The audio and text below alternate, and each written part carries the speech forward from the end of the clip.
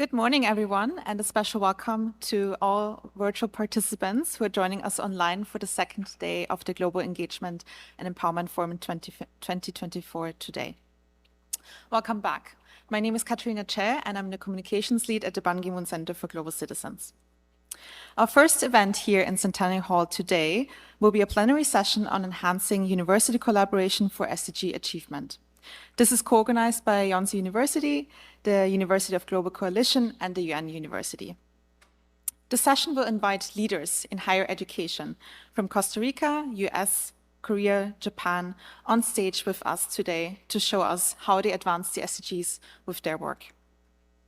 The session will be moderated by In-han Song, Vice President of Student Affairs and Services at Yonsei University and Director of the Ban Ki-moon Center for International Cooperation at the IGE at Yonsei University. Kindly note that we have today also simultaneous sessions on global burden of disease and global health, co-organized by Yonsei University and the Institute for Health, Metrics and Evaluation. This is taking place at Grand Ballroom A.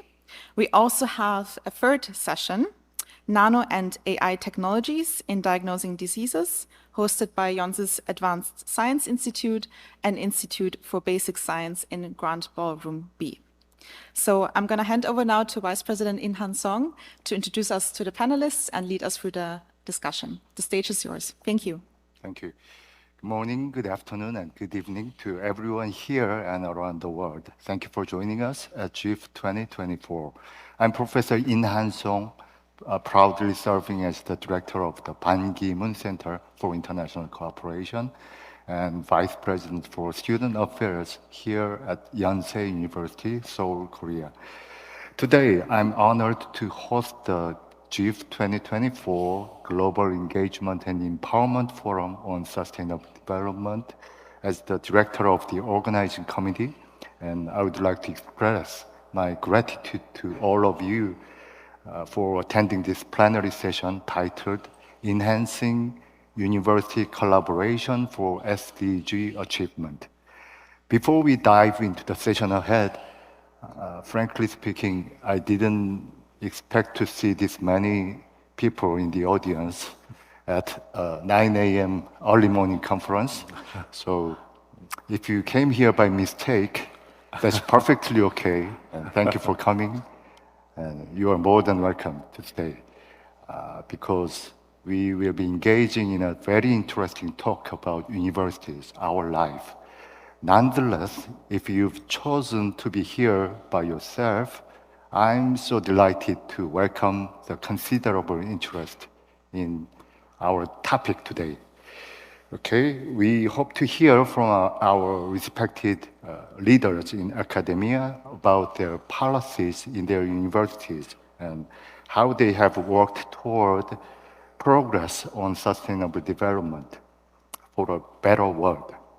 From here, we will explore the possibilities of collaboration among universities and how this collaboration can bring new energy to academic environment and international communities in pursuing sustainable development. Since the founding of the first model of the Western universities, the University of Bologna in Italy, it was 1088, universities have been always rooted in their respective societies and worked together with their communities on social issues. On the other hand, today's society is characterized by globalization. This means that we encounter numerous novel frontiers and a significantly expanded scope of communication compared to the past. And we are suffering from new forms of global challenges and problems, such as the climate crisis, extreme economic disparities, regional conflicts, etc. These current problems, global problems, are complex and uncertain, so they cannot be solved by one actor. These are significant issues that require collaboration among various sectors to address. So we can start with the fundamental question of what are we doing for sustainable development at universities? Should we collaborate? Why should we collaborate, and can we achieve synergy? And what questions should be addressed in collaboration? We are honored to have these four speakers with us today and to hear their experience and wisdom. In this panel, we'll be discussing how research, education, and university planning can make the world a better place, and how collaboration among universities can further promote sustainable development. Let me introduce today's great speakers in alphabetical order by last names. We have the current president of UGC, or University Global Coalition, and president of Georgia Tech, Angel Cabrera, as well as the next, hello. And we have the next president of UGC and current president of Earth University in Costa Rica, Arturo Condo. And they are joining us online as speakers for our panel. In fact, today's session is organized in cooperation with the UGC, University Global Coalition, an international organization of universities from all over the world. The UGC emphasizes the social role and social responsibility for these institutions, especially with regard to sustainable development. Our two other respected panelists on stage with me today are the president of PostTech, Sung-Gun Kim, and the director of the Institute for Advanced Study of Sustainability at United Nations University, Professor Shinobu Yamaguchi. PostTech, as you know very well, PostTech is the most innovative university in science and technology, and UN University is a world-class university leading education and research on global challenges. We have a limited time of 60 minutes today. We will ask the four speakers to present for about 10 minutes each, and then we will have a Q&A and discussion session ahead. If the audience has any questions, please give them to our staff members on the floor and write to whom you'd like to address them. And if you are online, please write them in the chat window, and I'll try to get to as many questions as possible. Now, without further ado, let's welcome our first speaker, President Angel Cabrera, president of Georgia Tech and current president of the UGC. Angel, the virtual floor is yours. Thank you. Thank you so very much, Professor In Han Song, for having us. And thank you to Yonsei University for being just an incredible global leader in this space. This forum is just one example of the many things that Yonsei University is doing. And I'll tell you, we need more leaders like Yonsei, not just because of the impact that you have, but because of the example that you create for others. So kudos to you, kudos to President Yoon, and kudos to your partner in this activities, Mr. Ban Ki-moon, whom I've had the pleasure of meeting years ago and admiring for what he's doing. Just in 2007, I was honored to chair a group of business school educators that and we drafted what was called and still is the Principles for Responsible Management Education, a framework that really aligned business schools from around the world with the, at the time, Millennium Development Goals, now with the SDGs, is a platform now that engages hundreds of universities from around the world. And I had the distinct honor of being able to turn in the final draft of the principles to Mr. Ban Ki-moon in 2007 at the Global Forum in Geneva. So again, I very, very much appreciate everything you're doing. So just to put it in context, Georgia Tech is a large technological university. We have just a little under 50,000 students all over, students from all over the United States and from around the world. We're a technology city, although we offer programs in business and design and liberal arts, and we have one of the largest schools of computer science anywhere in the world, with campuses everywhere. And I'm a graduate of Georgia Tech, but I am now the president for the last 5 years. And when I arrived, we went through a very expansive and inclusive process of introspection about who are we as an institution, what is our mission, what is it we should do with the incredible resources at our disposal. And out of that came our mission statement. We develop leaders who advance technology and improve the human condition. Now, once you approve that and accept that is your mission, the next immediate question is, well, if that is your mission, then what are the aspects of the human condition that required improving? And that's a very complex problem. But we're fortunate that with the framework of the Sustainable Development Goals, the world has agreed to what those goals are. So we decided that rather than reinventing the wheel, we would adopt the SDGs as our platform. Since then, we've been in a process of figuring out how to align what we teach in the programs that we teach and what we teach in the existing programs.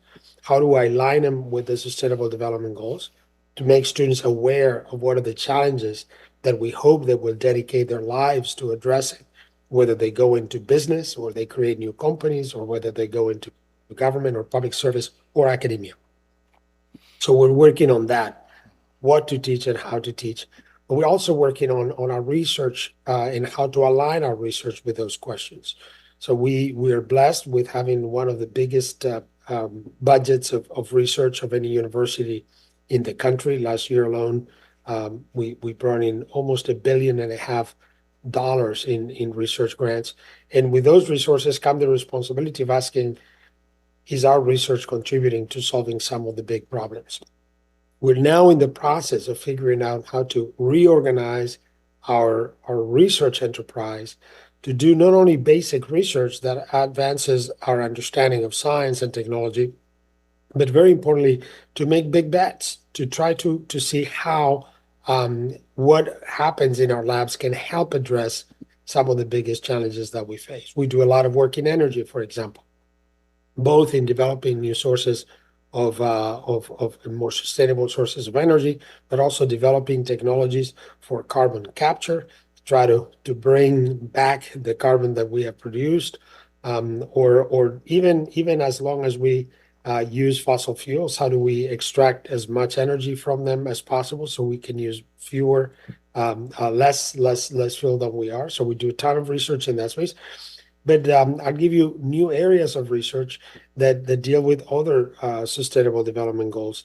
Like in the case, we've been working with the Gates Foundation, with the Bill and Melinda Gates Foundation, to design a new toilet that doesn't require sewer infrastructure, that can be deployed in any part of the world, and that will really help avoid the death of millions of children who every year die to avoidable infectious diseases. This way of really thinking about how our research could be oriented towards addressing some of the biggest problems that we face. But what is very important is we understand that we're not alone in this, and that in fact our impact would be very limited if we try to work alone. And we've been reaching out to other like-minded universities, but also like-minded foundations and organizations that can help all of us to be much more impactful. I'll mention two. One of them, of course, it was the creation of several people on this call. Yonsei was one of the creators of this partnership, this network. Arturo Condo, my dear friend, who will be speaking right after me, is also one of the founders in Georgia Tech and George Mason University, Stony Brook University, universities in Mexico and Europe. And we gathered forces and we created this coalition knowing that for us to have all the impact that we can and we should have, we need to exchange best practices. We need to give support to one another. We need to really be in this together. So that's one that I'd be delighted to chat a little bit longer. And I invite all the universities. If your university hasn't signed up to the University Global Coalition, I really would love to invite you to be part of this. Another example that I'm very, very excited about under the leadership of Stony Brook University and in partnership with Duke and University of Washington and other universities, we have now we've sort of won a competitive process to create a sustainability campus right in New York City and on an island that is just 5 minutes across the water from Wall Street. And it's an island that used to be a military base, and we've been invited to create together a sustainability campus to teach people in sustainability, but also to showcase to the world that solutions do exist that can make a big difference. There are many businesses, Boston Consulting Group and IBM and other companies that are involved. We simply could not do this without the local government of New York City, without a network of universities, without a network of businesses that are supporting the effort, and without the work of philanthropies that are funding all of this. So these are examples of why networks are needed. The last piece that I'll just mention, and I would wrap up my intervention now, is that in addition to what we do in the area of teaching and in the area of research, the other piece that is very, very important is what we do with our own operations, our own campuses as a university. Clearly, we're not big manufacturing plants. We don't use as much energy as, or we don't have the footprint, if you will, of other organizations, but we inspire every student and everybody who sets foot on our campuses. So we've taken a big responsibility to making sure that our operations, anytime you come to Georgia Tech, you should leave better prepared and better inspired to really set up solutions in your own organizations. We're not there yet. We have a lot of work to do, but that is one of our biggest commitments. Again, thank you so much for inviting me. Thank you for organizing this event, and I can't wait to hear what my distinguished colleagues have to say as well. So back to you. Thank you, Angel. You should come to Korea next time. Yeah, thank you, Angel, for the great leadership and the valuable insights on the role of universities in promoting sustainable development and the importance of collaboration in achieving meaningful progress on global challenges as the president of UGC. Thank you again. Now let's move on to our second speaker, President Arturo Kondo, President of Earth University in Costa Rica, and the next president of UGC. Arturo, please share your thoughts with us. Thank you so much, Professor Song. And well, first of all, thank you for the invitation. It's a pleasure and a privilege to be here to have this conversation with colleagues like our distinguished panelists. Thank you so much, Angel, for being here. You know, we've been partners in crime in a few efforts, and this is one that means a lot to Earth University and to me personally. Let me start where President Cabrera left it in terms of, let me see, can you see that? Yeah. There. Yeah. In terms of UGC, and let me take it a step further. So last year we made a decision to partner with the UN, in particular with HESI, the Higher Education Sustainability Initiative, to further take advantage of the connections that the United Nations system can give universities like all of ours to have a bigger impact. As President Cabrera Sangel was saying a few minutes ago, in 2019 we agreed that universities should be doing more, right? That universities should be doing more than what we many times do. Like we are very good at listing all SDGs under everything we do, our programs, our research, our impact work. And that is great because it does show that universities have a super positive impact in society, local society, global society. But I think we also need to flip the question. I think we also need to question ourselves as university leaders, as university faculty, as university students, what should we be doing more to support this? It's great that we're doing so much. What should we be doing more? And that's part of what UGC wants to do. That's the invitation. That's the invitation. And using the UN platform and UN community, I think it's a particular opportunity that we should take advantage of. And it's something that, as President Carrera was saying, we want to invite you. I would like to offer an example of both what UGC does and what Earth University does, and I'll share more about the university. But we're a small university. We're different. We are focused on food systems in the systemic way, although it sounds redundant, but from production to consumption, understanding that the systems need to change or needs to be changed in a way that is actually, that considers all this nature. And so we started within UGC a group that we're calling the SDG 2 Consortium, and UC Davis and Earth University, founding members of UGC, were the first, the founders of this initiative. We have, as you can see in this picture, 4 more universities now: McGill University in Canada, University of Sao Paulo in Brazil, Newcastle University in the UK, and University of Pretoria in South Africa, and a couple more may join. And we've been working together for a couple of years to find all those points of connection, to go beyond exchanging students, exchanging faculty. We will host in June this year here in Costa Rica a group of faculty and leaders from these universities to co-design a master's program, thinking of new ways to work towards zero hunger, towards SDG 2. And I think it's a good example of both what universities can do, in our case, becoming part of a collaboration, but also when we collaborate, the kind of things we can and should be doing. I think it's more common to find common research projects, and even that is not enough, I think. There's a lot being done, but we have a critical mass of students, right? There are millions of university students around the world, and that's another dimension that I think we could be taking advantage of to promote the global agenda, to promote the SDGs. And so, just to reiterate the invitation from 2019, when we launched this initiative, now we have a few hundred members, a few dozen very involved, and others participating in something like last week we had SDG Awareness Week, something that maybe some universities here have been part of. And if not, again, it's a good opportunity to bring the message of the global agenda, the knowledge of it, to our campuses, to our students, to our faculty, who may or may not be aware, and who can commit to do more for the agenda.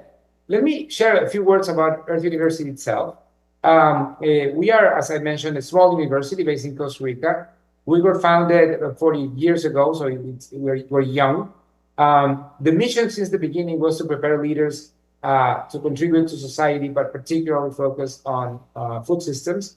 We have our student body composition. It's 20% from Africa, 20% from Costa Rica, the rest from Latin America. So it's a South-South a community that is really interesting to be part of and to share with, and to which, by the way, you are all very, very much invited. And let me share this, which is a synthesis of what we think is different about our academic model. We're small. Around 500 students, less than 500 students, 50% women, which in agricultural sciences and in food systems is not always the case, and it's something that we are proud of. Massively funded, 88% of students have scholarships, more than 50% on full scholarships. That allows us to have a cross section of society, which we think would help to prepare these leaders for the better, and almost 70% from rural areas. So it was very targeted since the beginning to food systems and primary food production. Clearly, challenges in rural areas are a big part of it. Now, it's experiential learning, experimental learning on 4 different dimensions that I think we today recognize are important. One is multidisciplinary work, and knowledge. The other is entrepreneurial experience, and they are students while they're here, they start companies and they are given the opportunity to develop their entrepreneurial skills. An important awareness process and sensitization process on environmental and social realities, and then finally a big focus on each student's personal growth as leaders. And it's different in the combination of things, and I think it has produced actually great results. We're small. Our network of alumni is around 3,000 people now, and there are over 70 countries around the world. But a quarter of them are entrepreneurs. Again, a very entrepreneurial drive is something we foster, and they have positions of leadership in both private sector and public sector. Just a final word on what we're seeing for the future and how we see our role as an university, but actually our role together as a community universities around the world. And this is, of course, related to food systems. And this is something you know. This is not something you don't know. But we did an introspection in 2022, very similar to what President Cabrera was sharing for Georgia Tech in 2019. And the conclusion was we need to work towards food systems, global food systems, that are viable, that are positive for people and planet. And that has a number of implications. And I love the way you describe it, Arnold, because indeed, when you start looking at these things, there are a number of things that feed into this. And we cannot do this alone, right? Georgia Tech is an incredible university, right? And it's 100 times our size, and yet it cannot do it alone either. And it is through joining forces with universities across the globe, both in longitude and latitude, right? North, south, east, west, that we can actually come up with the innovations that we need. Not all of them are technical innovations. Some are social innovations, business model innovations. And so I think that combination would be extremely powerful. And we're starting to see it, as I shared in the work on SDG 2. As part of our introspection, very much aligned with our foundational values and with the view of the global goals. At the end of 2022, we defined this aspiration for the university going over the next 20, 30 years. And that is that by the mid of this century, with many partners, and that's the key for us. That's the key, I think, for UBC. We will have launched, promoted, prepared what we're calling a global movement of leaders. People who would change the world in terms of food systems, because the scale of the change is massive. Just to give you an idea, there are 570 million small farms in the world and 2.5 billion people, derive their livelihoods from those farms. That's massive. We need to find the leadership movement to change that. And that is also true for all the other SDGs. So again, thank you so much for the opportunity. It's a pleasure to be here. I look forward to our conversation. And I would have loved to be there in person. It was impossible for me these days. I'm actually in the middle of 4 meetings at the university. So it's a quite pleasure, an honor, and thank you. Thank you so much, Arturo, for sharing your valuable perspectives on the intersection of education, sustainable development, and global citizenship, drawing on your experience leading Earth University. Thank you again. Next, we will hear from President Sung-Gun Kim of PostTech. First of all, congratulations on your recent inauguration as president and on your many innovative efforts. President Kim, please take the floor. Okay, thank you. Good morning. By many accounts, it is pretty clear that we are at a crossroad of human civilization. There's a report by the World Economic Forum, published 2 years ago, which shows a survey. The question is whether universities, higher education institutions, is preparing our young workforce for the future. And 96% of academics said yes, but only 41% of students said yes, and only 11% of employers agreed with that.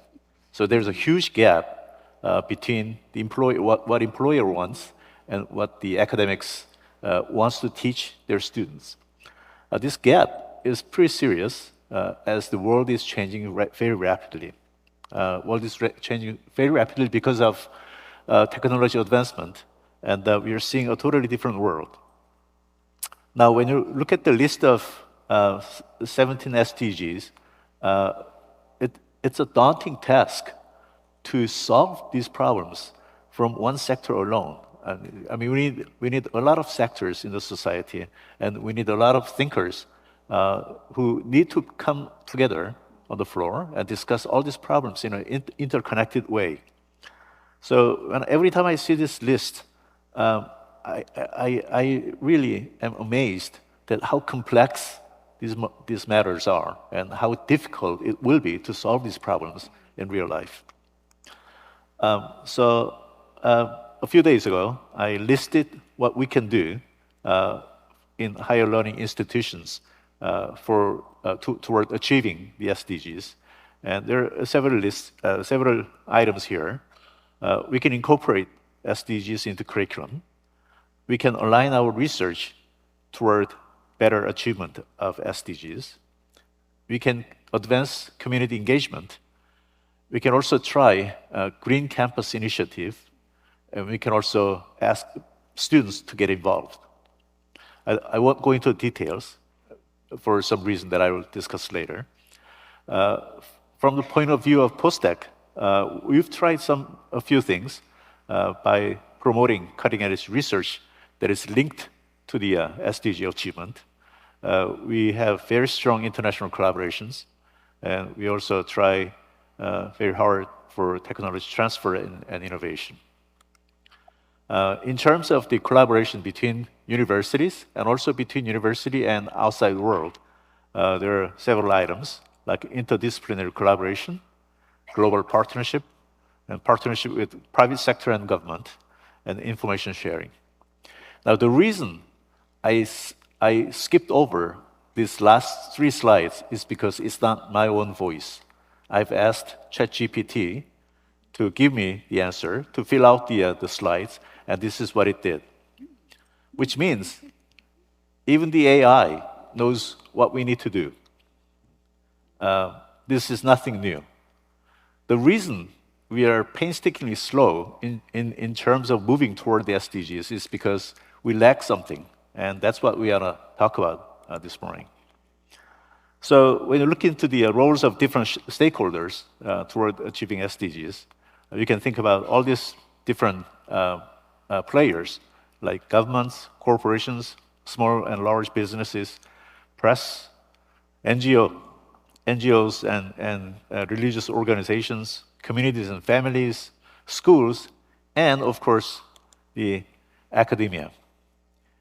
And each player can play their own game, but the specific and the most important role of academia is perhaps to come up with new ideas, the ideas to change our future world. So I thought about what kind of ideas we can come up with for a more sustainable world. And that led me to this image. This is what's called the Epcot Center in Disney World. It's called Spaceship Earth. What an attractive name. This was built in 1982 when I was a graduate student. Spaceship Earth, I mean, when you think about it, someone saw Earth as a spaceship traveling in space in the vast space of the universe. So this is a single dot, and the construction there represents the single dot in space, and we're all in there together. We are all in the same boat, and that boat is called Spaceship Earth. Now, this is not a new idea. In fact, it was the idea of Buckminster Fuller, who was an architect, inventor, designer, philosopher, systems theorist, writer, and futurist. And he's such a famous person in the 20th century America, and that magazines and postage stamps have been published in his honor. And he came up with many different ideas, like certain words, doing more with less. I mean, this is a very fundamental issue in today's world. We wanted to save energy and materials to increase its efficiency for human sustainability and survival. Now, when you actually trace the idea, the Spaceship Earth was not started by the Epcot Center. It was not started by Buckminster Fuller. It dates back to the 18th century thinker named Henry George. Henry George came up with this idea in his book called Progress and Poverty in 1879. So this idea, this expression, these words have been around for 150 years with us. It predates the Eiffel Tower in Paris. I mean, it's a long idea, I mean, it's an old idea, but it's still very new in its concept. The 19th century had great thinkers like Henry George, and 20th century had great thinkers like Buckminster Fuller, who actually carried Henry George's torch into the 20th century, and that materialized in some of the construction pieces that he produced. Now the question is, do we have any creative, original, and viable ideas for the 21st century toward achieving the SDG goals? Have we lost great thinkers from our universities? Why can't we produce any more Henry Georges and Buckminster Fullers? Are we producing only activists but no thinkers? So these are the questions that I like to ask ourselves, especially those of us in academic institutions. What will happen if there is going to be at least one original thinker from each leading university in the world? I mean, wouldn't that be wonderful to have great original ideas coming from these great minds all over the world so that we can really look into the deep-rooted problems? What if their ideas are effectively disseminated to students and faculty? Will a chain reaction of ideas follow? I'm sure it will. And that's a very important thing.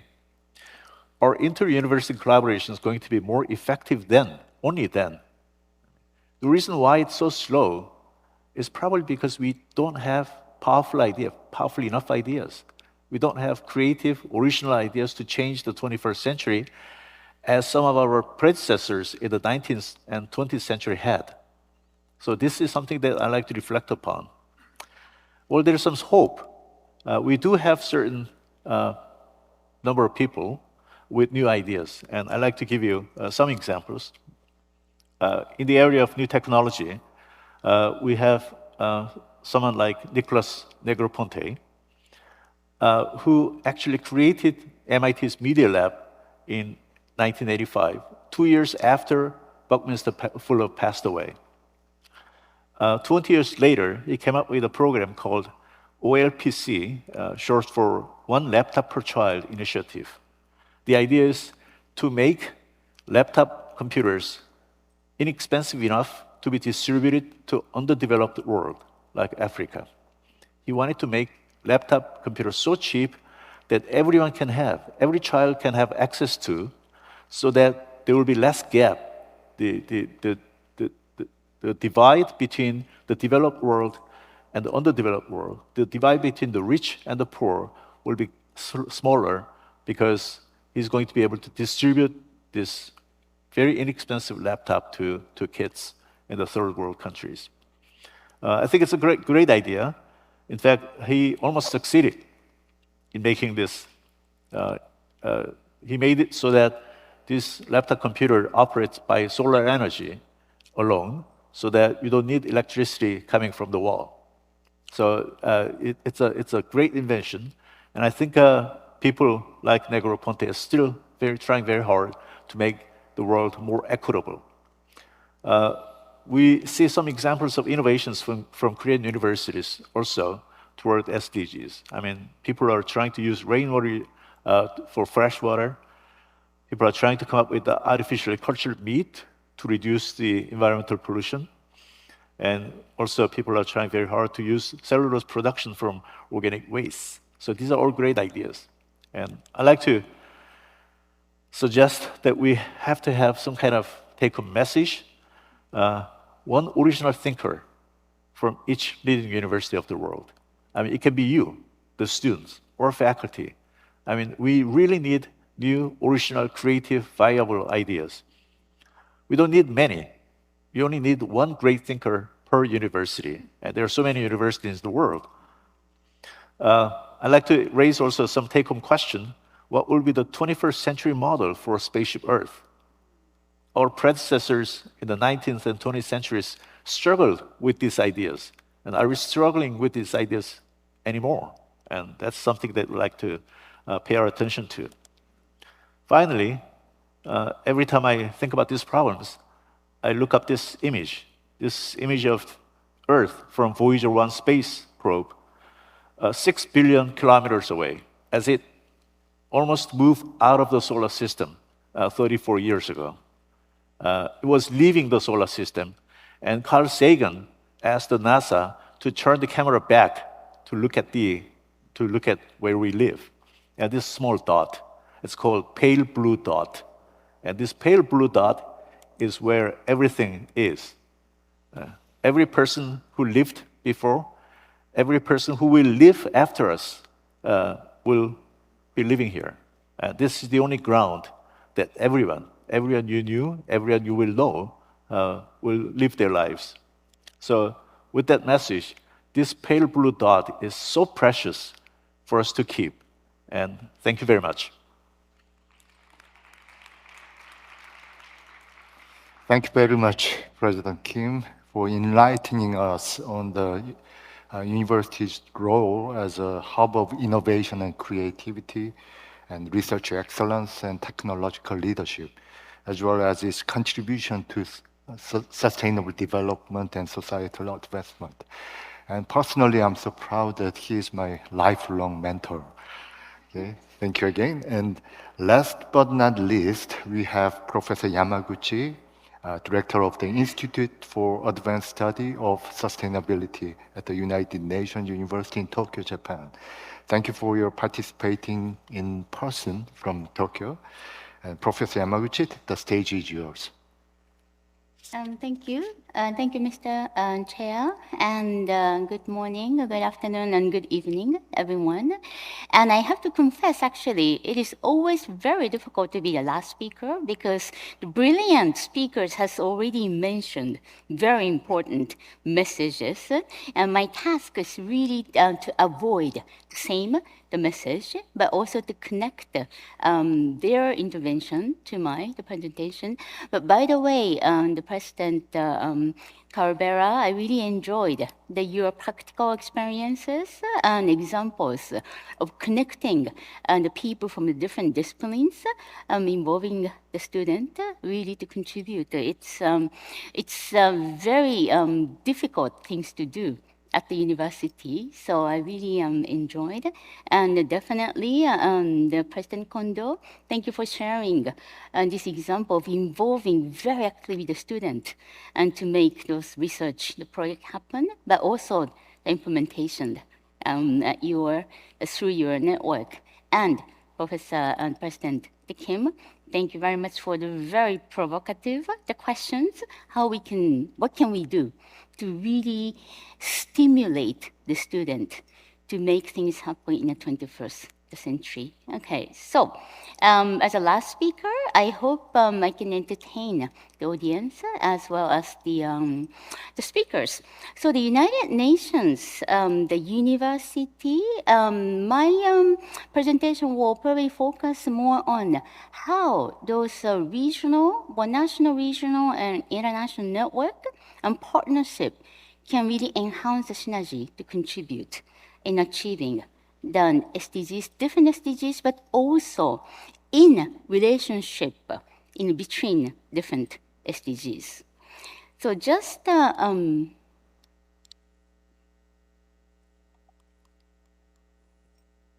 does it?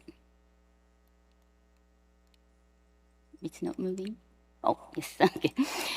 Just quickly, our history of the United Nations University goes back to 1970s already. It was established by the UN General Assembly as an academic arm of the United Nations system. Therefore, our mission is really to connect the academia with the policymakers for the very important international agenda. And in fact, when you hear the United Nations University, you think we're the university, but in fact, we are the collection of the 13 different research institutes located in 12 different countries. And so we have a different specialization in working on a different research topic. However, recently we did the data, some of the analysis of the data of what we do. Altogether, 13 Institute, we have about 500 researchers working on the different the important topics. But if you can see, this is the data from 2022. We have, among others, we have about 200 active projects related to the different SDGs. And as you can see, in terms of the project numbers, we do really have quite a number of the SDG 13 climate actions, but also 17, the collaboration, partnership, gender, okay, and responsible consumption, and so on. Okay, so this is a general kind of framework with what we do. However, each institute has a different focus, and my institute, Institute for the Advanced Study of Sustainability, and everybody asks me, okay, when you talk about the advanced study of sustainability, what do you do? Okay, so we cannot do everything, but we actually have 4 major areas, thematic areas of the research that we really would like to contribute with the locally oriented the solution, the working with our member state and local community. And these are the 4 thematic areas. Just quickly, one by one. The first area is the governance for the sustainable development. In fact, as you know, we are in the midpoint of the Agenda 2030. We have 6 years to go. I attended the SDG Summit last year in September at UN headquarters. It was very shocking, I think you also, to hear that our UN Secretary General, Antonio Guterres, has to confess we are at 15%, not 50, okay, not 50, 15% of the target, 169 target, has been successfully achieved. Okay, and then we have less than 3,000 days to really aim for the better the society and better the planet aimed by these SDGs. So I think we really believe in the localization of the SDGs. So we very much closely working with the member state and local the communities. And second area we focus on is biodiversity in society. In Japan, we have this very important concept called Satoyama and Satoumi. This means we live with the ocean, we live with the mountains. So it's more than the harmony between the human society and the nature, but we actually learn from the nature and we incorporate what they can provide to us through the seascape and landscape approaches. So now we talk a lot about nature-based solution, and I am very happy to see at the Kunming Montreal Global Biodiversity Framework, which took place in December 2022, this idea of socio-ecological, the production, landscape, and seascape has been adapted so that in our direction of harmonizing with nature and human society has been getting more of the attention. The next part, we work with the water resource management.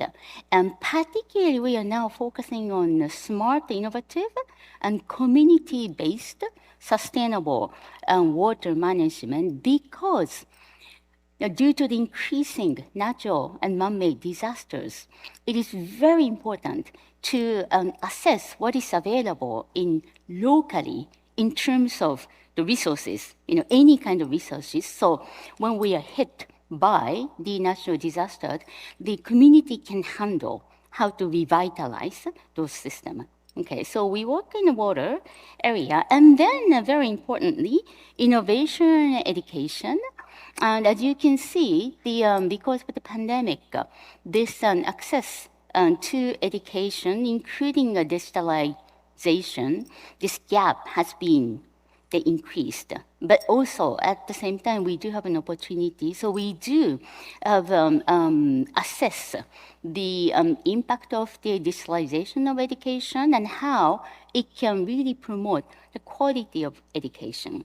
So those 4 thematic areas I mentioned, it's almost like a department, but the difference between the big university and the United Nations University, because we're small, the university and research institute, we work very closely, among those different thematic area.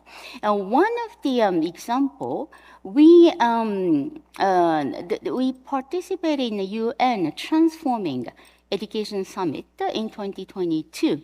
And we very much focused on role of higher education, but talking about transforming the climate education and the environment, promoting lifelong learning. So we combine the issues of climate action, okay, the issues of water, but the innovative education. Okay, so we try to contribute to the achievement of the SDGs through those international, the framework and the conferences, really to stimulate the idea of the academia, so that we can really work with policymakers to have those evidences in research to reflect in their own policies. Okay, so because of the time, I'd like to shorten my presentation, but one important role that we have at the United Nations University is really to mobilize our regional and international network. And one of the happy news, actually the President Cabrera has also mentioned about the HESI, the Higher Education and Sustainability Initiative, and he's very much involved in one of those action groups of the university, the leaders. But starting 2024, this year, the United Nations University will be co-organizing, will be serving as a co-chair with the UN Department of Economic and Social Affairs, and together with the UNESCO International Institute of Higher Education. So this means the network we have in Japan, in Asian Pacific, and in the global, in the segment, we really want to promote those collaboration. Currently, we do have 6 and those the action groups: partner program, ranking rating assessment program, and education for green jobs, SDG publishing, publishers compact, university leaders, and student and youth. But we'd like to also add this one new action group called AI and Higher Education. And this is not because AI has been getting a lot of attention, because AI existed already 1560s, right? But I think it's very important to talk about the risks, particularly on ethics aspect, ethical concerns.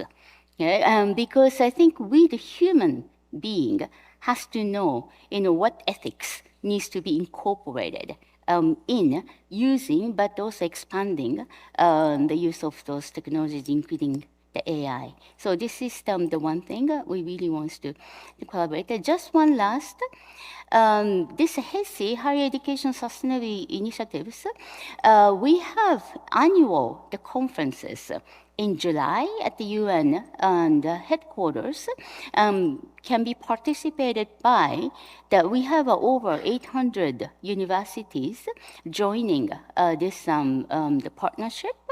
And last year, we had this important session called Impact of Digitalization and Artificial Intelligence in Higher Education. And every year, those topics are different, but we kind of consult all the membership universities and what will be the focus of this year. So I would very much promote and appreciate your ideas, especially the person Kim that asked you really to be provocative and to be innovative.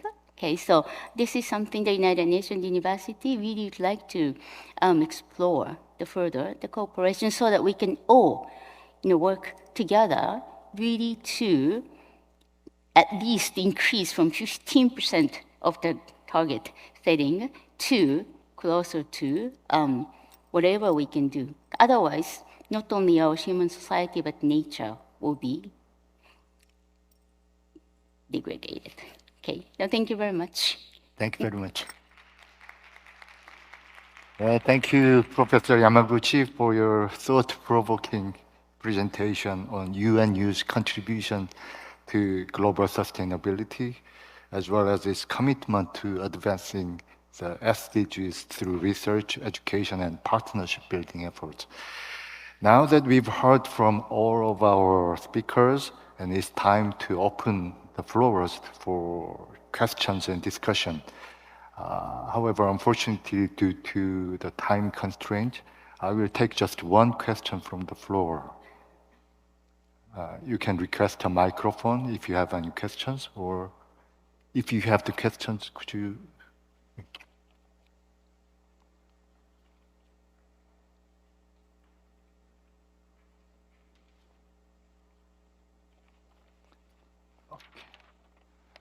Okay, I will choose just one question then.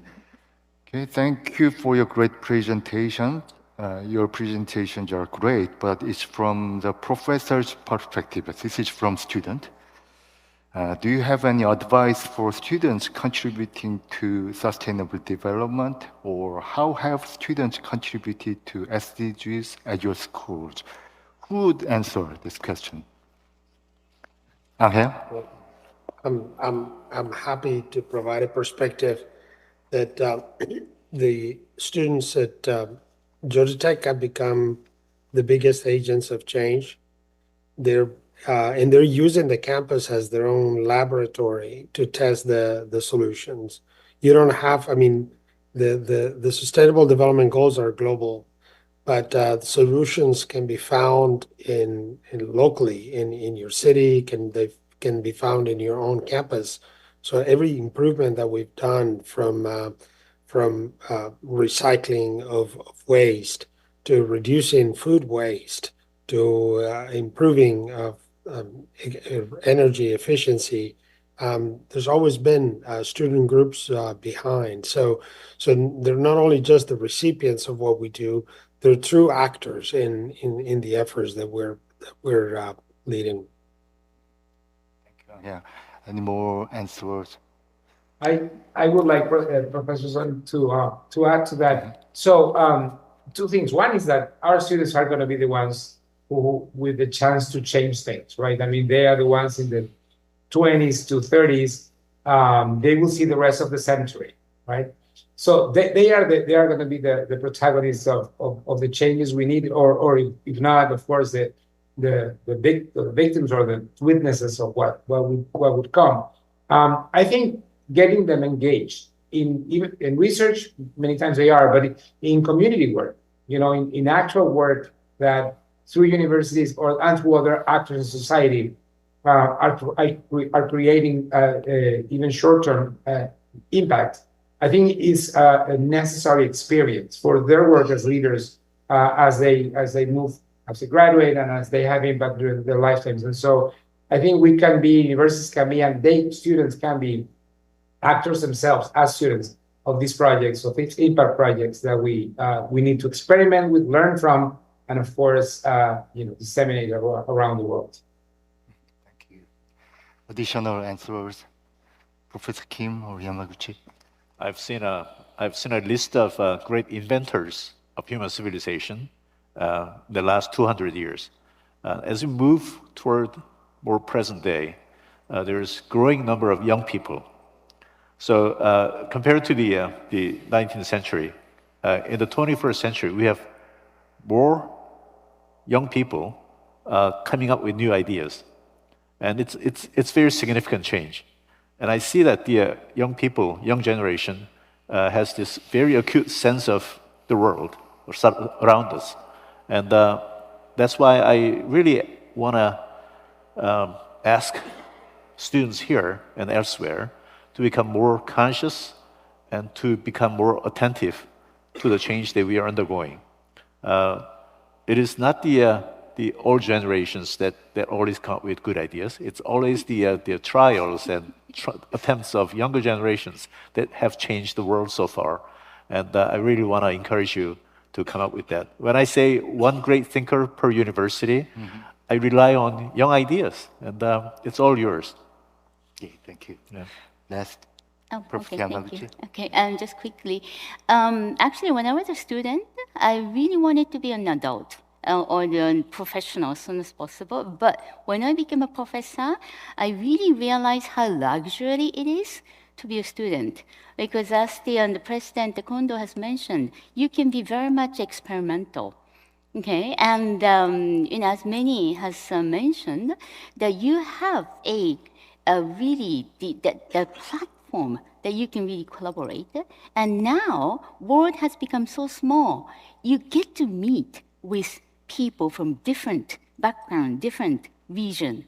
And it's a campus is a place you explore the part that you really haven't aware that you have.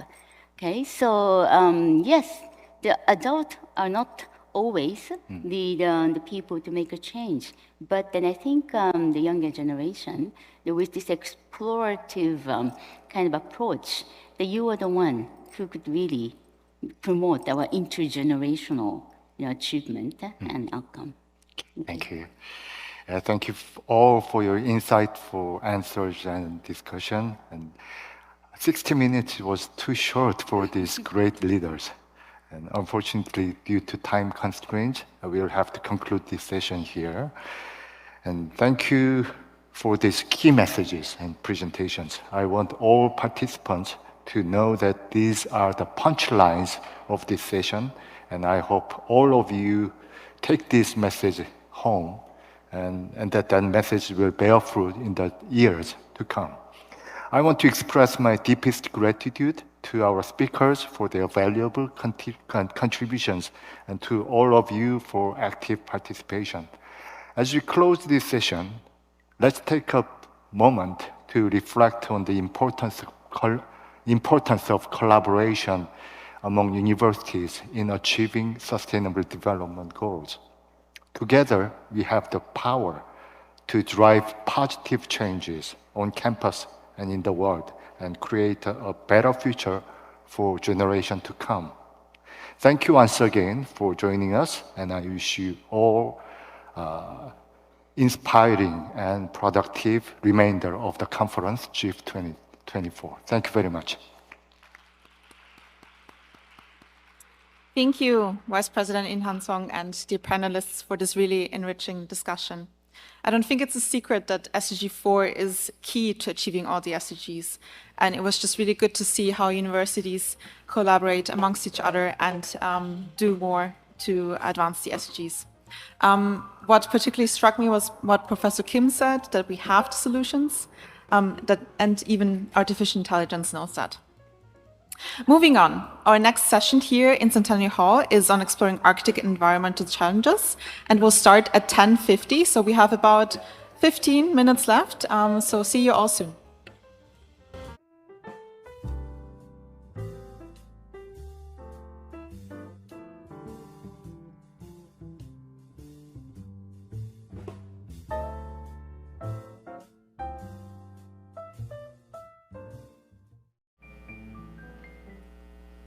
Hi everyone, welcome back. We will start now with the next session that will deal with the vital topic of exploring Arctic environmental challenges, reviewing responses and shaping future strategies. As you can guess from the title, it will deal with environmental issues in the Arctic and its influence to the rest of the world.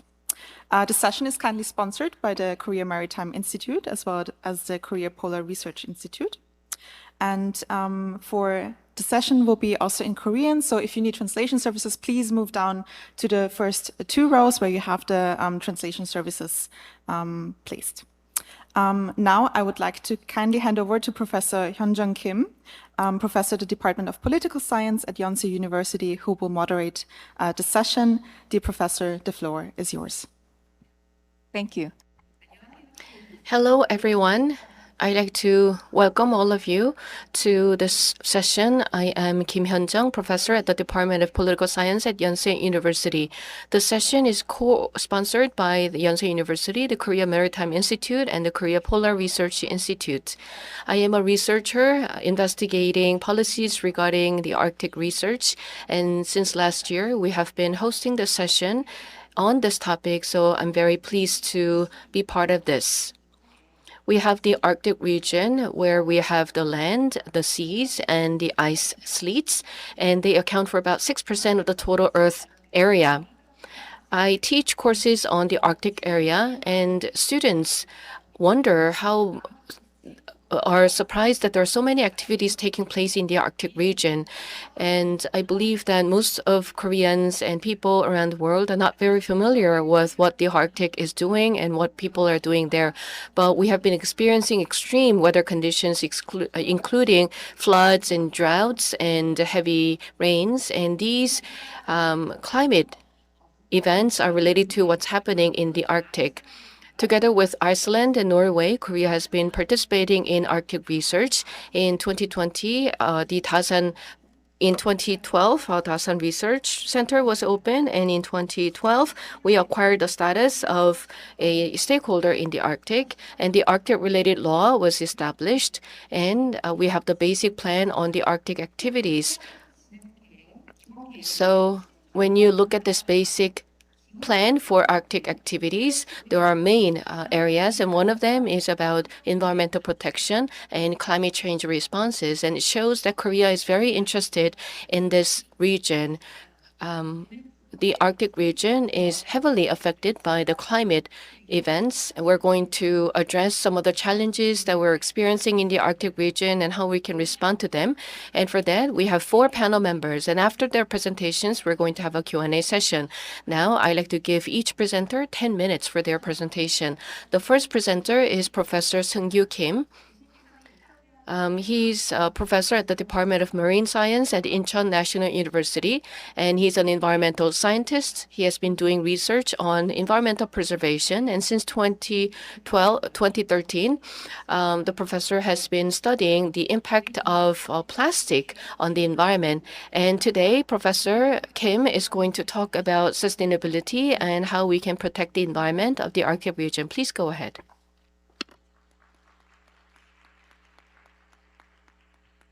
예, 방금 소개받은 As introduced, I am Seung-kyu Kim, teaching at Incheon National University. My topic is the current status of microplastic pollution in the Arctic Ocean and implications for the sustainability of the Arctic environment. Thank you very much for inviting me as the speaker. So after Big Bang, Earth was born, and if you compare Earth back then to the present day look, a lot of changes. And evolution also led to, evolution was a result of the interaction between various organic matter and inorganic matters. And also this evolution can be observed through many fossils that we can find. But like billions of years ago, as to what the Earth looked like billions of years ago, we need to get more specific data. And those data can be taken from the sediment in deep sea.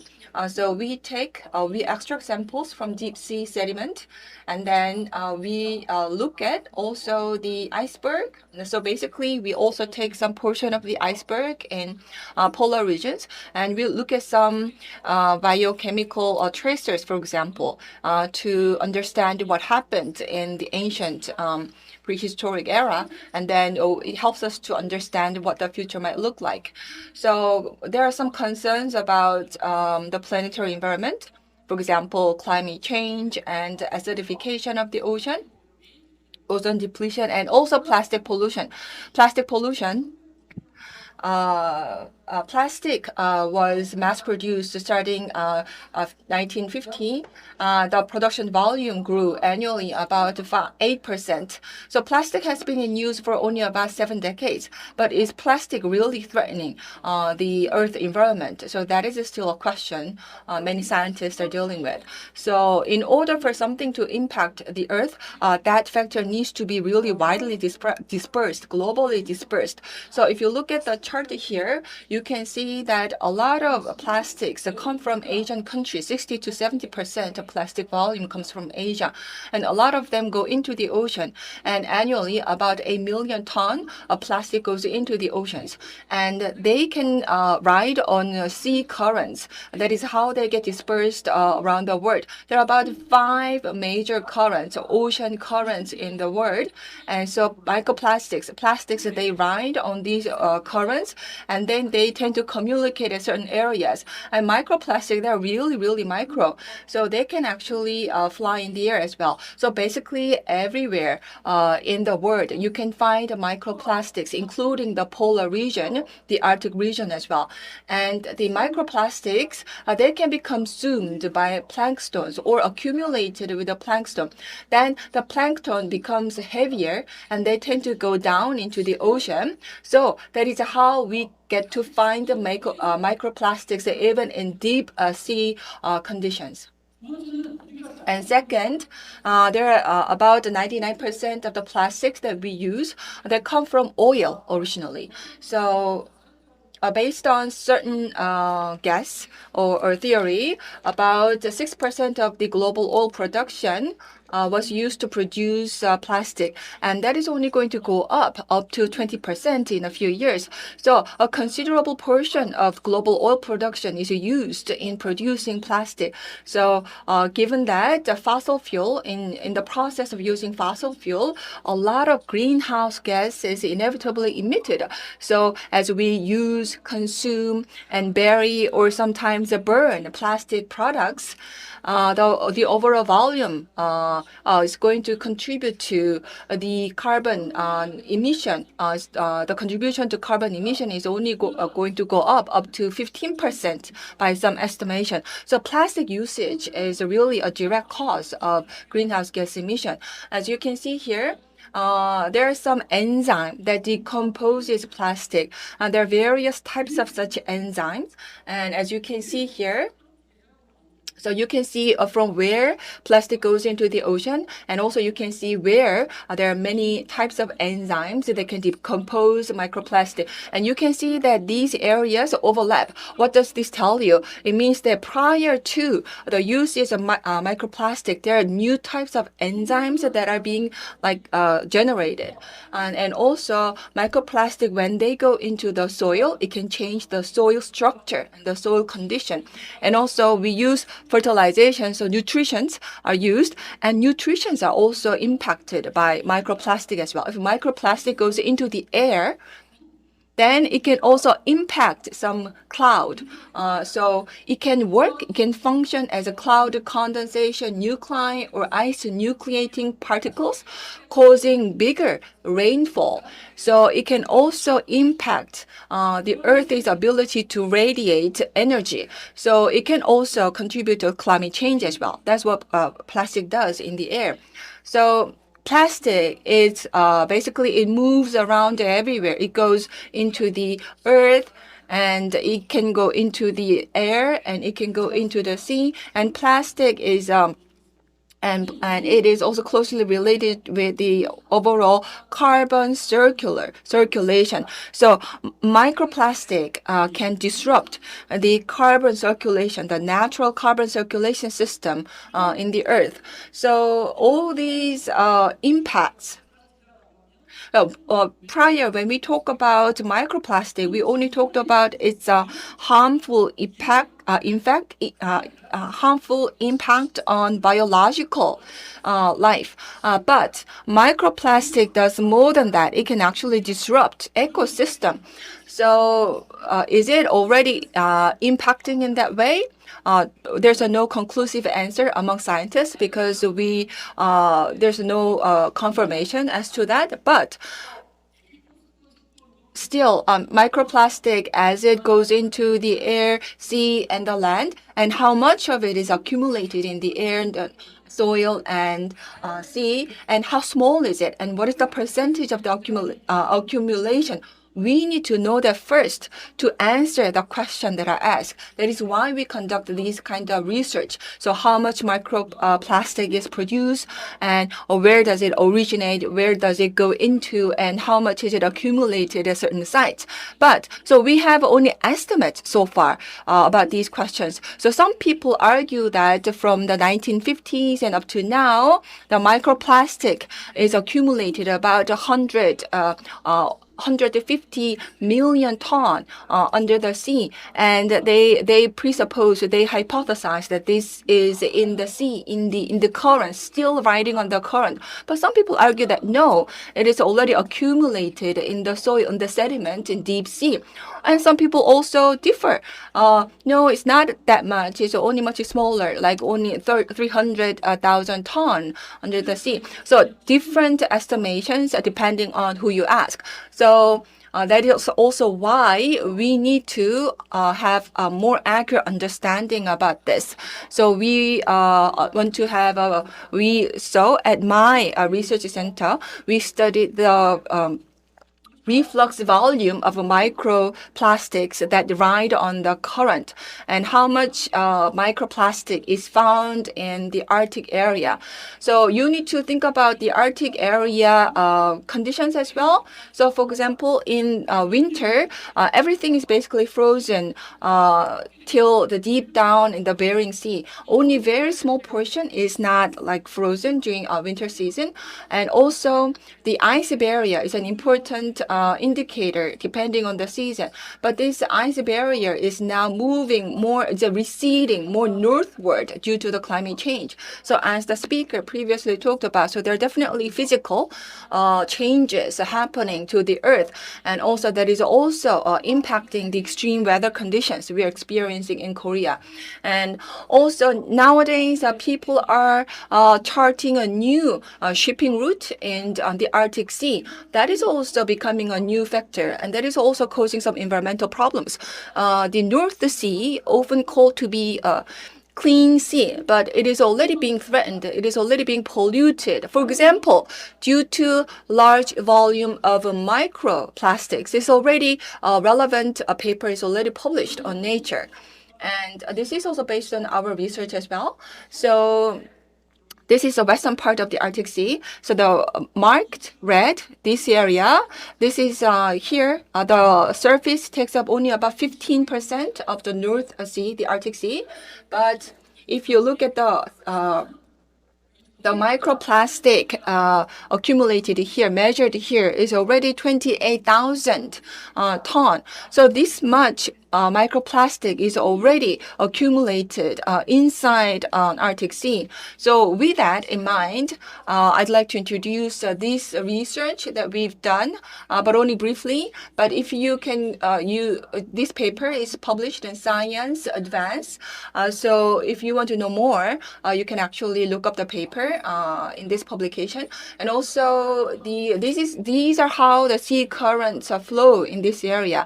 So the ice barrier, as you can see, is being receding gradually over decades towards the North Pole. So we believe that because of that, microplastics also receded into the further north area, and in the process, microplastics fell into the deeper sea as they were moving into further north area of the North Pole. So based on this study, we can actually see that microplastics, as they were riding on the current, they get widely dispersed. But as the ice barrier recedes, the microplastic begins to accumulate at certain areas. And also the concentration of the microplastic tend to go up during summer season when the ice barrier recedes.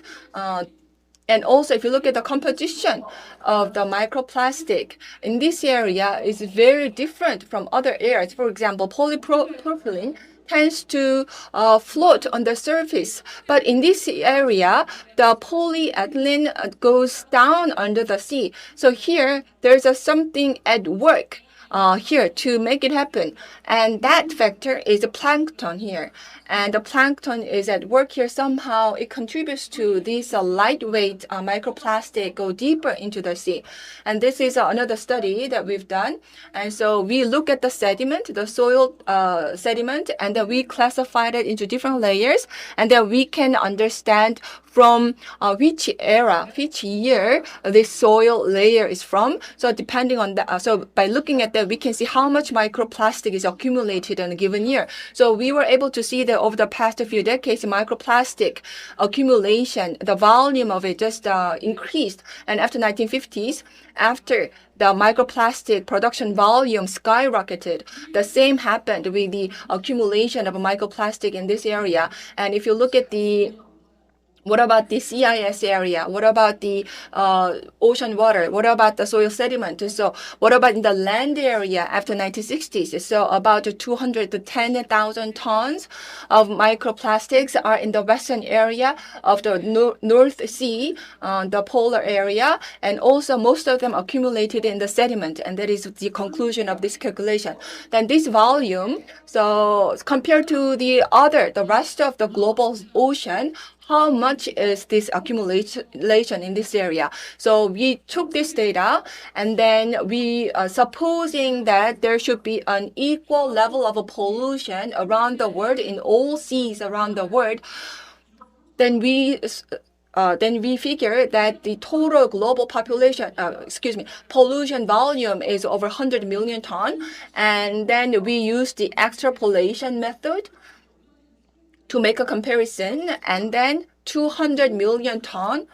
But most of them are like bigger plastics. On the microplastics, it's only about 80 million ton. So if you use a top-down approach, it's only about 80 million ton microplastic. But if you use the extrapolation that I talked about earlier, it's much bigger number. So the pollution level in the North Sea is much higher compared to the global average. So that is the message here. So again, it's very dangerous situation, the level of the pollution in Arctic Sea in terms of the microplastic pollution. And also the microplastic accumulation is skyrocketing in the soil area, and the increase rate is important here.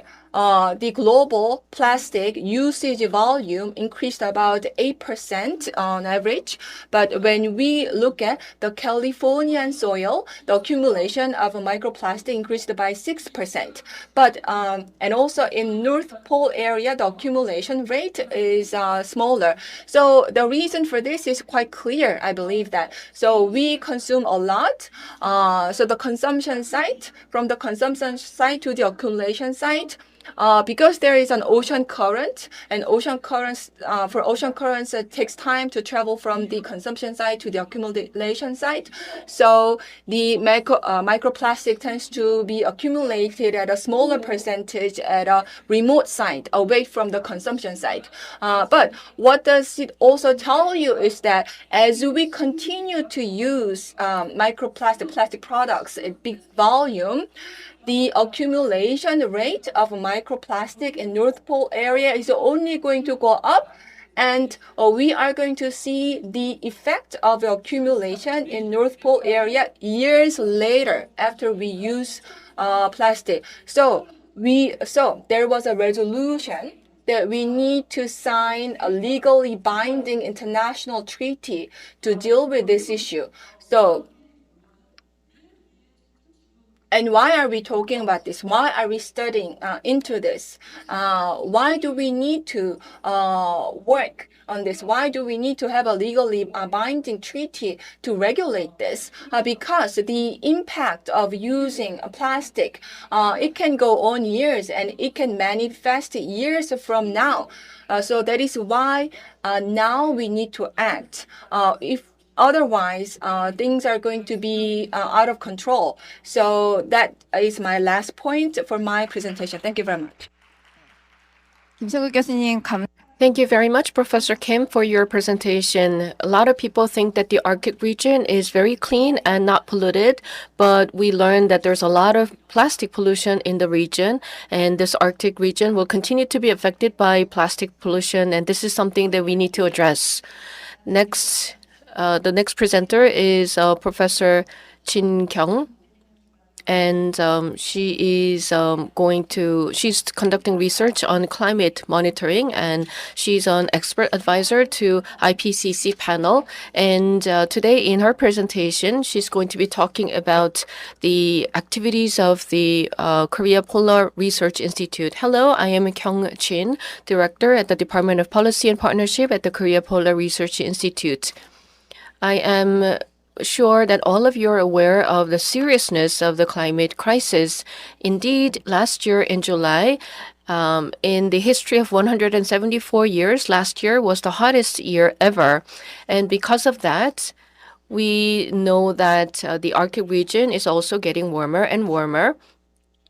And in the Arctic region, you can see that there are some lands as well as ice sheets, and that is why, compared to other areas, the rate of climate change is 4 to 6 times faster than other regions in the Arctic region. In particular, not only the sea ice in the Arctic region, but also the sea ice in the Antarctic region have been melting and shrinking. So a lot of scientists gathered to discuss how we can address this disappearance, the rapid disappearance of sea ice in the polar regions. And this is a serious issue because it is going to impact the sustainability of the future for our future generations. So we need urgent action, and there is a strong call for urgent action among the scientist community. And when the Arctic sea ice continues to disappear, there will be a feedback, and the methane will be released. And the melting of the Greenland ice sheet will lead to higher sea levels. So the entire processes will continue to take place because of the disappearance of the Arctic ice sea. And the Arctic sea ice melting will have an impact, a negative impact on the ecosystem. Planktons will disappear, and those who feed on these planktons, especially birds and fish will have to migrate, and birds that eat on these fish will also suffer from lack of food. However, when the Arctic sea ice is shrinking, there will be new sea routes. This is a positive consequence of the disappearance of Arctic seas. As the climate continues to get warmer, there will be more and more routes that can be utilized for human transportation. In 2021, there were ships that were following these new sea routes, but because of the cold surge, these ships were stuck in the ice and they were deranged, and a lot of people died, and there was a rescue operation to help them. And this means that when the climate change continues, there will be abrupt cold surges that can occur more frequently. And in order to anticipate and predict such cold surges, we need more research because the current technology is not able to accurately predict them. So going forward, when climate change continues to worsen, such cold surges may occur more frequently and more strongly.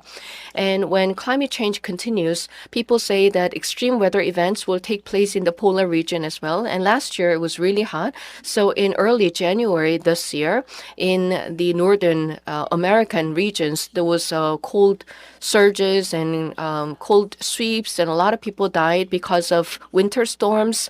And EVs were not able to operate properly in the cold weather. So this means that we need more technology, advanced technology, to respond to and adapt to these climate changes.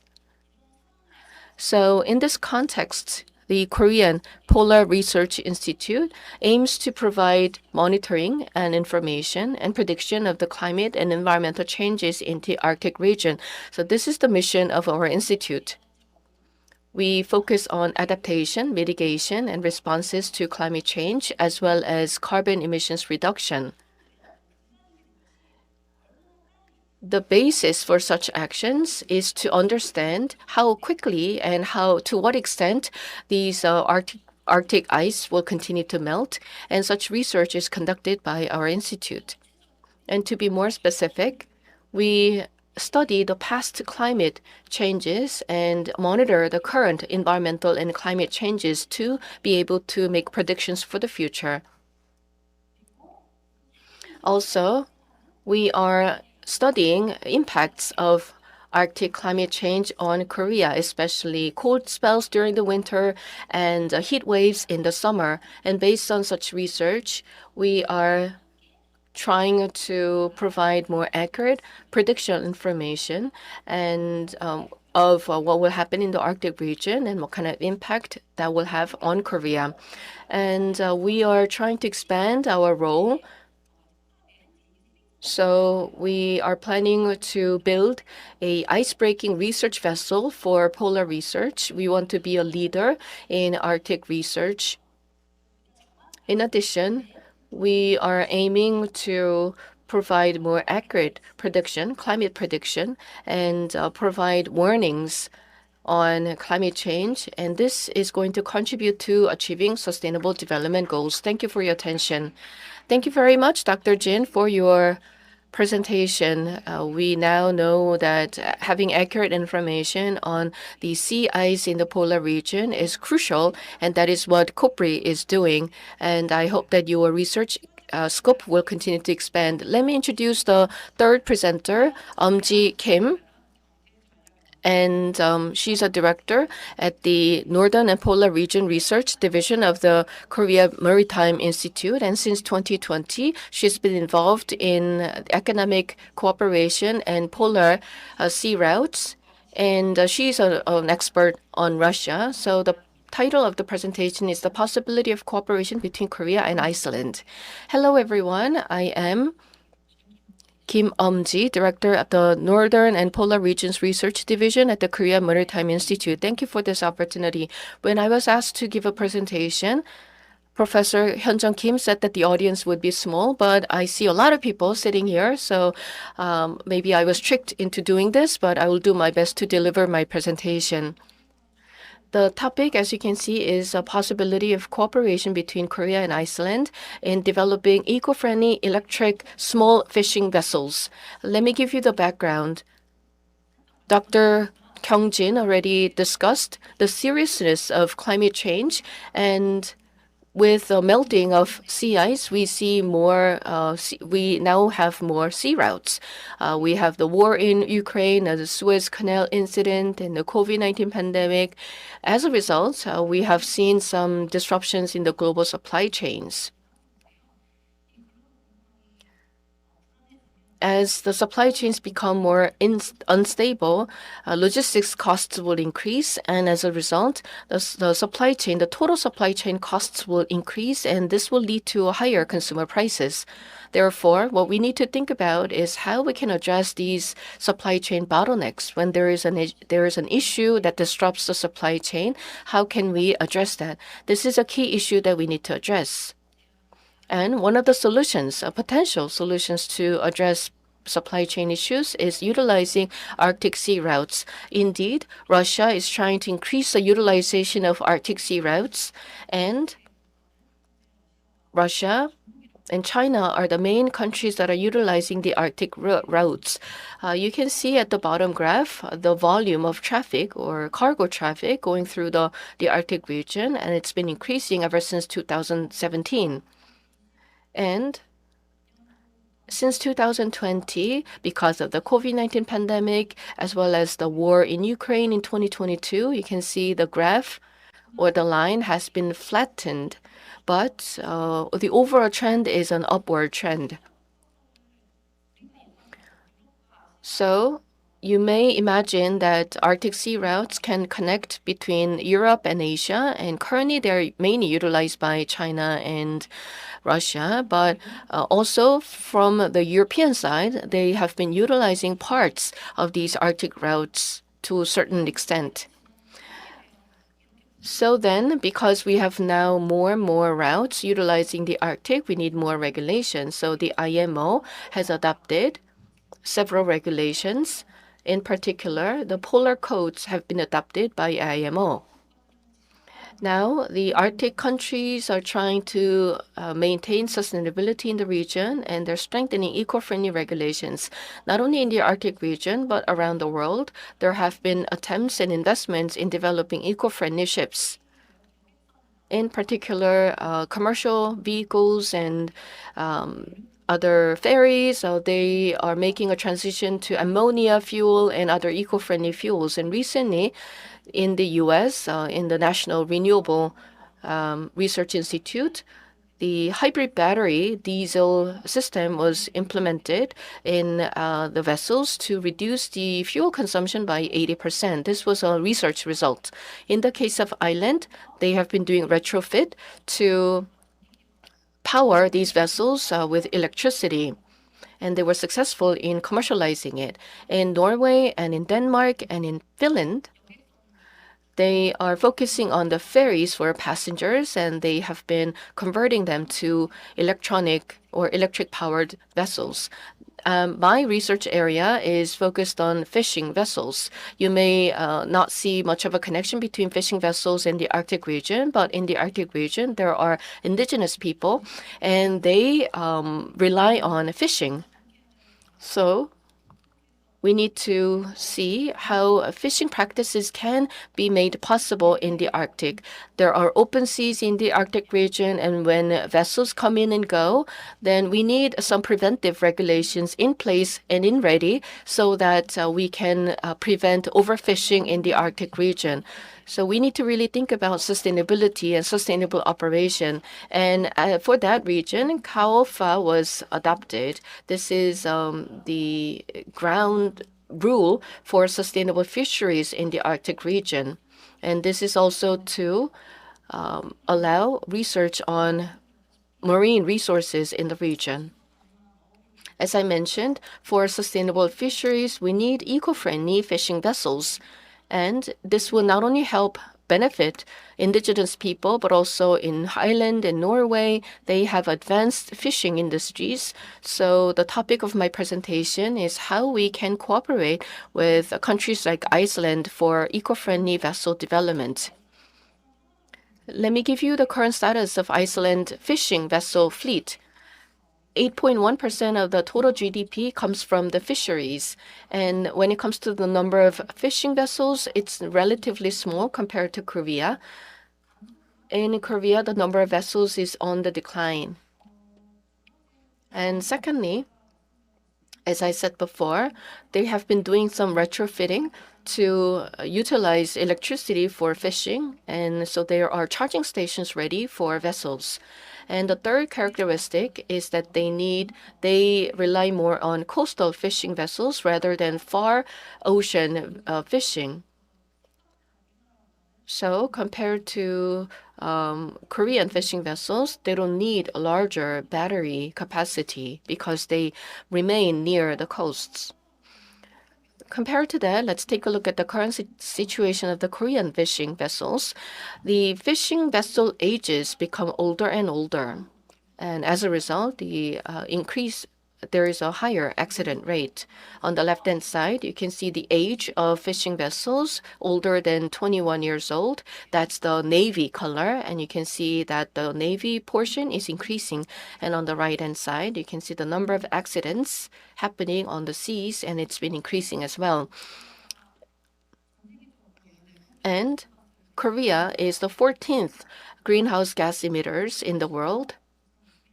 And since 2021, the line is flat, but overall, we need to reduce emissions, and eco-friendly vessels will contribute to that.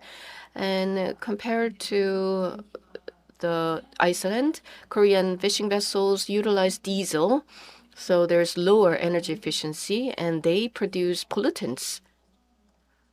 So it is crucial to transform or transition them into more eco-friendly vessels. Now, among the ships that go through the Arctic, what is the percentage of fishing vessels? Let's take a look at the data. We have the ASTD data, Arctic Ship Traffic Data. It is provided by 6 countries, the Arctic Group, and there are 6 working groups, and one of them is producing this data. And this may not be a perfect data per se because they do not track individual vessels, but they capture how many vessels per type or category in order to calculate emissions from these types of vessels. So this may not be an accurate type of data, but you can still see the trend. There are 15 types of vessels defined by the ASTD, and one of them is the fishing vessels. When you access the ASTD, you can see this type of data on the left-hand side. The blue line by segment or by section, you can see what types of vessels utilize these routes and how much pollution is caused by these vessels passing through these routes. They did not do on-site monitoring, but they do estimation. And my topic is Iceland, so I'm going to zoom in on to this particular country. And you can see this red rectangle and this box. And this is the Iceland and Parrot Islands. This is a route on the right-hand side. And here, in this area, the purple line represents fishing vessels, and you can see that the majority of the vessels is fishing vessels. And here, in the the Greenland, you can see fishing vessels take up the largest portion. And when you look at other sections, you can find that fishing vessels take up a large portion of the vessels that utilize Arctic sea routes. So in this regard, what kind of potential cooperation we can pursue between Korea and Iceland? Many local governments are promoting eco-friendly vessels, so there have been a lot of investments in Jeju for vessels less than 100,000 tons, so that's about 10% of the total vessels. And among them, 60% of these vessels are very old. It means that their vessels are overall older than the national average. So in Jeju, it is urgent for them to make a transition to eco-friendly vessels to replace these older vessels. So large investments have been made. And in Jeju, the percentage of eco-friendly vessels is 22%, and they are also implementing the EV promotion program. So overall, they can apply this to the fishing vessel fleet. And in Pohang, they are restructuring their industrial systems, and one of the key initiatives for Pohang is the EV or electric battery, and they've designated their some area of Pohang City as the special zone for EV development. So they're conducting demonstration projects and they're doing R&D. In the case of Iceland, you can see the kinds of policies they have in place. So they are providing a lot of government support for eco-friendly vessels. As I mentioned, there's retrofit program that is also sponsored by the government. And together with Iceland, we have this type of cooperation. And to do so, we need a balance. We need to be able to give and take and create a win-win relationship. So what can we give and what can we get from Iceland? This is what I thought about. Korea has technology of hybrid fishing vessels, and we can share policies on relevant regulations. And we can also share some parts of the battery technology, even though this may be a sensitive topic. And so Korea and Iceland can conduct joint research for eco-friendly vessels, and we can utilize equipment manufacturing facilities in Busan and other areas to manufacture them. And in the case of Iceland, they have retrofit technology for coastal fishing vessels, so we can learn from them. And they also have policies and programs put in place for charging infrastructure, so we can exchange ideas and learn best practices from them. And for battery, we not only need the battery technology, but also we need battery compatible equipment technology, so we can exchange know-hows and expertise in this area. But there are some challenges and issues that we need to overcome to make this a successful cooperation. First of all, there are different maritime or marine environments between Korea and Iceland in terms of sea temperatures and waves. So these are the kinds of conditions that may factor into the design of the vessel, so we need to consider that. And in the case of Iceland, they have lower sea temperatures, so they need to focus on insulation for heat preservation. So we need to consult on this matter with Iceland. And the second issue has to do with the Arctic indigenous communities. Sustainability is not just about preserving the environment, but also it is about preserving the lifestyles of indigenous communities in the region. And indigenous community, these members are main users of the fishing vessels, eco-friendly fishing vessels. But when we conducted a survey, well, these indigenous people know that the environmental and sustainability is important, but they are not really aware of the specific aspects of ship designs and so on. So if we are to make a transition to eco-friendly ships, we will need to persuade them, we need to engage them, and we need to help them better understand the need.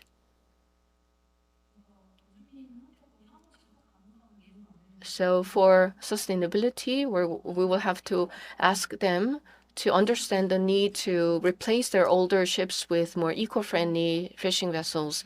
And with that, I'd like to wrap up my presentation. Thank you. Thank you very much, Director Kim. In order for sustainable fisheries, we not only need sustainable practices, but also more eco-friendly vessels. Now, I'd like to introduce the final presenter, principal researcher Jung-hyo Choi at the Research Institute at Hanwha Ocean. And he is evaluating the stability of larger commercial vessels. And for the first and for the best, he has involved in developing new and better ships. And today in his presentation, he's going to be talking about the challenges of Arctic ships. Thank you. Good morning. I'm Choi Jung-hyo from Hanwha Ocean. It's a great pleasure to be here with you. 일단 저희 조선업이라는 분야가 The shipbuilding industry is kind of a specific engineering area, so has its own language, and I don't think it's familiar to many people here. So I try to think about what materials might be easier for audience to understand. So still, we used to be called Daewoo Heavy Industry, but now we are Hanwha Ocean. We are located in Geoje City. As you can see, this is the picture of our shipyard from the satellite. So design team, research team, they are in our Seoul office. But in also Siheung location, we have a large research center. So that is where we develop various ship types. The reason why I'm showing you the satellite image is that on the left-hand side of the picture, there is an apartment complex. So apartment complex, I don't know if you're familiar with it. So these apartment complexes are almost very comparable to any apartment complex you can see in this whole area. But anything that you see in red, this is actually one ship. So you can kind of compare the size of one ship to the apartment complex. And this is the kind of a large-scale ships that we are building at our shipyard. And also here, we also build LNG carriers for which we are kind of world-renowned. And And on the right-hand side, you can see the LNG carriers actually in operation. About 50% of LNG carriers in operation around the world were built by us. So probably you've seen many of these LNG carriers on Korean media. And also we built submarines for the Korean military. And also icebreaker as well. So icebreaking is what this ship is doing. So that is why this ship is called an icebreaker. And we also was one of the first shipbuilding company that developed an icebreaker. And what I do then, so on the right-hand side, so this is what I do. So my job is about make sure that the ship will not cut in half in ocean. So it's about safety and stability of the ship. So to come up with a better design, for example. And also, so we conduct a lot of tests. And also to demonstrate our concept, we also have a lot of measurement equipment on the ship. And then we measure a lot of conditions of the ship.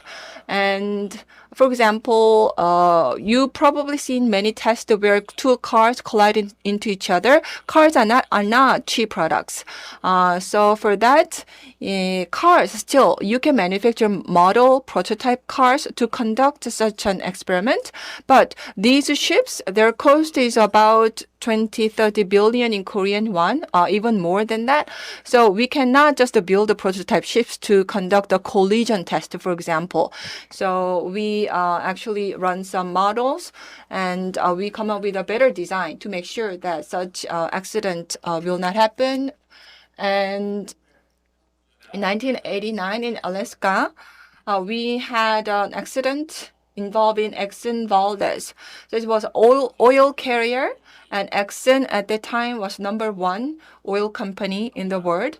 And this accident took place in the most clean sea near Alaska. The oil spill volume was about 37,000 tons of crude oil. And we also had a similar major oil spill in the Korean Sea. But this case was bigger than the Korean accident by 4 times. And here, the red part in the third picture is the polluted area. So once it is polluted, once the sea is polluted, it takes at least 2 or 3 decades for the sea to clean up. And of course, luckily, our sea is capable to clean itself, but it takes such a long time. And also, so this used to be the cleanest sea in the world, but the largest oil company in the world, they caused this accident. And so after that, Exxon Valdez, they massively invested in ship types, more safer ship design. And also, as the ship navigates, what is ways to ensure its safety? And if there is an oil spill, what should be a speedy manner to handle it? So these were the main research areas for Exxon Valdez, and they really invested a lot of money in that. And actually, my company conducted those research topics as commissioned by Exxon Valdez. And so, for example, just one single hull structure is less safe. So we designed a double hull structure, for example. So even if there's an accident, still a certain level of safety will be ensured. So it was a really unfortunate accident.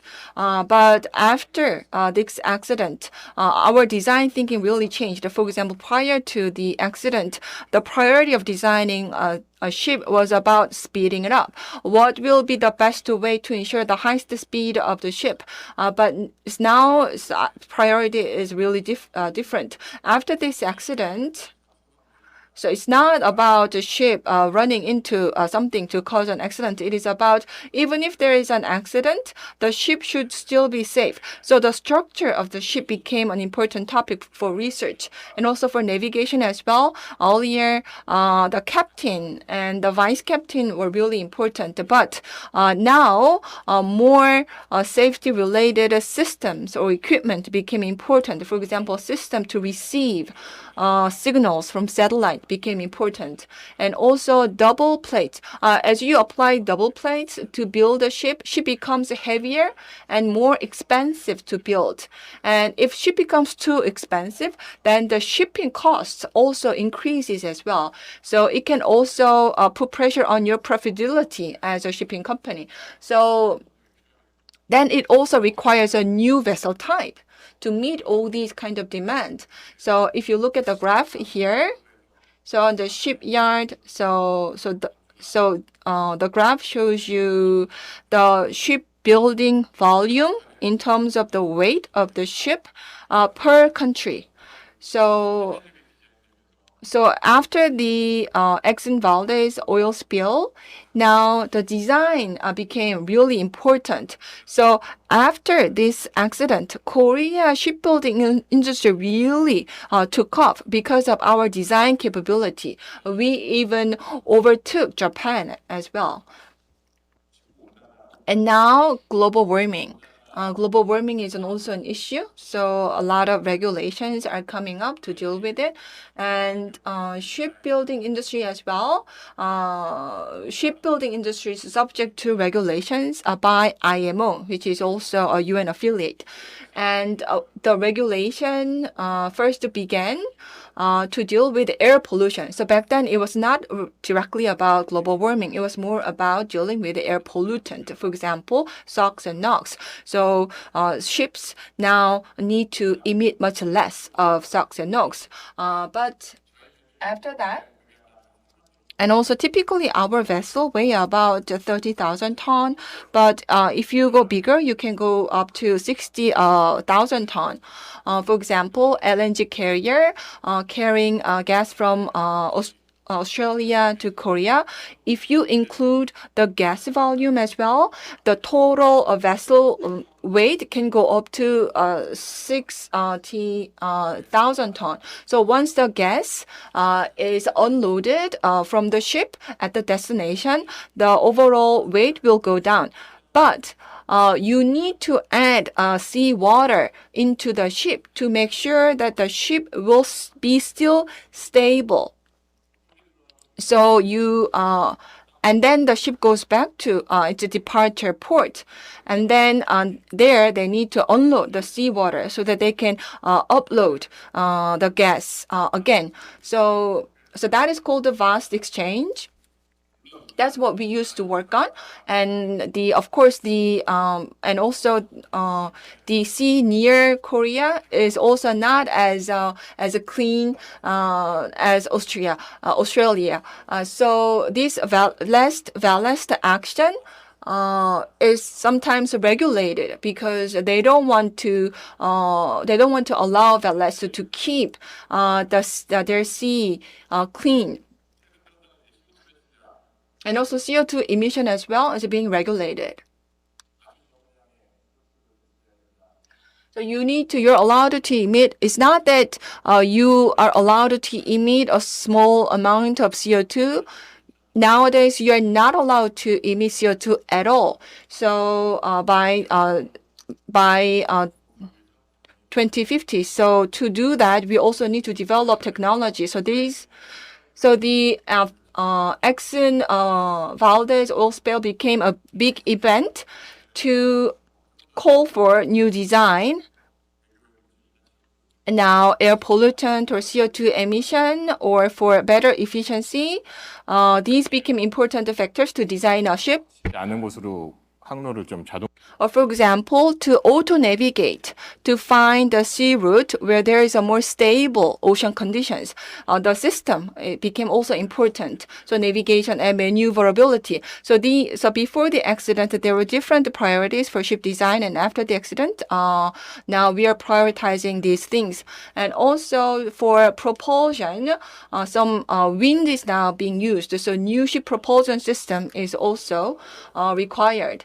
So this is what happened after 2016. So this is the Yamal LNG carrier that we built. It was built after year 2015. So this Yamal carrier, this is for navigation. And for cruise and uses LNG as a fuel, and that it uses a generator to use electricity to propel the ship. And so it barely emits SOx and NOx, and it emits only small amount of CO2. To develop this carrier, we invested in R&D for about 10 years. And we even studied what ice is in this area, and then we applied that knowledge to this ship design. And thankfully, this ship turns out to be quite safe. So most of the ship that move in this Arctic Sea is our ship. And this is our future goal.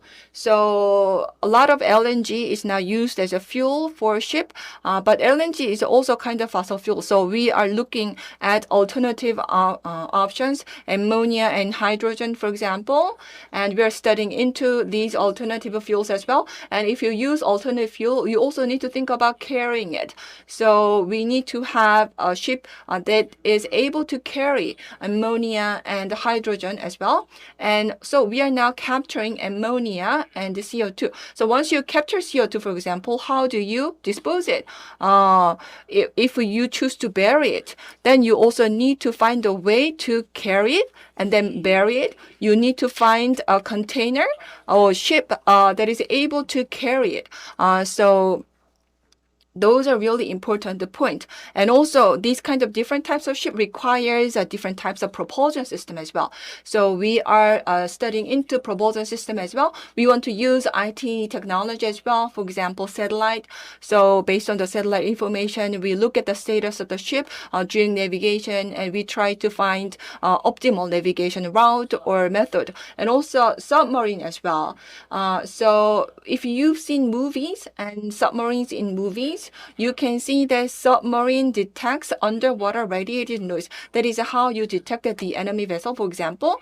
So this noise is generated when a propeller breaks through the ocean, the sea. So this kind of noise is really unpleasant to the organism living in undersea, for example, fish. And particularly, there are big animals or fish living in Arctic Sea. So to deal with the underwater radiated noise, we have a much shorter air band.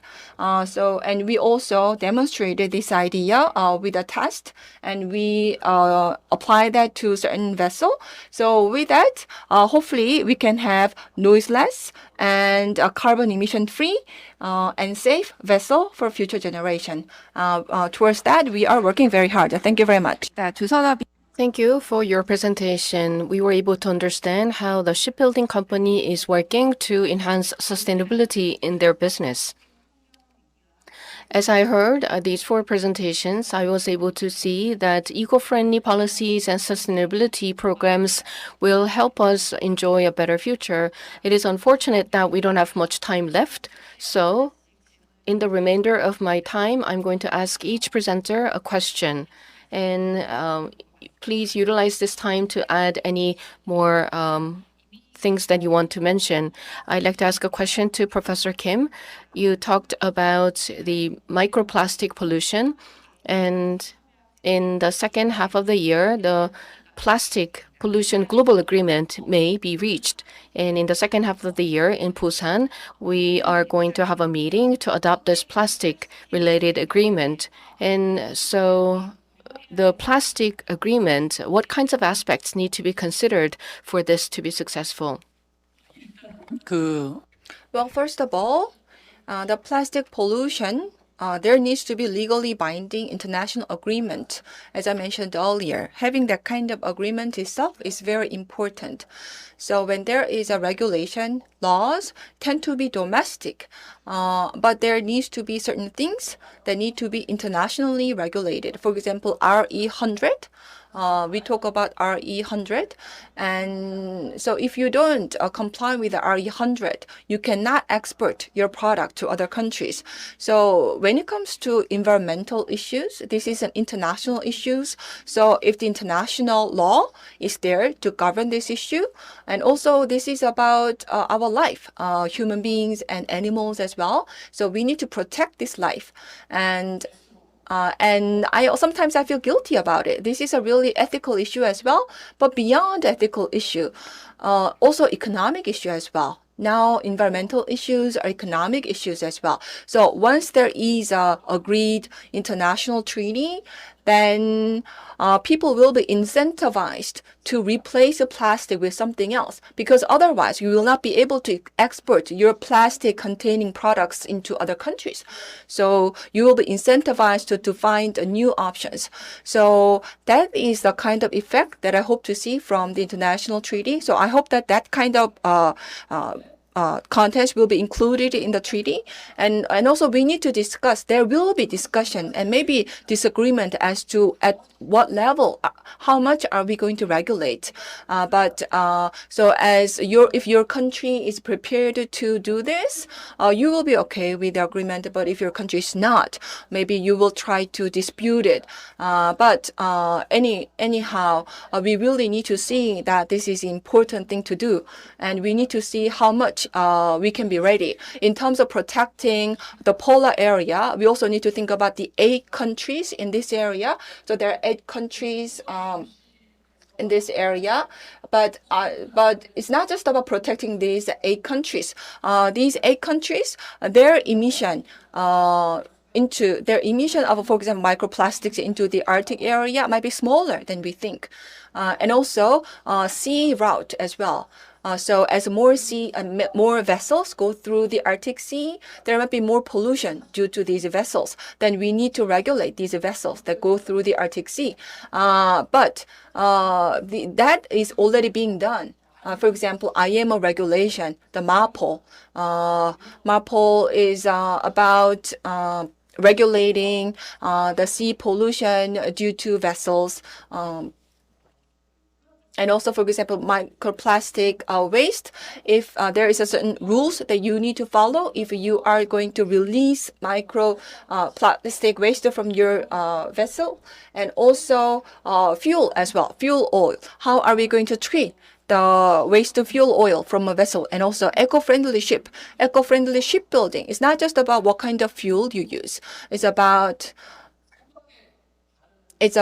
for example, what kind of paint is okay to be used to coat to paint the ship.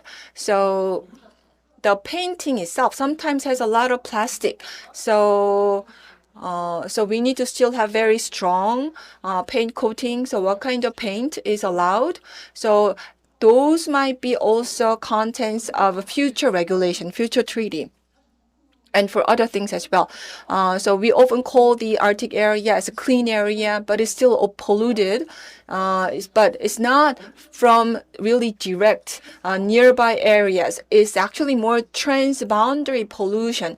So we also call that transportation pollution. So the pollutants go into the Arctic area through sea current, for example, or air current.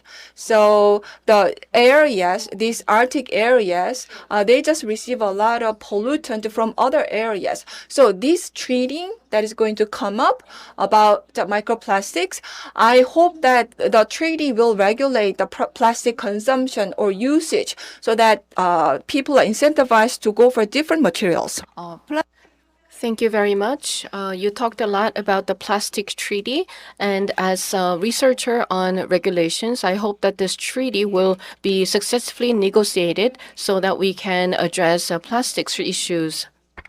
사실은 뭐 민감 This is a bit sensitive, so I didn't want to bring it up initially, but in order to deal with this issue, a lot of global efforts have been made, and I'm sorry I'm using one disposable cup to drink coffee from it, but still, disposable cups, for example, disposable plastic cups were banned by policy, but unfortunately, these policies are being reversed right now. So it's very unfortunate. And as you are aware, R&D budget was cut significantly for this year. So for this kind of international treaty, so for us to respond to this kind of international treaty, we need to have a lot of scientific evidence, scientific research data. But now the current situation in Korea is kind of going reverse. I know this is a sensitive remarks to make at this point, but I really felt the need to say it in public. So thank you very much. 감사드립니다. Thank you for your remarks. Next, I'd like to ask a question to Jin Kyung. We have many students in the audience, and they may feel that the polar region is far away, and the Korea Polar Research Institute is working to reach out to students, and if there's any program, please share with us. At the Kopri, we are operating the Dasan Center and the Sejong Center in the Antarctic region, so we do have infrastructure for research and education, and in particular, we have the Dasan Junior program where high school students can have a chance to visit the Arctic region, and the UST or the degree program under the master's and the PhD program is available. So if you are interested, you can join the program and conduct research in the Arctic region, including environment and the policy making. So you will be able to get such opportunities. And on a lighter note, we have the social media platforms, YouTube and other social media accounts to promote general public's understanding. And you will also have a chance to go and visit exhibitions to understand what we're doing. I wish I could go back to being a student and apply. So thank you for your information. Now I'd like to ask a question to Kim. You talked about the cooperation between Iceland and Korea. And so what do you think about potential cooperation between Korea and other northern countries? Thank you for the question. Currently, the cooperation project between Korea and Iceland is based on the basic plan for Arctic activities. If you do Google on that, you can understand the basic plan of the government on Arctic activities. And one of them is the Arctic 8 project. So this project, Arctic 8 project, is about cooperating with 8 Arctic countries.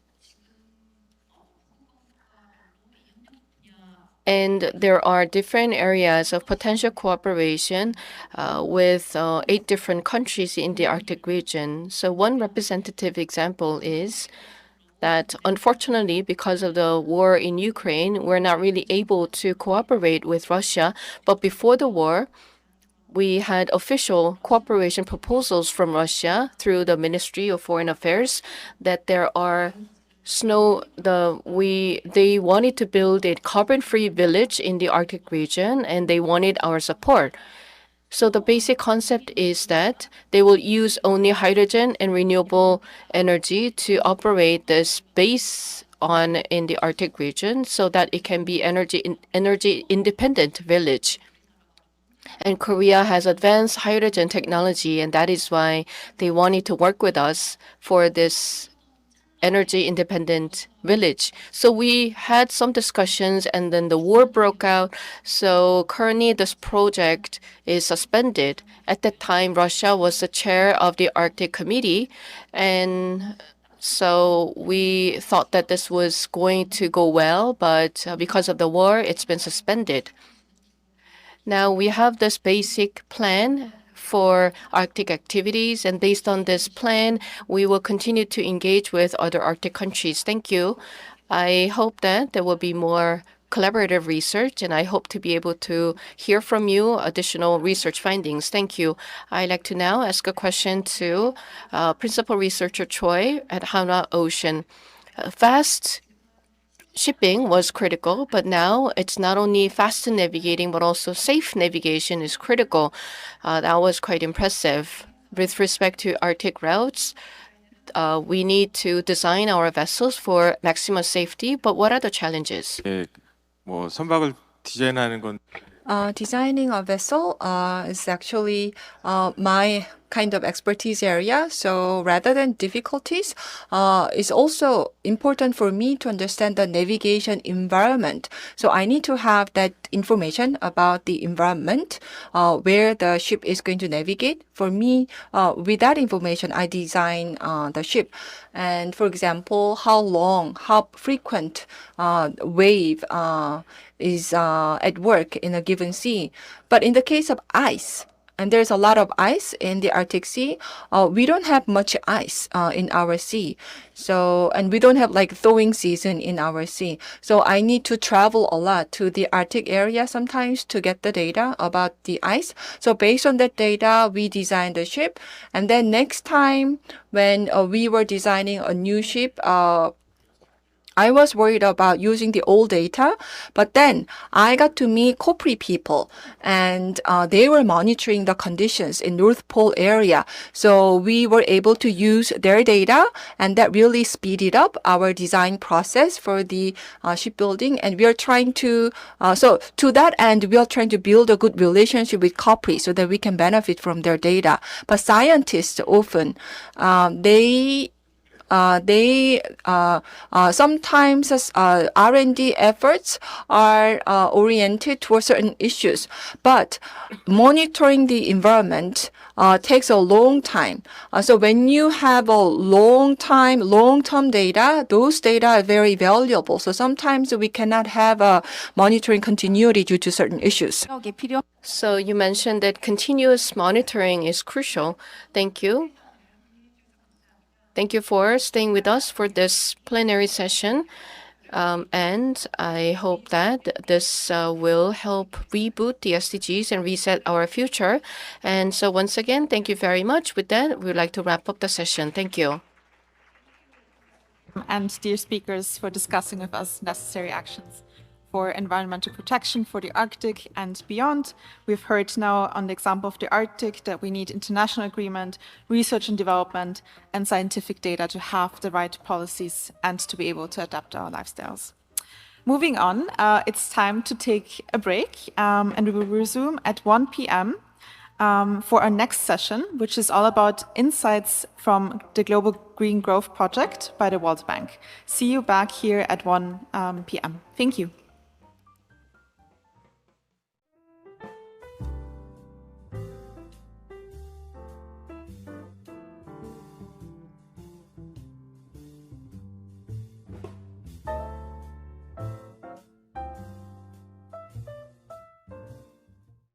Welcome back, everyone. I hope you had a very nice lunch break, and a special welcome again to everyone who's joining us online. The next featured session is hosted by the Korea Green Growth Trust Fund, which is a collaboration between the Korean government and the World Bank. And our next panel is all about sustainable development in action. Specifically, we will look at clean energy, urban resilience, and climate adaptation. The session will be moderated by Hyun-gun Wang, who is the program manager at the Korea Green Growth Trust Fund at the World Bank. And I would like to hand over immediately the floor to him. The floor is yours. Thank you so much. Good afternoon, everybody.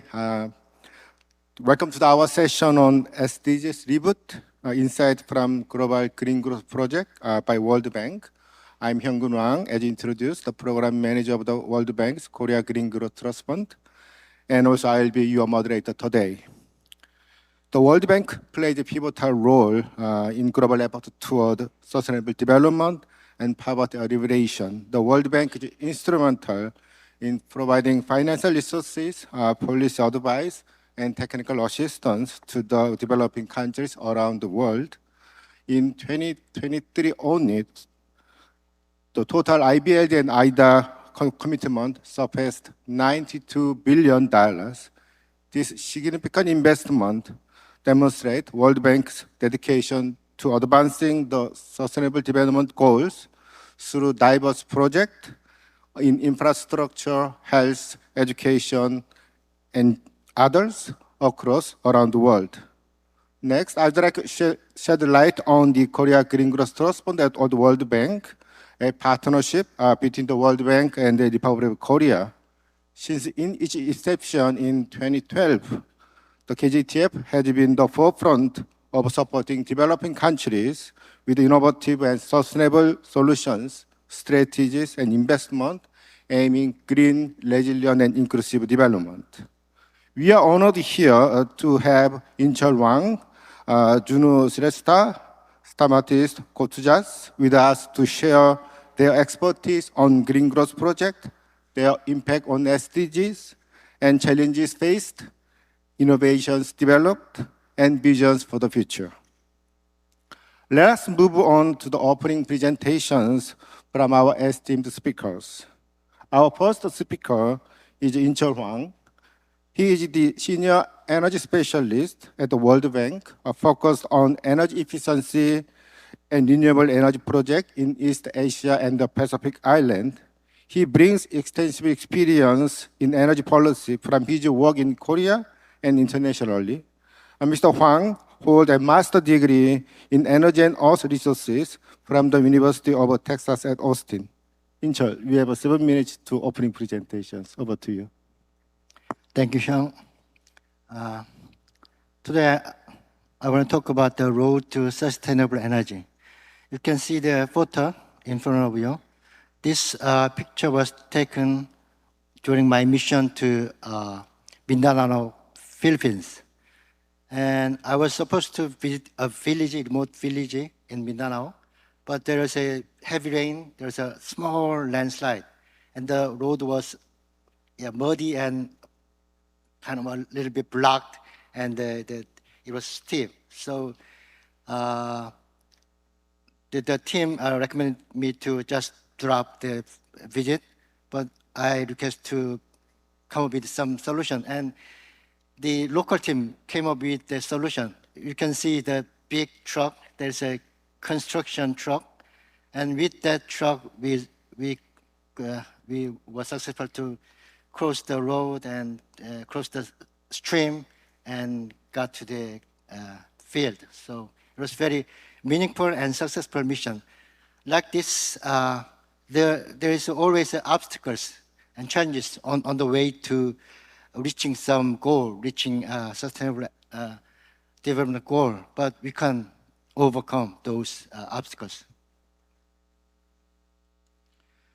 I want to talk about two cases, one in Mongolia, the other one in Philippines. For Mongolia, it is a clean heating project. The project is Ulaanbaatar Clean Air Project. We call it UBCAP. And through this project, the World Bank provided 40,813 clean stoves to low-income Gary area in Ulaanbaatar. The most challenging development issues are happening in this Gary area of Ulaanbaatar. It is a surrounding area of the Ulaanbaatar central area. It is located in the hillside.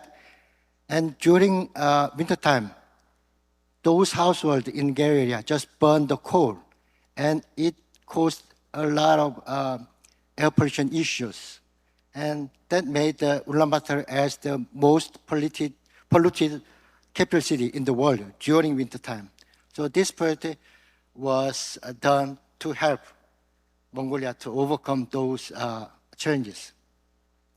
And through this project, the bank team contributed to the achievement of SDG 3, health and well-being, and SDG 4, quality education, and SDG 4, gender equality, and SDG 13, climate action, and SDG 7, the affordable, reliable, and sustainable energy. It's the next case in Philippines. So this is, the project is Philippine Access to Sustainable Energy Project. So this is a clean power project. Through this project, the bank, World Bank, installed 40,500 solar home systems to the remote off-grid households in Mindanao, Philippines.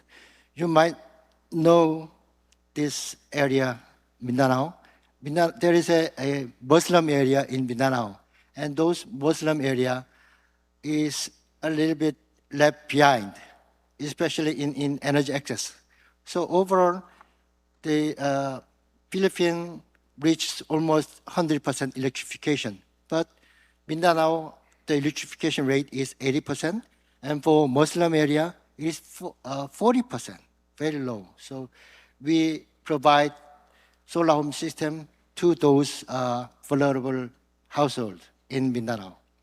So this project contributed to SDG 4, 13, and 7.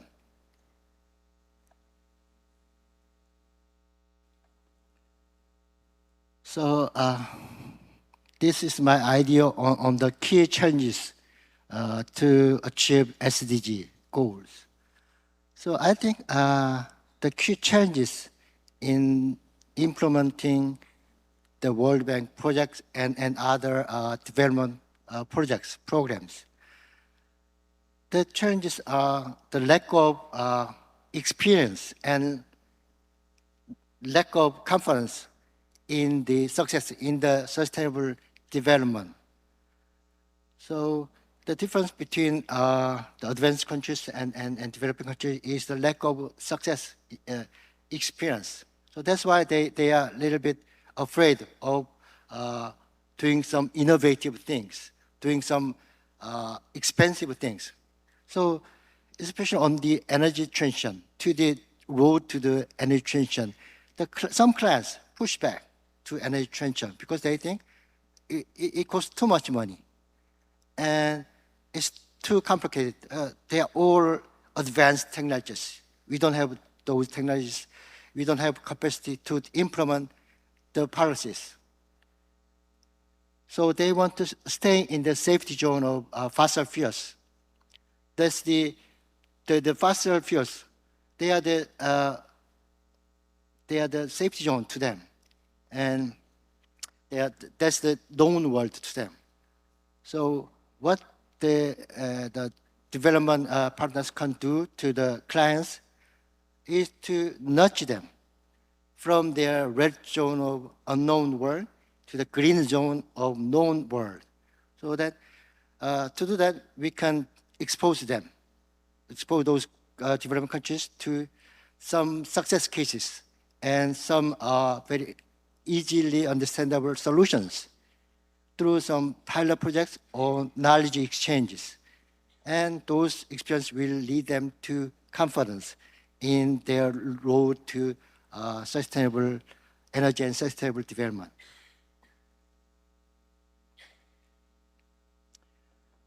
So I thought about the future directions of sustainable energy. So as you might know, there are big obstacles ahead to the sustainable development and sustainable energy.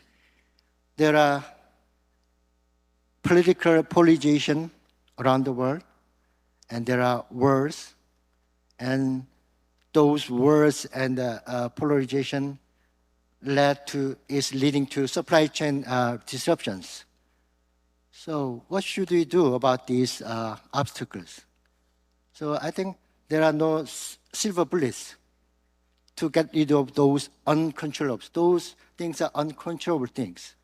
So what we can do is just, we can do small things. So we can create some silver lining through our existing partnerships and through our knowledge. So the World Bank has knowledge, global knowledge, and also we have global computing power. So to my experience, this World Bank's global knowledge and computing power has been very useful to invite the clients and to let them know what's happening in other countries. So these are the photos of pilots happening in small developing countries. The first one is battery storage in Palau. The second one is the EV chargers and EV in Marshall Islands. And the last one is wind farm in Jeju. So those projects are very small, but they were successful. So this small success made them have confidence in those innovative solutions or those sustainable energy projects. Thank you. Thank you, in charge. You just keep the time on time. Thank you.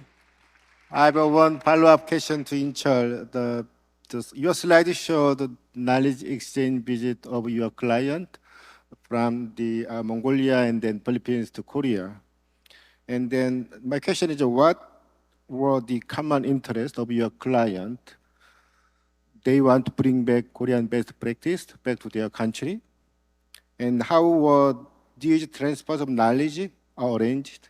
More importantly, what additional measures are needed to ensure the proper knowledge exchange, also empowerment of your client? Over to you. Thank you. So I want to talk about the Mongolia case. So we invited the Mongolian clans and had a building energy efficiency workshop in Korea some years ago. And through that workshop, the Mongolian clans, especially the Ulaanbaatar city government officials, learned about the cases of building energy efficiency in Korea. And also they visited the Korea district heating companies. So they showed their interest in the installation technology, the high efficient windows and insulation materials, because Mongolia needs those high efficient installation technology and products. So they want to know how Korea was successful in deploying those products and those efficient houses. And during that workshop, the Korean government and agencies shared their experience, how to implement it, how they implemented the policies, especially the building energy efficiency regulations. So the key was that the combination of the sticks and carrots.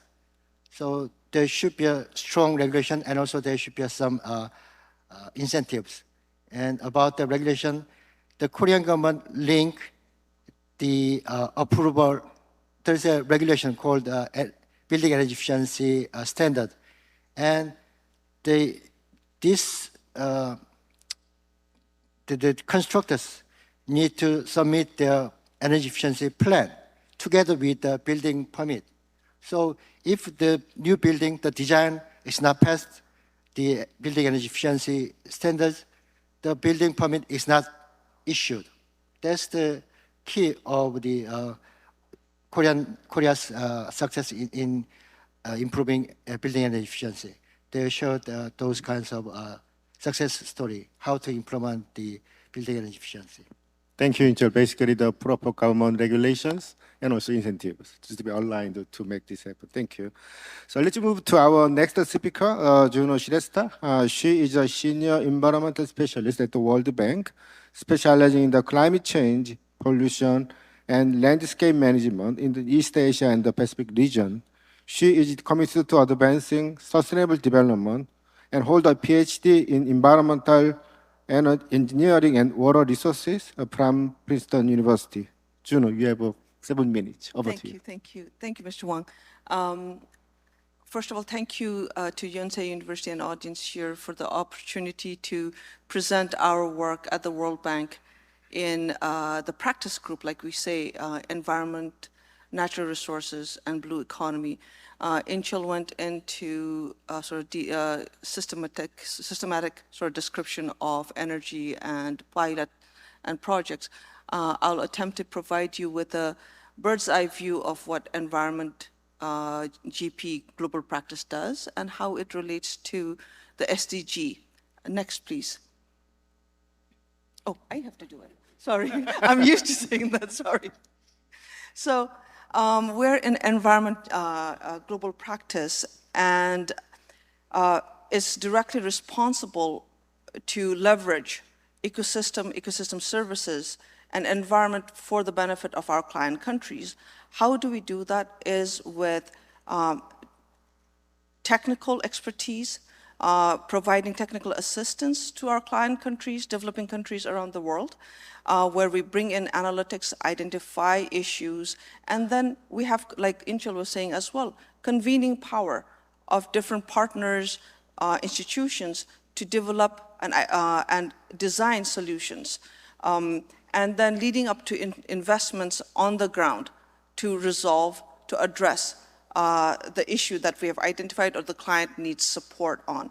Overall, these solutions we're targeting towards developing countries to manage their key resources, land, oceans, fresh water, so that the countries can develop in a sustainable manner without exploiting these resources, and in return also create jobs, improve livelihoods, and enhance ecosystem services. Our key business lines, as stated there, and we work on, are forests, watersheds, sustainable landscapes, blue economy, fisheries and coastal ecosystems, pollution management and circular economy, something I focus on personally, environmental economics to really provide understanding of value of ecosystems and their services so that decision makers are aware of how to incorporate them into national budgeting, planning, right? And environmental risk management, where work done within environment global practice influences all the GPs. URL, which is urban, and energy. So projects made by urban energy, impact they may have on ecosystem is assessed by environment so that it can be identified, minimized, and addressed. So they all, directly and indirectly respond to SDGs, all of them. And the ones that are highlighted have more direct correlation, but all in all, especially the developing countries, natural assets are their backbone of their economy. So there's a direct correlation there. So going into my area of work more on plastic and solid waste management, what we see is, especially in ASEAN, that's where I focus more, use of plastic has increased tremendously because of increase in population, middle class, but the capacity to manage the waste is not there. Infrastructure is limited. For example, Thailand only recycles 17.6% of recyclable material value, which is very, very minimal. So that means a lot is leaked into the environment, right? Countries like Malaysia has one of the highest per capita use of plastic, right? Something that we can reduce. This impacts not only the visual, how it looks bad and all that, that's in the news, but also the economy, especially in the case of tourism, aquaculture, fisheries, right? And health. The poorest communities, women work as informal waste pickers. They are exposed to toxins and waste and plastics burning. So that's health hazard. And we've seen a number of pictures about turtles being entangled in fishing gear and all that. Biodiversity is impacted severely by plastic waste. And all this work, all these issues, we are trying, World Bank as a whole, in coordination with other global practices, environment is trying to work on it to respond to these challenges. And this directly relates to SDG 11, sustainable cities, and also sustainable consumption and production. For example, target 11.6 directly states, including by paying attention to air quality and municipal and other waste management. Target 12.2 talks about sustainable management and efficient use of natural resources. 12.5, reduce waste generation through prevention, reduction, recycling, and reuse, and hopefully in that sort of order. So related to climate change, when we talk about waste, it also relates to climate change, one of the main topics we're talking about today, mitigation. It's easy to sort of forget that waste sector accounts for 20% of methane, which is most potent, one of the most potent GHG gas.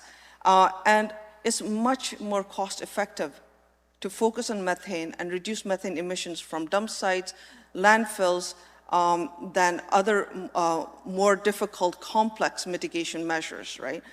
In adaptation, something we are focusing on in a lot of countries where flooding is a risk, waste clogs up drainage system. They don't have well-planned drainage system, increasing risk to vulnerable communities, to flooding. Similarly, flooding may create large quantities of household waste, increasing load to the waste management areas, so they cannot manage the waste that's there. In lots of countries have coastal dump sites, and it increases during the floods, creates pollution issues. All of these to be aware of and have mechanisms to respond to, and this is what our team works on.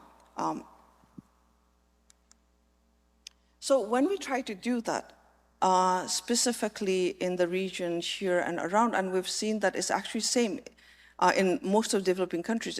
Issues are not drastically different. Context may be slightly different, but issues are similar. What we see in solid and plastic waste management is policy and institutional capacity is very low. They may have very good policies. At least in most countries, we see basic policies. Some countries even have advanced, but implementation capacity is sorely missing. Same with infrastructure and technical capacity. Infrastructure, the facilities, recycling, sorting, all that is needed on the ground. Without that, policies, mandates cannot be met. Same, SDG mandates cannot be met, regardless of how much countries say we'll meet them, and we sign up for them. That's needed. Municipalities have the mandate to respond to solid waste management, but they are also the ones who have the least capacity and financing. So that's a gap. And most of all, the most basic data and information, how much waste, what kind of waste, to decide what to do for the 1, 2, and 3 is missing. So how do we support that? With, like we said in the beginning, with the technical capacity, technical expertise that the bank brings, the convening power that the bank has, and the investment. Those three combined in a systematic manner. The picture here shows an example of Philippines, very high level, where we've tried series of analytical work on solid waste management. What's missing in the policies? What are the gaps? What are the difficulties that the country is having in implementing really good policies they have? And then create a roadmap. How do we meet the data gaps? How do we meet the policy gaps? How do we sort of capacitate our municipalities along with what other partners are doing? Roadmap across the timeline that aligns with the government strategy, right? And then, like Inchel also mentioned, capacity building so that they are confident that they can do it. And bringing in partners like Korea and others to have knowledge sharing, really targeted sort of lessons learned and sharing on complex policies and also in technical sort of design, leading to solutions on the ground. I have 2 examples there where it's being undertaken in the country, Metro Manila Flood Management Project and Sustainable Recovery DPL, Development Policy Lending. So again, these complex problems, complex solutions, obviously we cannot do it on our own, let alone the environment, global practice alone. Within World Bank itself, all the global practices work together. Urban, energy, they work together. And with the client face, government, we bring in private sector partners, especially in waste that are important. Also different bilaterals like Korea itself, and the expertise that they bring and knowledge that they bring so that we are not working in silo. So that's where we stop. That's where I'll stop for my presentation. Young, thank you very much for your attention. Thank you, Juno. Excellent. Thank you so much. Similar to Inchel, also you highlighted the importance of policy, capacity building, also knowledge transfer. Excellent, thank you. I have one quick follow-up question. In the solid and then plastic waste management, it's a really critical issue in many countries. And I just want to know,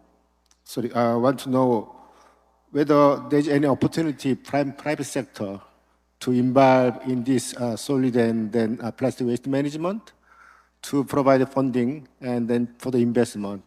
And also, is there any lessons we can learn from Korea in terms of involving private sector to addressing the waste management issues? Over to you.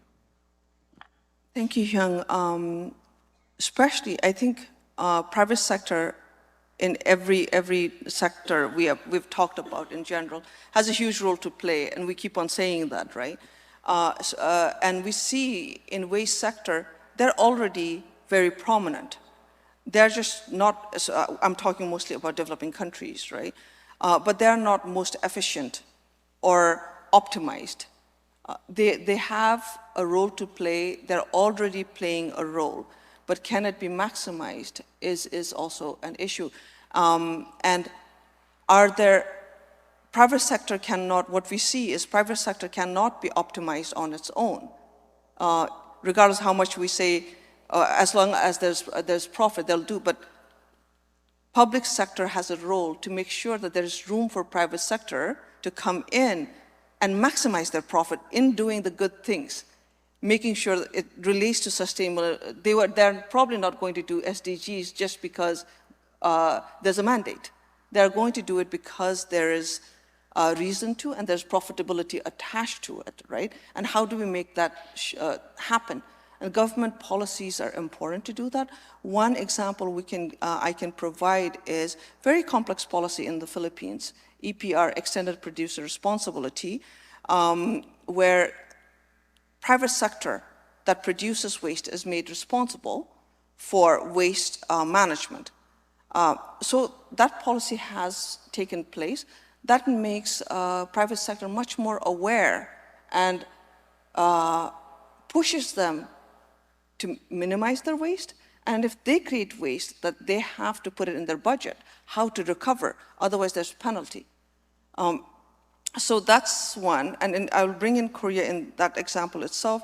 Korea has a very strong EPR policy, and it's been running for past 20 years.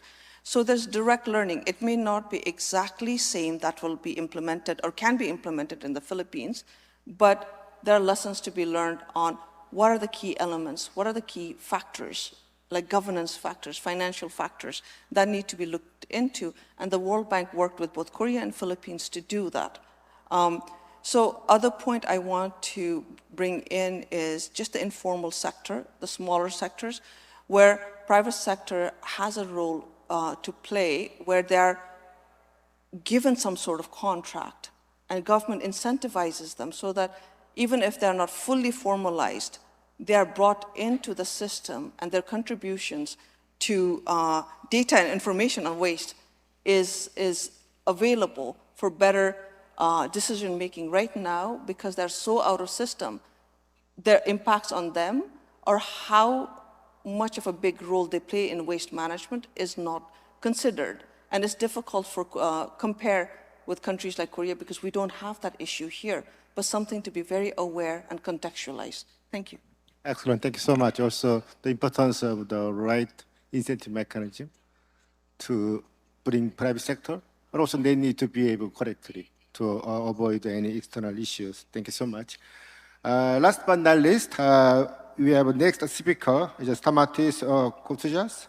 He is a senior land administration specialist with a rich background in the designing project to strengthening land tenure right and policy guidance across diverse regions. He is currently leading a regional initiative on property valuation and taxation in ASEAN. Stamatis holds a master's degree in international development and economics from Johns Hopkins University. Stamatis, the floor is yours. Thank you, Hyung. It's great to be this afternoon here with you. My objective today is to really convince you that land is all around. It's around in achieving the Sustainable Development Goals, in enabling green growth, And as this is a global engagement and empowerment forum, I wanted to engage with these ideas and understand how empowering land tenure and administration is for individuals and communities. I will start by mentioning that this presentation will probably have a couple of parts. One, exploring the connections between land tenure and responsible land governance with climate change mitigation and adaptation. We'll talk about the importance of land use planning. The connection there will be between green growth and SDGs, and end with some of the work that we're doing, particularly with subnational governments in the region. Our expertise is basically on two big key areas. One is on ensuring tenure security and recognizing tenure security. Land is arguably the most important asset for the poor and marginalized, both in urban and rural areas. And we also bring expertise in geospatial and land information and its use for effective and sustainable development. On the mitigation relation of land, the economic theory as well as evidence shows that with secure land rights, you incentivize good land use that can be guided and monitored. That improves natural resource management and can also help with verification of carbon emissions and other related mitigation goals. On the adaptation side, it creates the basis for resilient communities by improving the landscape regulations where communities can be based, and likewise allows for the simulation of climate change risks and other disaster risk planning functions. On the mitigation side, a very important work of what we do is helping secure indigenous peoples and local communities' land rights. IPs, indigenous peoples, manage at least 25% of global land mass, but recognizing the rights has been very slow. So a lot of the investment programs that are based particularly in other regions, not so much in East Asia Pacific, focus on recognizing the rights of indigenous peoples, on land, enhance the governance and control of that land for responsible use, incentivizing long-term investments, that is community-driven development, and reducing concession of large-scale agricultural or agroforestry concessions. On the adaptation side, recognizing, registering and digitizing property rights is absolutely key, as most landholders within secure tenure are usually most exposed to climate disasters and most sensitive to those disasters, and they have very low adaptive capacity against climate risks. It is estimated that annually 19 to 25 million people are displaced due to climate disasters, and cumulatively by 2050, those displacements may reach 1 billion. The loss of human life and economic assets is huge, and so rebuilding is very important when people can return to the places where they were displaced. And so we work a lot in this context of post-disaster. Now, in particular, on the relationship with green growth, current land use planning systems are considered ineffective, fragmented among different institutions, and they do not leverage the potential for mitigation and adaptation benefits. A lot of the projects, both investment, financing, and technical assistance, promote integrated land use planning that allows for more balanced territorial development, which is a huge agenda even in advanced economies such as Korea. On the urban impacts, it allows for the supply of safe land for housing, avoiding urban dwellers being in areas of risk, as well as building resilient infrastructure and providing basic services. On the rural side, it's land allocation for mitigation, so the connections with indigenous peoples and local community rights, and improved natural resource management, but also on climate-smart agriculture and securing those rural livelihoods. Finally, and in relationship to SDG 11, and hopefully we'll get to talk a little bit about the connections of land with the different SDGs later, this is the SDG on sustainable cities and communities.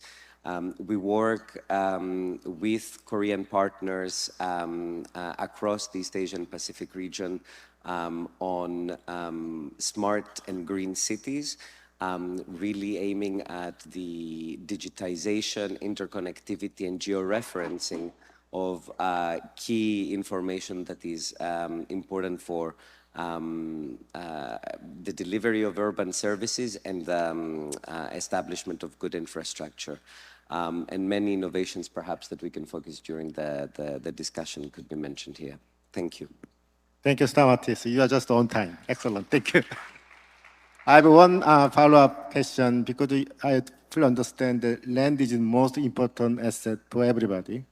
Also, land is the Kenya security is plays a pivotal role in the development across the world.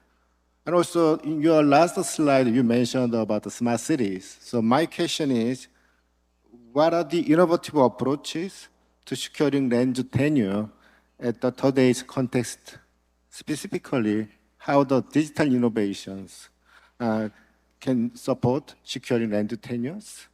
And also, what will be the future of digital technology in the securing land tenure, also more inclusive development? Over to you. Thank you very much. Before going to the digital part of the question, I think it's quite important to note that innovation can happen in ways that are not technological. And in securing land rights, this is even more so. Participatory land mapping, involving communities and individuals in strengthening their and documenting their own land rights is very important. There is a lot of mistrust of land institutions, especially when there is weak land governance.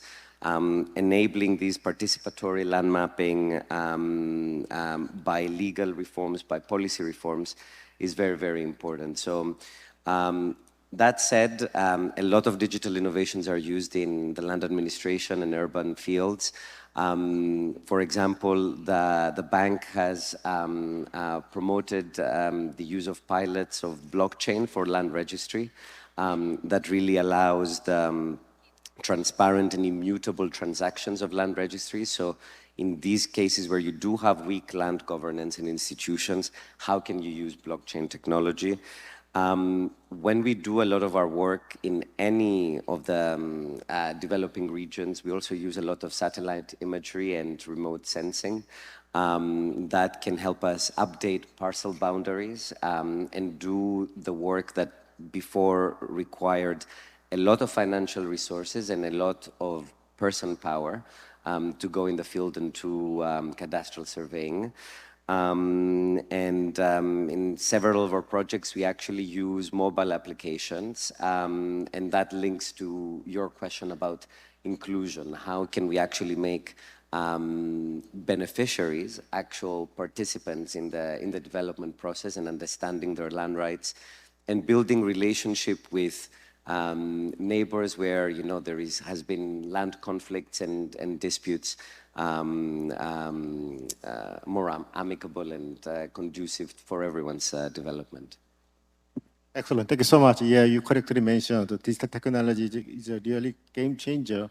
But definitely there's be other elements like the participatory mapping or community participation seems to be really key to moving forward the agenda. Excellent. Thank you so much, Stamatis. So let's move to the panel discussions. I will ask 3 critical questions to each panel and asking their response. So first question is about integration of green growth and SDGs. My question may go to Incheon first. The question is, considering the diverse range of projects highlighted in your presentation, how do you ensure these projects not only align with, but actually contribute to the multiple SDGs? Could you share specific examples where integrating green growth strategies led to tangible SDG advance? Over to you. Thank you, Hyung. So, to achieve the SDGs, in the beginning stage, the World Bank designed the project in a sustainable way. So, let me take example of the Mongolia project, UBCAP Ulaanbaatar Clean Air Project. This project was designed to help the low-income group and females in Gary area of Ulaanbaatar by providing clean heating appliances. So through this project, the project contributed to the SDG 3, health and well-being. The beneficiaries who got the clean stoves reported that their quality of heating and their comfort of living and working has been improved. 89% of beneficiaries responded in that positive response. And also, this project contributed to the SDG 4, quality education, because our target buildings were kindergartens and schools. So the World Bank provided a HEPA, high efficiency particulate air filters, to 1,500 kindergartens. So through these filters, the condition, the education condition in the school, the kindergartens, have been improved. So they the project ended up providing the quality education to the kindergarten students. And also, the project contributed to the SDG 5, gender equality, because the air pollution affect the health of mothers in the households, because they are the people who's in charge of stoves, cookings. And with the deployment of the clean stoves, the females got better health and environment. And also the 100 females got training on the clean heating options. And also this project contributed to the SDG 13, climate. Through this project, in a total of 189,000 tons of carbon dioxide will be reduced over the period. Thank you.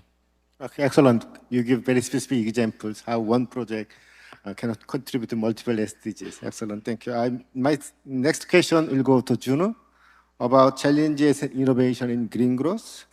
Adaptation and resilience are key components of sustainable development. For your project experience, what are some of those most significant challenges faced when you implementing green growth project? And how have innovations or partnerships helped you overcome those challenges? Basically, more on the challenges and what will be the solutions to overcome those challenges. Over to you. Thanks, Yang. For a problem like waste management, that's multi-tiered, right? We're looking at, let's say, SDG related to the cities, urban, and also related to resource efficiency, which ties basically down to environment in general. How do we put less burden on virgin natural resources so that we don't extract more? That's directly related to the 11 and 12 SDG. But when we try to map it into projects and countries specifically, like we said, there are technical challenges in terms of, like I mentioned, policy and institutions, infrastructure, financial data and information. This we saw not only in the Philippines, but repeatedly in ASEAN and other countries as well. What we see is in this, you mentioned innovation, we can circumnavigate some of these issues with implementation of innovations. And I would like to echo what Stamatis was saying too. Innovation doesn't need to be very complex. It can be simple.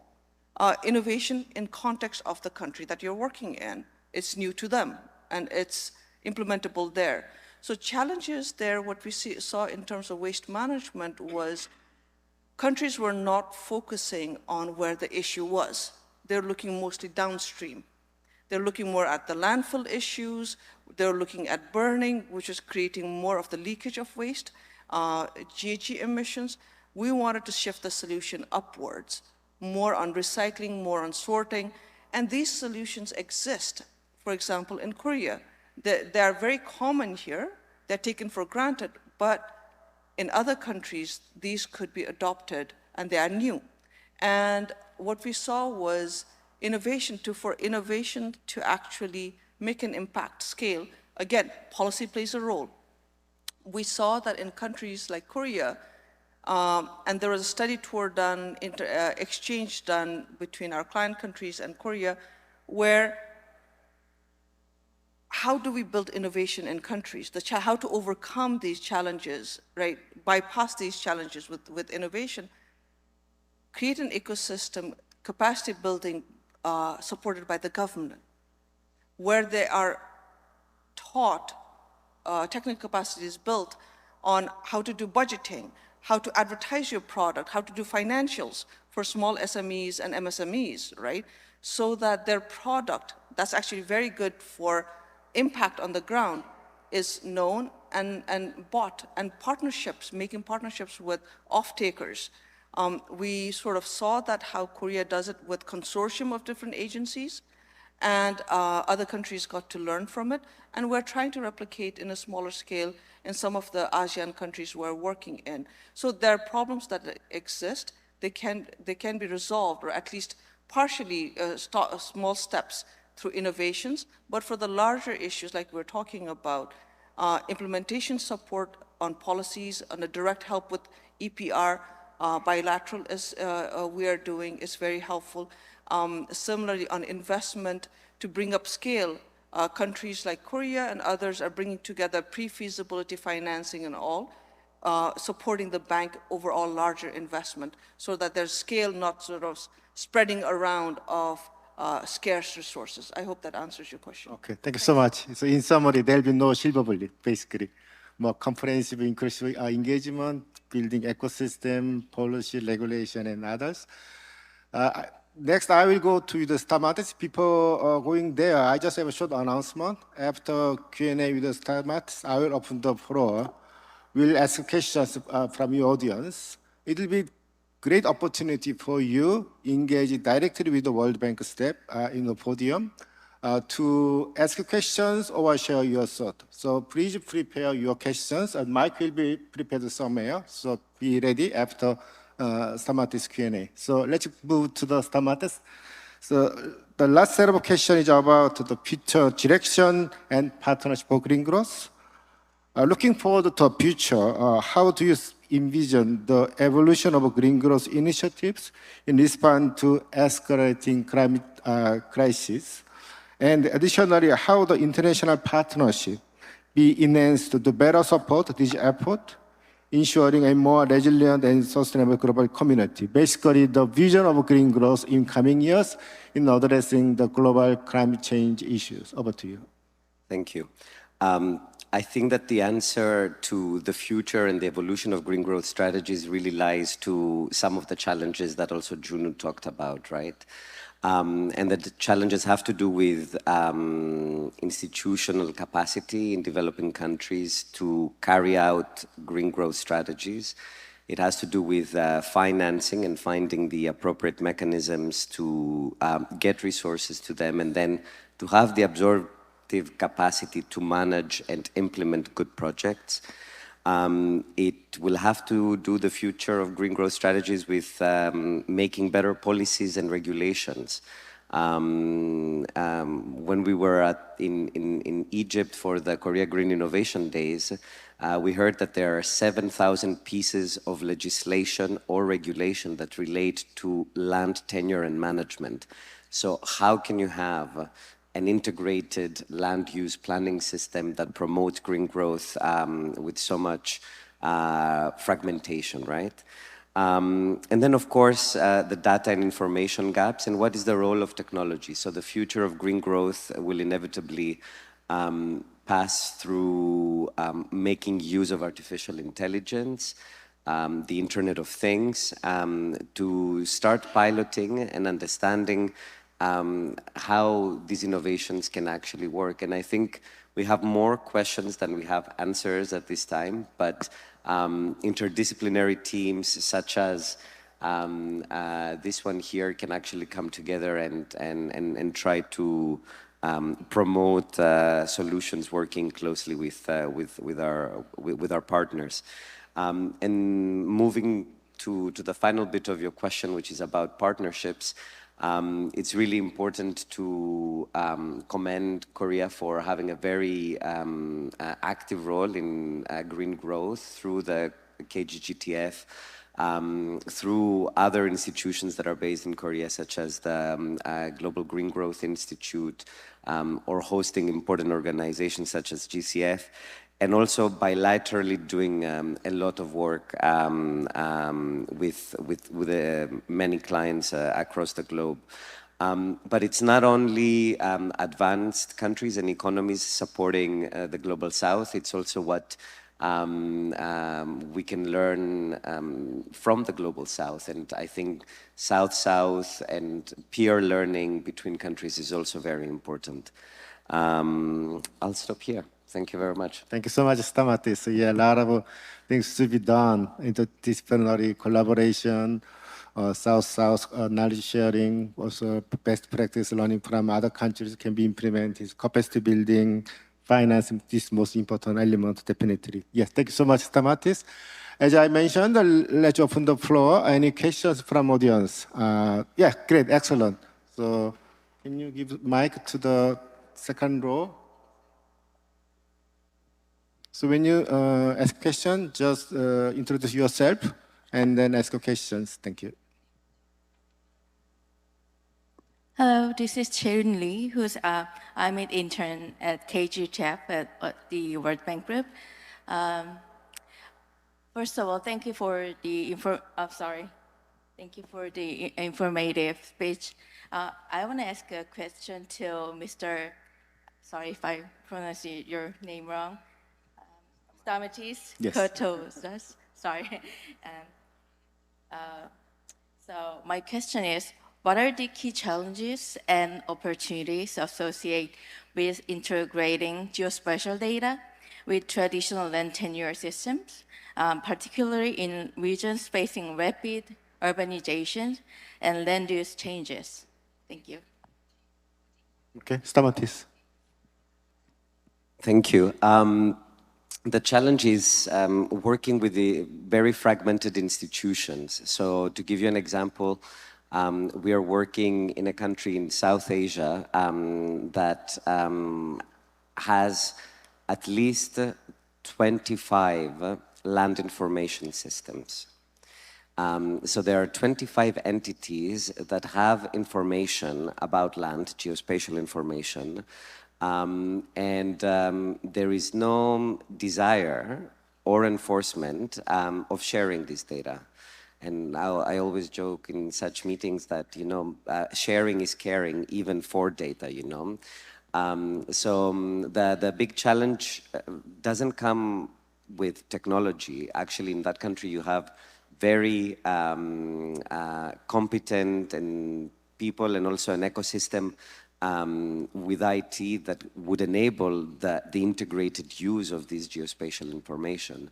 But it's more creating, you know, that political will and moving from silos that this is my data and this is my little kingdom and I'm not going to share it, to to do that. So, and once that happens, and it can start, from small things, and once you start giving actually authority to say you're the authoritative source for what relates to this kind of data, then you make progress, and I think we have made progress there.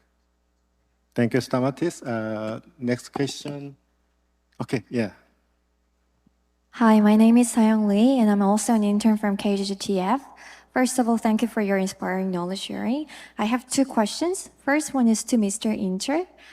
You were introducing the risk type of war or supply disorder, and you picked the global World Bank global knowledge as a solution for those type of risk management. And I was wondering how can global knowledge of World Bank can work as a solution for the risk management. And my second question is to Ms. Chunu. While you're introducing about the EMB business line, you also mentioned about environmental risk management.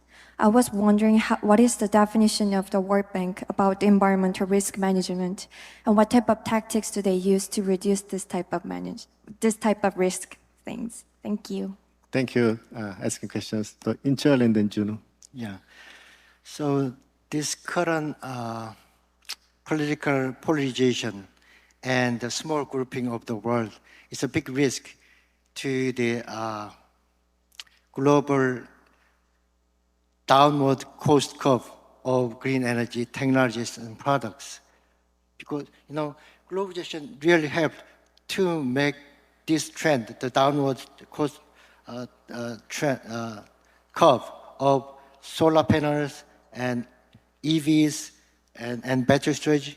But with this current polarization, it is in the risk of deglobalization, and this downward curve can be stalled.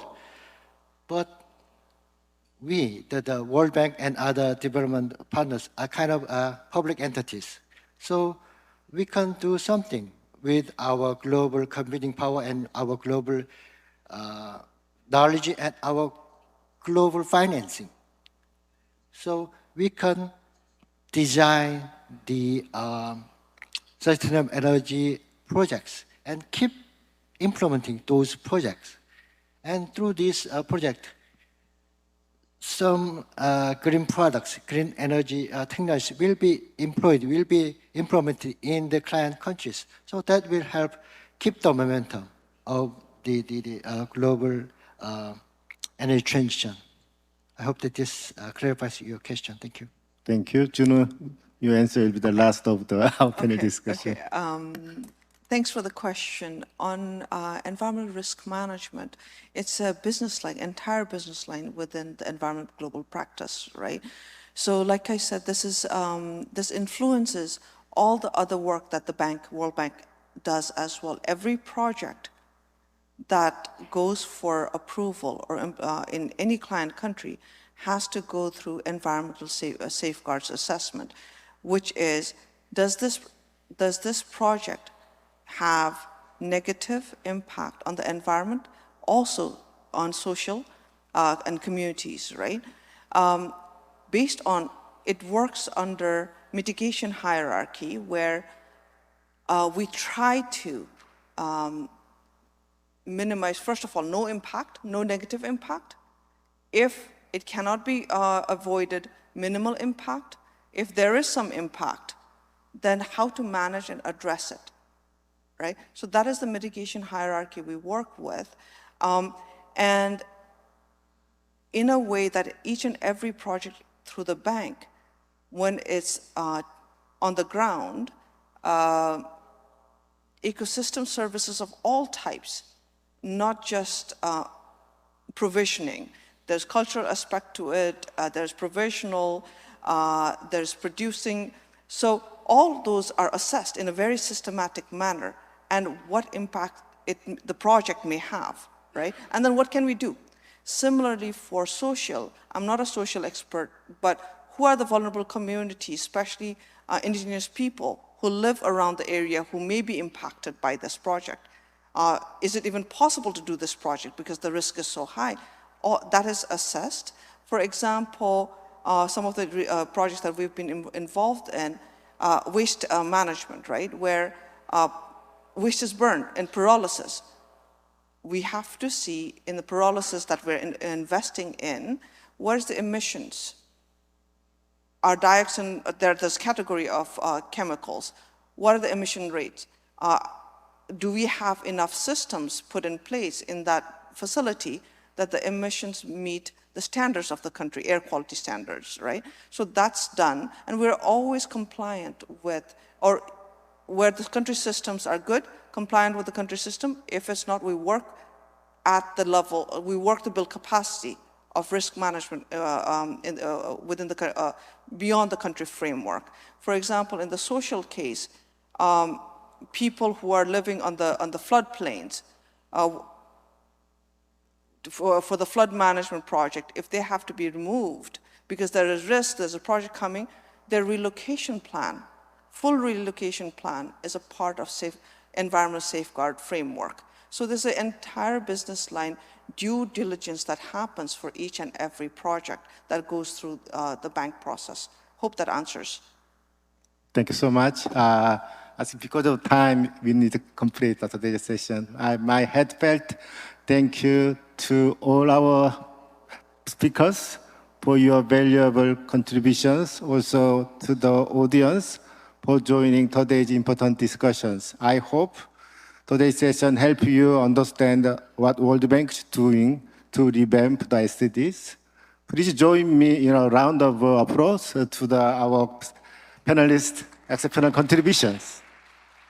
Thank you and have a wonderful day. Thank you so much.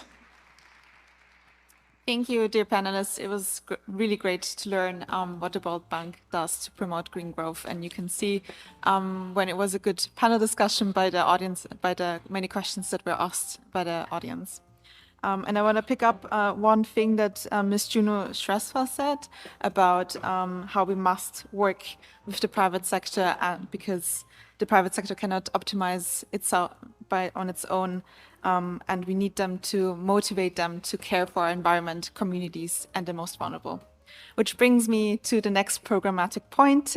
We will resume in about 15 minutes for our next session, which is about SDGs in action, with representatives from the private sector, from businesses, innovation, and entrepreneurship. So see you soon in 15 minutes.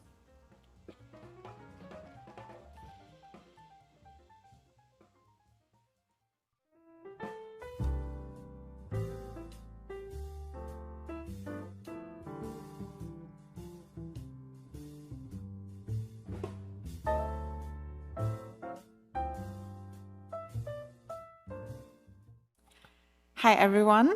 We will begin now with our next featured session, which is on SDG in action.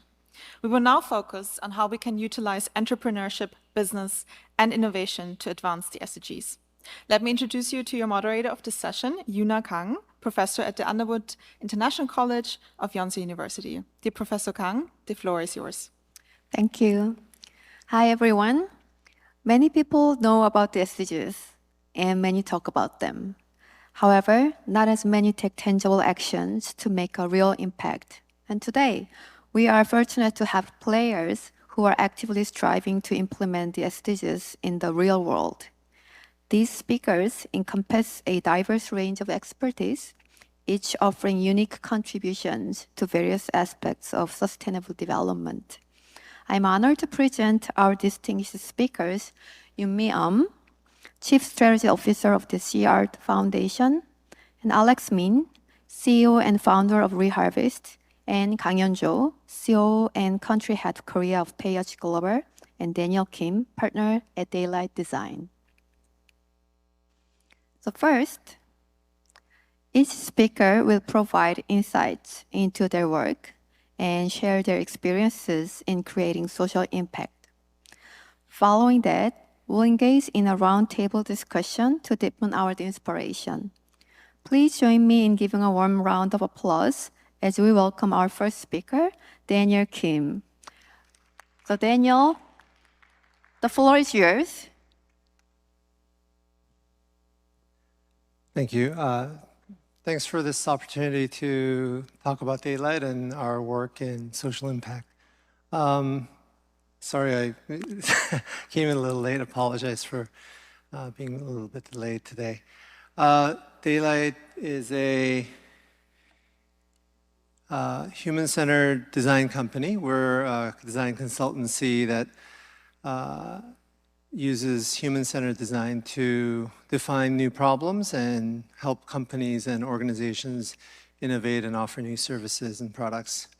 There are the 4 partners, and I'm one of the partners here in Seoul. The other 2 partners are in San Francisco and 1 other partner in Munich.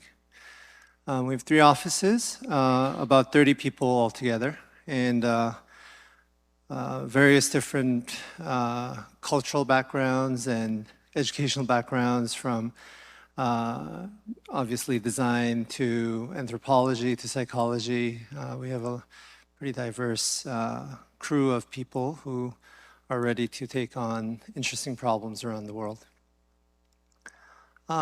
We intentionally keep the firm very small, as we started in 2007 with the purpose and the intent to balance our portfolio of clients between corporate and social impact clients. And in fact, about half the projects that we do are with social impact or nonprofit organizations that are trying to solve sort of big world problems.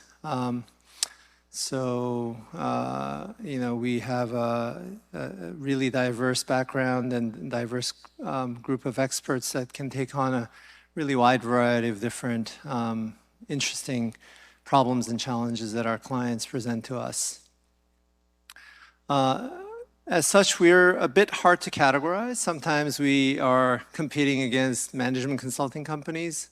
Sometimes we're competing against other product design companies. Other times we're competing against software development companies. So, you know, on the surface, it's very difficult to categorize our work. But simply put, we use inspirations from the field by observing and talking to people to identify what the latent needs and problems are that aren't being solved, and trying to match that with our clients' capabilities to figure out how they might be able to differentiate themselves in the market or offer something, a solution to a problem that exists out there in the world that's not being addressed.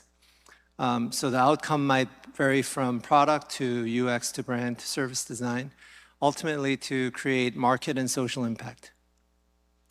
And this one statement summarizes kind of what we do. We are a company that helps organizations identify new opportunities, develop new offers, bring them to market, and help organizations themselves become more creative and more user-centered. As I said before, about half are big companies to startups. The other half are all kinds of different organizations, Gates Foundation, Hewlett-Packard Foundation, Tipping Point, Hope Lab. These are all organizations, nonprofit organizations, UN, that are focused on solving problems that are bigger than just one company's worth. And we've done that through really focusing on our process, which is really centered around observing people and their context, and really understanding how a new service or a solution might fit into people's everyday lives. The research is really often done in a very qualitative way with extreme customers or users to identify new opportunities. It's very difficult to do that with a quantitative survey of sort of middle of the bell curve people. What we are often asked to do is to create something new, identify some new problems, and come up with new solutions. And for that, we very much focus on interviewing extreme users and identifying inspirations that might help people who are in the middle of the curve live a better life. Once we've gathered a lot of different perspectives, we call this process synthesis, and this is where talking to various people and doing secondary research about a specific topic would generate ongoing, recurring themes that are very meaningful and an opportunity that hasn't been discovered before. And then we move on to figuring out how to solve those problems through lots of ideas and ideation, visualization, prototyping and testing, bringing it back to people who might actually use our service, and figuring out what's wrong with it, figuring out how our initial assumptions or hypotheses were completely wrong, being humbled, and then going back to the drawing board to redesign, starting the process over and again, over and over again. So iteration is a very key part of our work. As a designer, this keeps us very humble because we always start out with some assumptions that we think we know something about the world or something about our customers, but we always find out it's a humbling experience to always go out to the field and actually interact with people and observe people in their real life contexts. And then we move on to help our clients develop the actual services and launch products and services into the world. Some of the social impact projects that we've taken on have had some lasting impact. This is a project from Hope Lab, which is really an organization that is dedicated to solving some big society-wide problems, one of which was childhood obesity in developed countries. So while we have a lot of starving children in underdeveloped countries, in developed countries like the US or Europe, childhood obesity is a big problem. And so the organization came to us asking us to design a pocketable MP3 player that can play music and also track kids' movements throughout the day.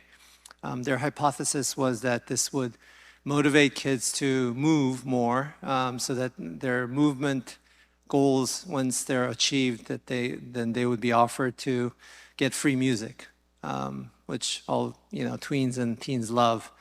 The problem was that they hadn't spoken to any actual teens or tweens and had made this assumption. So we did go out to the field.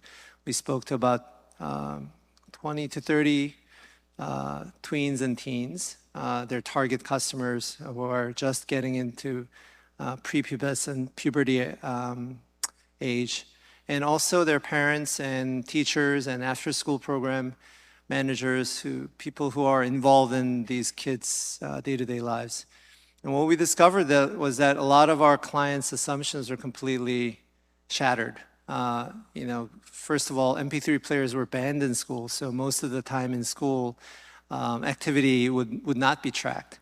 And then ultimately, most importantly, the kids didn't really value free music as a very valuable sort of reward. So we had to sort of reset the agenda, reshape what the actual problem that we needed to solve, which is how do we get kids to move more throughout the day?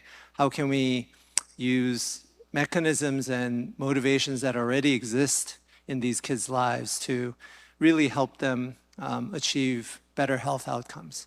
And so what we ended up designing was a very simple USB stick with a very simple accelerometer that helped track kids' activities throughout the day.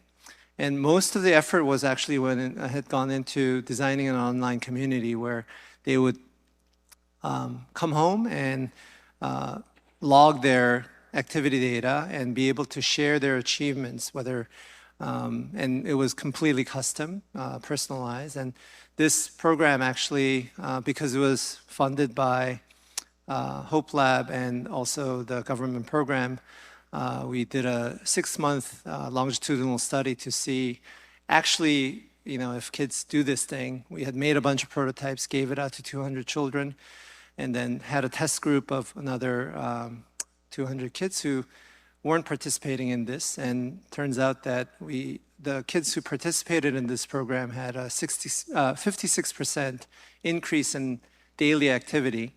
And what's more important is that the retention rate after 6 months was remarkably high at close to 40%, which typically for this type of a program, like a health band or some sort of a health program, the drop-off rate is,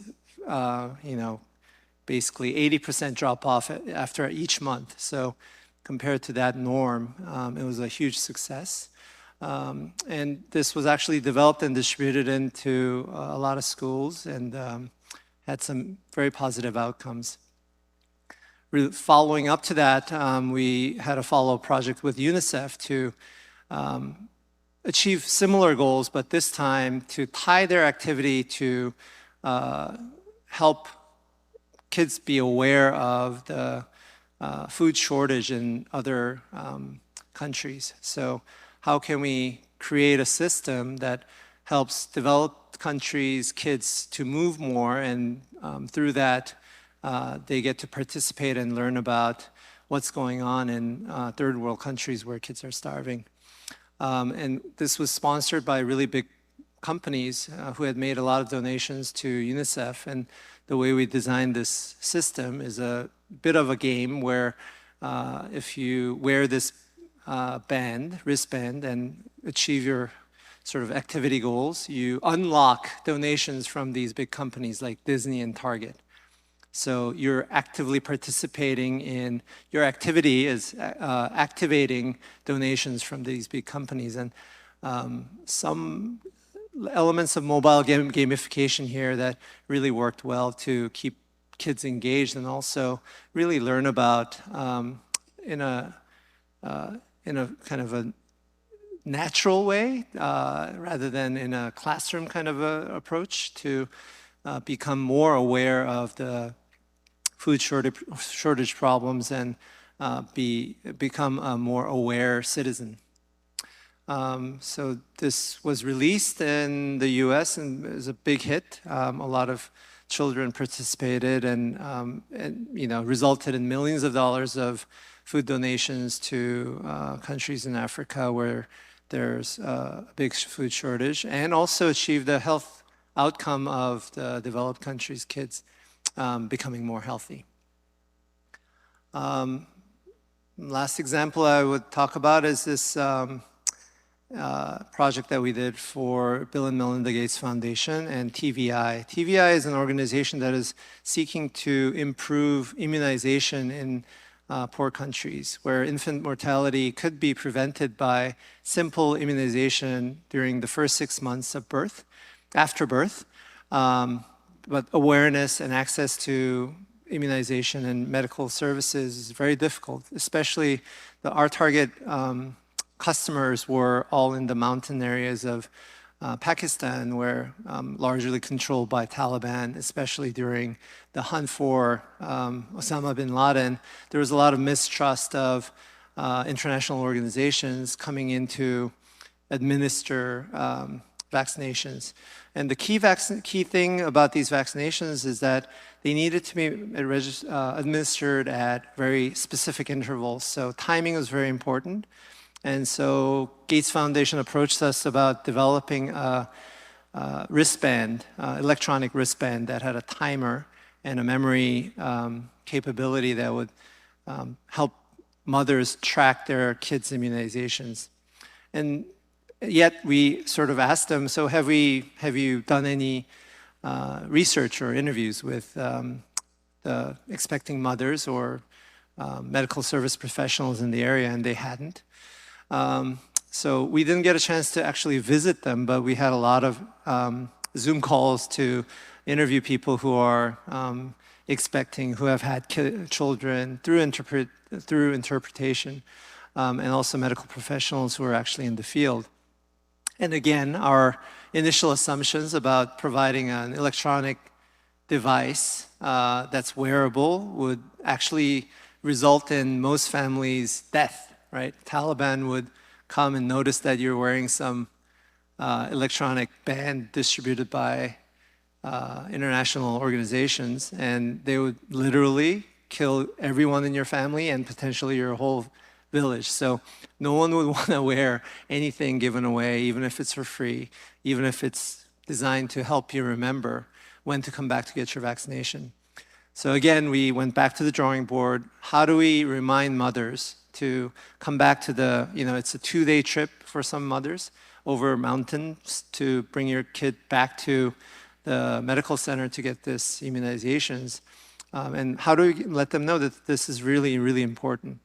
Infant mortality rate in that region was close to 25%. So 1 in every 4 child would die because of a preventable disease that could have been prevented by immunization. So there's a big problem. Our solution was a biodegradable plastic band with a chemical timer that would be given at the birth. Once the baby is born, they're put on the baby. And it's basically a chemical timer that shows a progression of time. A lot of these mothers and families are illiterate also, so we need to come up with a very clear signal. And it was a very simple system where a red line would show up after you start the timer, and it would slowly fill up to the first line. And when that first line, when the red line comes to that first line, you come back to get your first shot, and then the second, and then the third, and then the fourth. And with this very simple system that costs 10 cents per band, we were able to actually increase the immunization and survival rate after birth to a single digit, which is a remarkable difference. So with this design, it actually is still in the field, going through various iterations. This is almost 10 years old, but a very effective intervention to help. An example where our design and sort of reframing the question and really speaking to people in the field made a difference in how people sort of live their lives and the larger goal of helping people here. I think that's about all the time I have. I'm happy to move on to the next. Thank you. Thank you, Daniel, for setting the stage. That was truly inspiring. Okay, so now we have Yunmi so spotlight is on you. Thank you. Thank you for having me today with this great panel. And also thank you to the audience for choosing to be here in a beautiful spring afternoon. And it happened to be Friday.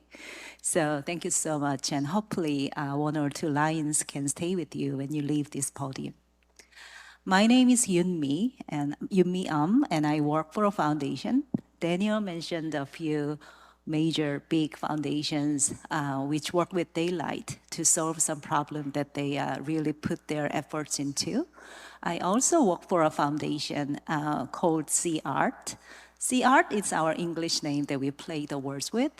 And in Korean, it is Siat, meaning seed, that we are putting our effort to, with the belief that what we are doing now will become something more than the seed that we are seeing now. So let me introduce what we do in our foundation. So this is the vision and mission. Has a lot of big words, but basically what we believe is that we want to contribute to a society where children and teenagers can identify, find, discover, and expand their own world, regardless of the family that they are born into. Many of you might notice that the economic gap is widening and widening. And with that, the experience that a child can have while growing up is really, really getting different. For example, if you are born into a family where in the living room you have books, music, art, and your parents have great friends who will visit your family and talk about politics, world, economy, business, then you'll be exposed to many different worlds as you grow up. But not every child can have this luxury of having that living room. So what we believe in our foundation is that library, especially public libraries, can become public living room for many of the children and teenagers, where they can be exposed to many different things, many different beautiful things that they might be attracted into.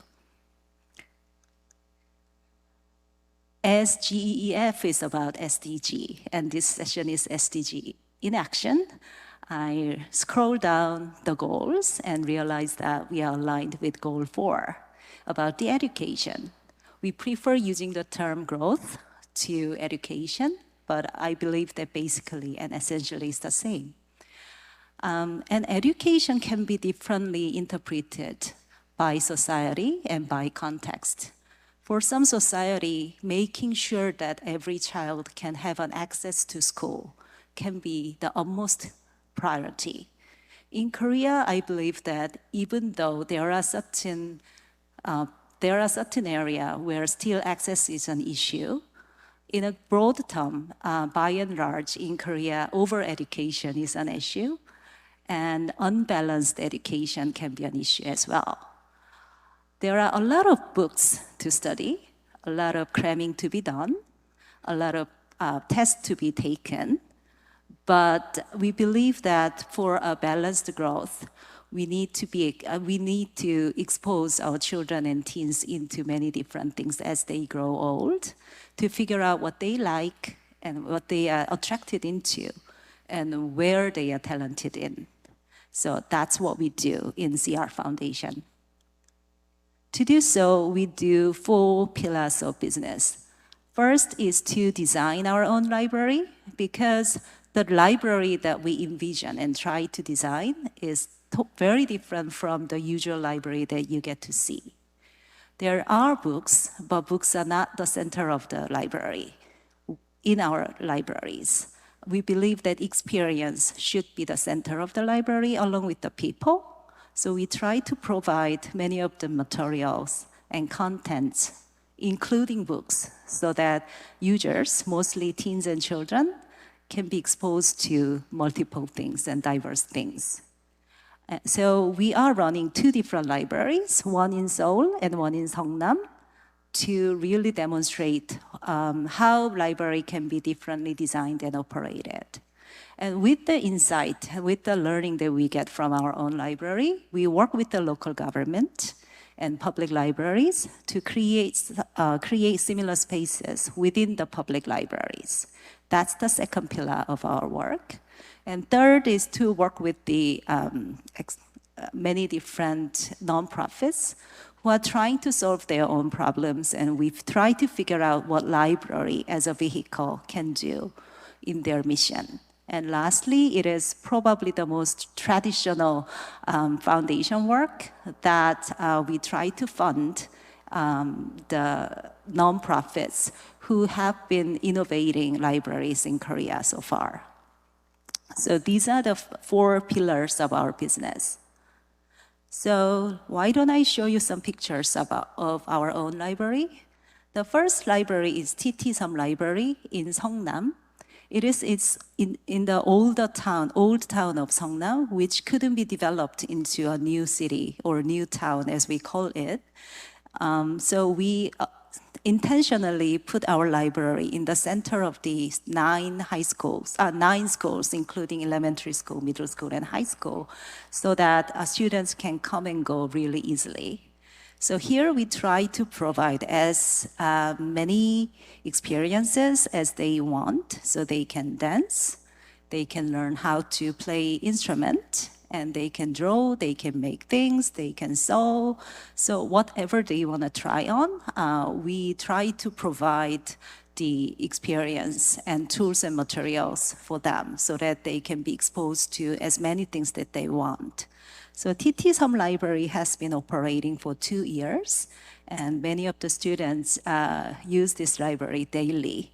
What we love about this library is that usually in many of the teen spaces, the number of users are very different between weekdays and weekends, because as we all know, teenagers are really, really busy these days.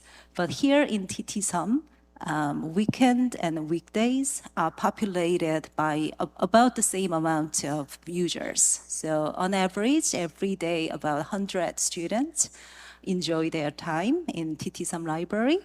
And in weekends, sometimes there's a long queue to get into the library.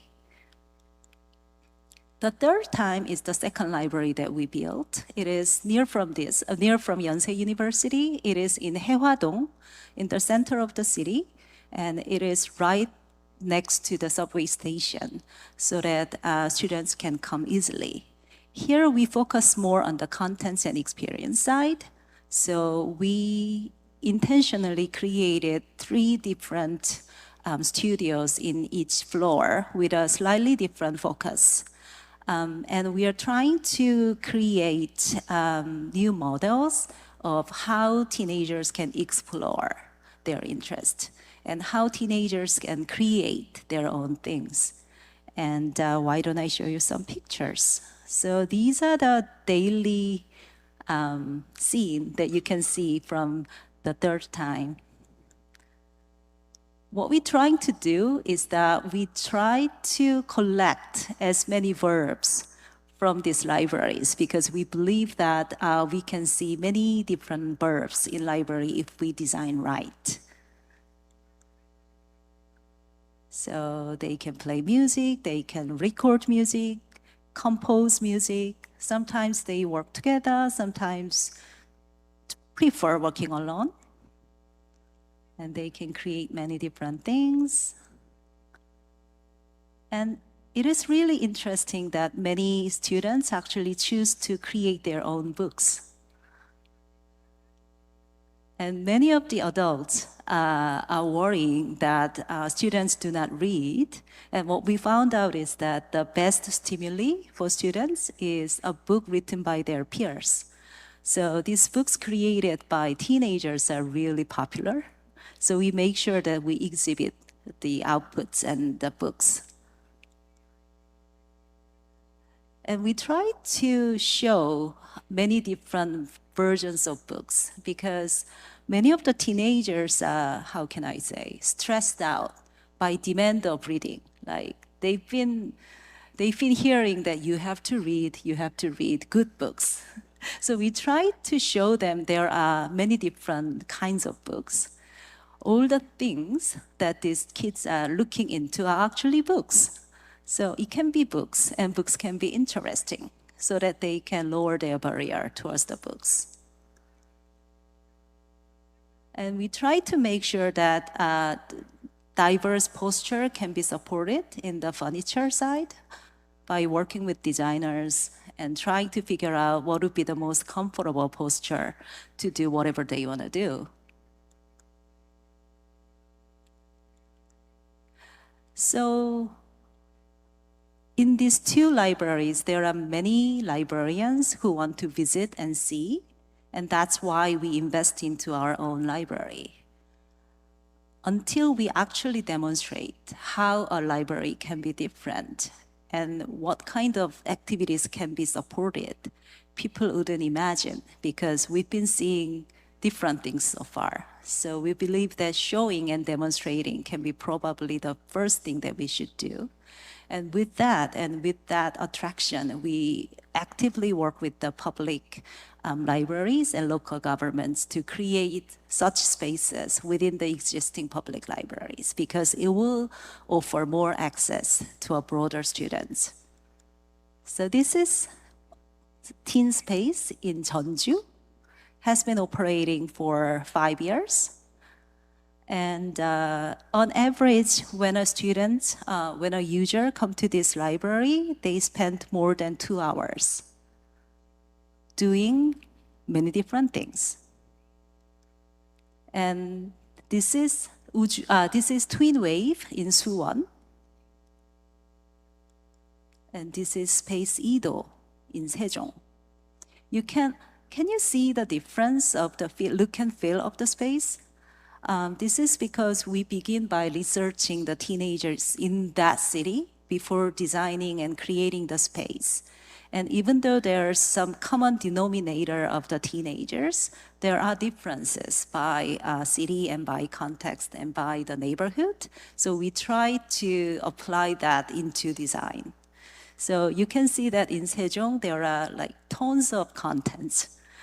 Because what we learned from the research is that teenagers in Sejong, they are eager to try new things. So we try to put as many contents as possible. And as teenagers need space where they can freely explore and do whatever they want to do, we also realize that children might need different space. So this is Moya, a different solution that we are providing for the public library. It is a little creative craft shop within the library for the children. And we are now supporting more than 30 Moyas across the nation. And also we work with the organization with subject matter expertise to create a new library or create new content.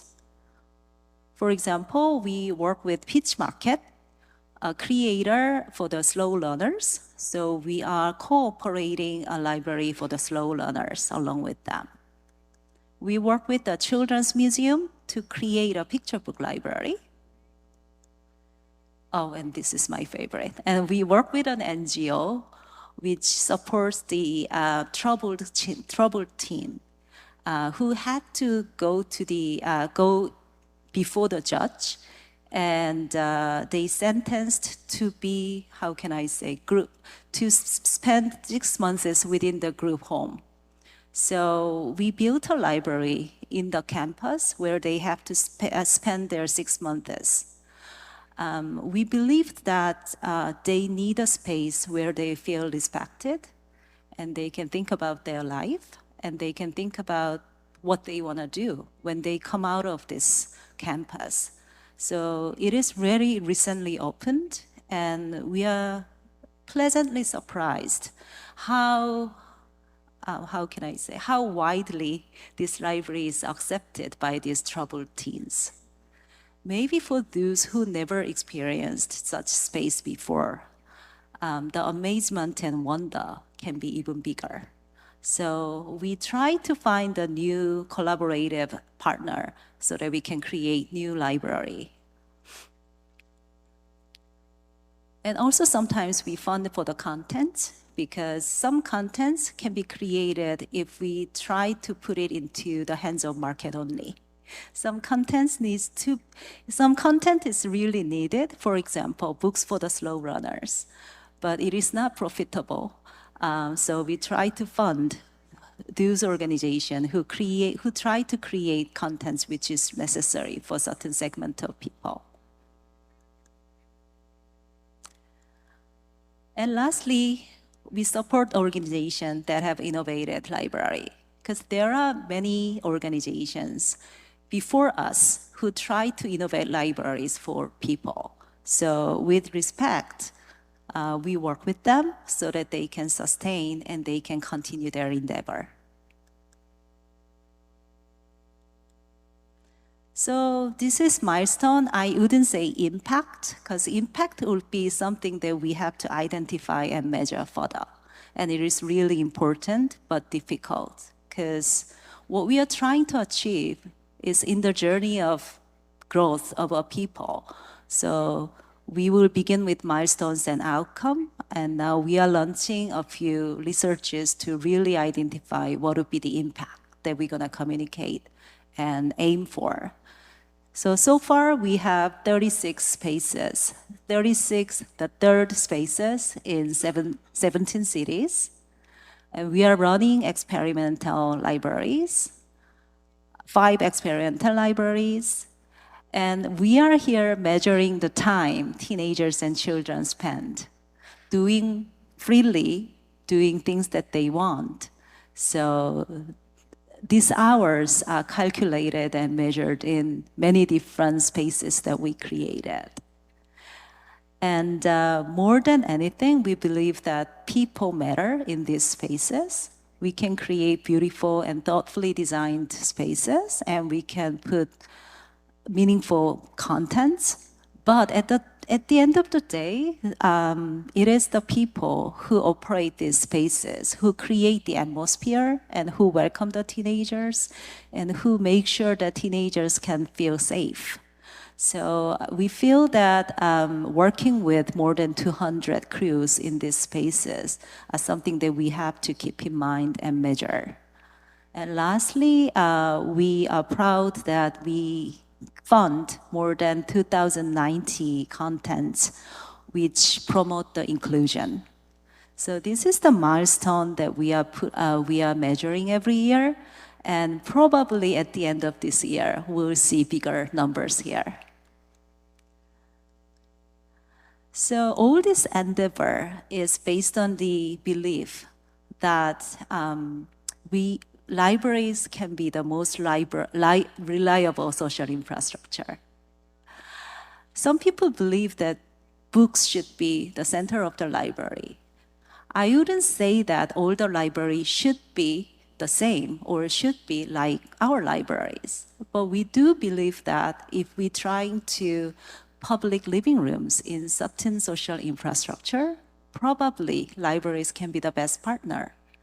Given that libraries always has been a really trusted social infrastructure, and a social infrastructure where all the people can feel safe to get into and do not have to pay. So we believe that as we want to create more and more public living rooms, libraries will be a great partner for us. And that's what we do. Here, so I'm going to stop here, and probably we're going to talk about many things later. And I am allocating resources in the library, in the foundation. So what I do as a chief strategy officer is probably similar with CSOs in the company, trying to align the strategy and trying to prioritize the project and make a decision on where to invest and where not to invest. And I'm having fun here. So thank you for inviting me today. And I look forward to more conversation with the panelists. Thank you.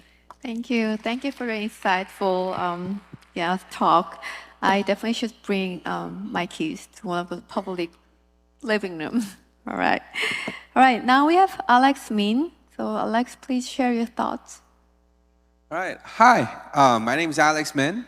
I'm the CEO and the founder of Reharvest. Now, I know that it's been a while since I opened my company, but most recently, I've had a lot of chances to talk about food upcycling. So I'm very honored to be here and present, kind of give you a rundown of what the food upcycling is and what Reharvest is doing.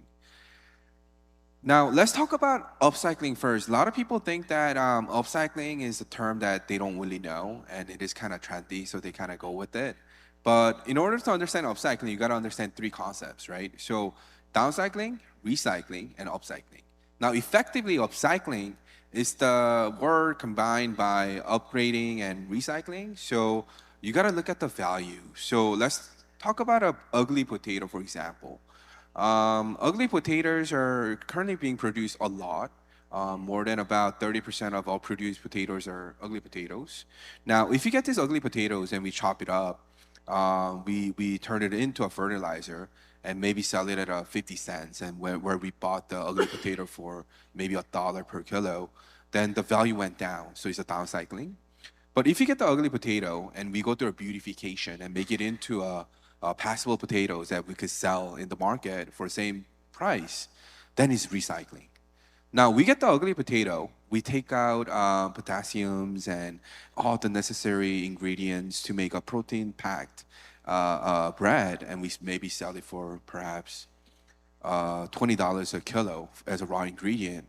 Now, then, we are upgrading the value, and effectively, we kind of call it a upcycling as well. Now, upcycling, why is this guy coming out here and talk about upcycling and a food upcycling, where this is an SDG forum, right? So SDG forum, SDG, we have a very direct values to it. So SDG number 12, responsible consumptions, and 13, climate action, and also number 2, which is reducing hunger, right? So now, having said all that, food waste and food losses is one of the dumbest social issues that we as a human beings created. So for example, 1/3 of all produced foods actually become food waste and food losses without ever reaching our table. And 40% of all the produced food that are being thrown away as a 1/3 is actually becoming from the byproducts. And now if food waste and food losses were to be a country, and kind of, calculate the greenhouse gas emissions, it will be third biggest contributing factor after US and China. And according to research out there, by 2030, we're expecting to have about 66 tons of food waste that comes out every second. Now, if you were to fill up a room, your room, with entire food waste, it will be 1 ton.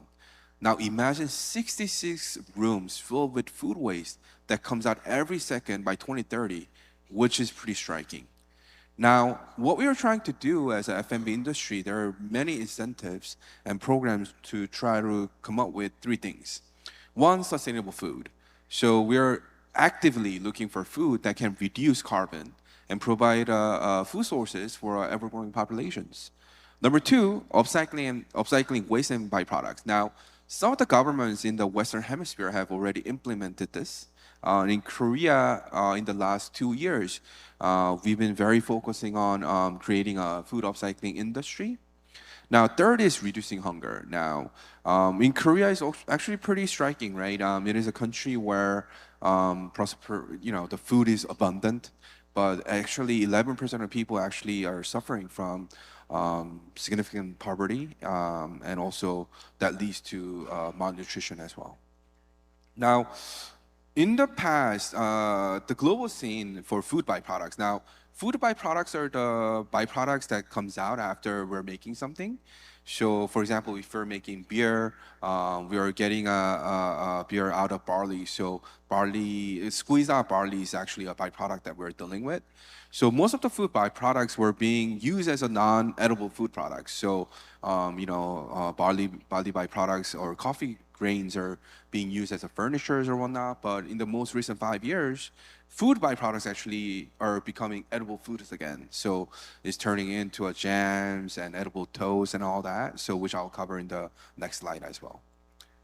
I am talking a little bit fast, but because I do want to cover a lot of topics in a short amount of time. So if you have any questions, you can also let me know as well. Now let's talk about food upcycling market. Is it marketable? Is it profitable? Is it worth it? Now, in essence of profitability, yes. For non-Asian markets, it's growing really fast. Now, the reason why food upcycling is growing really fast is because of the growth of alternative foods. Most recent days, people are eating a lot of alternative food, vegan food, alternative meats, eggs, and all that. Not because of their healthy reasons, right? People are actually doing that for eco-friendly reasons. They wanna participate in buying a story where they contributing saving the planet, right? But alternative food actually has a lot of controversies, right? So most recent years, when we talk about alternative meats that are deriving from soybeans, is it non-GMO? Is it really healthy? Is it really eco-friendly? Those are the question marks that has to be checked out by these loyalists of people who want to save the planet. But since food upcycling maximizes the value of eco-friendliness, the market is growing really fast. Now, in Korea, food upcycling is really new concept. In fact, food upcycling is not even a proper English, right? If you're looking at it, it has to be an edible upcycling. The food upcycling term is actually coined by Reharvest itself when we first incorporated it. And now food upcycling actually became a government-backed technology in a food tech realm. So I'm very happy that the industry is coming out and it's growing really fast. So some of the examples about food upcycling cases. So what are we upcycling in a country outside of Korea? There's a company called Regrained. They're upcycling food waste from beer production into a highly nutritious protein bars. Paul Pantry, they're upcycling cold-pressed juice byproducts into granolas. And many other companies are upcycling many different things. And in Korea, there are some other companies that are coming up. A lot of food upcycling companies are coming up from a conglomerate side as well as a small company side as well. Now, let's talk about SDG and kind of closing the loop in the F&B industry. What are the big picture that we're looking at? So before food upcycling concept has been in place, What we did as a a human being trying to eat a lot of good and tasty food, we've been growing a mass amount of resources and have a mass amount of mass scale harvesting, mass production, and then created mass amount of food waste that becomes low value added products or actually become a burden to our environment. Now, what we at Reharvest, what we are aiming to do, we're reharvesting these byproducts into healthy and nutritious food products where we can, provide two things: sustainable foods for the generations to come, and also saving the planet at the same time. Now, when we look at byproducts, we don't just select any byproducts to be upcycled just because we are companies. Some of the things that we have in mind is definitely our regulations. When we first started out Reharvest, since food upcycling was a new concept, Korean FDA, Korean environmental protection agencies, even tax authorities are very concerned about this project. But we are lucky enough to get rid of all the legal obstacles to push forward this project, and we were able to do it. So a couple things that we look at from a different byproducts is regulation at first. Second is quantity. Since it is a food upcycling, people think that it's going to be free and it's going to be low value adding products. But at the end of the day, we're creating something very healthy with the technology that we have. So we have to make sure that we can sell this. So one of the main things that we look at is cost of goods sold. So we look at a huge quantity byproducts to be upcycled for that matter. Now, we also look at how clean it is when it first comes out and also nutritional value as well. Because if the byproduct has very low nutritional values, it is very difficult to sell to the market. Sometimes we sell products not just based on the ESG or eco-friendly concept of it, but sometimes we sell our product just solely based on nutritional values as well. So at Reharvest, we upcycle beer byproducts and shike byproducts and ginseng byproducts. And some of the mainstream byproducts that we upcycle is beer and shike. I'm going to briefly go over that as well. So let's talk about beer and shike byproducts. I mean, is it a lot? Now, in Korea, have you guys heard of somek? Somek is a soju bomb, right? It's a mixture of soju and beer. It's a heavenly liquid that I love. But in Korea, we produce about 420,000 tons of beer byproducts annually. And 55% actually becomes a food waste where we have to pay to get rid of it. So I found the opportunity that we can upcycle this. And because of these byproducts usually have a very high nutritional values, when we turn it into a product, it is also very nutritious. So what we do at Reharvest, we reharvest these beer byproducts and we turn it into a functional powder products.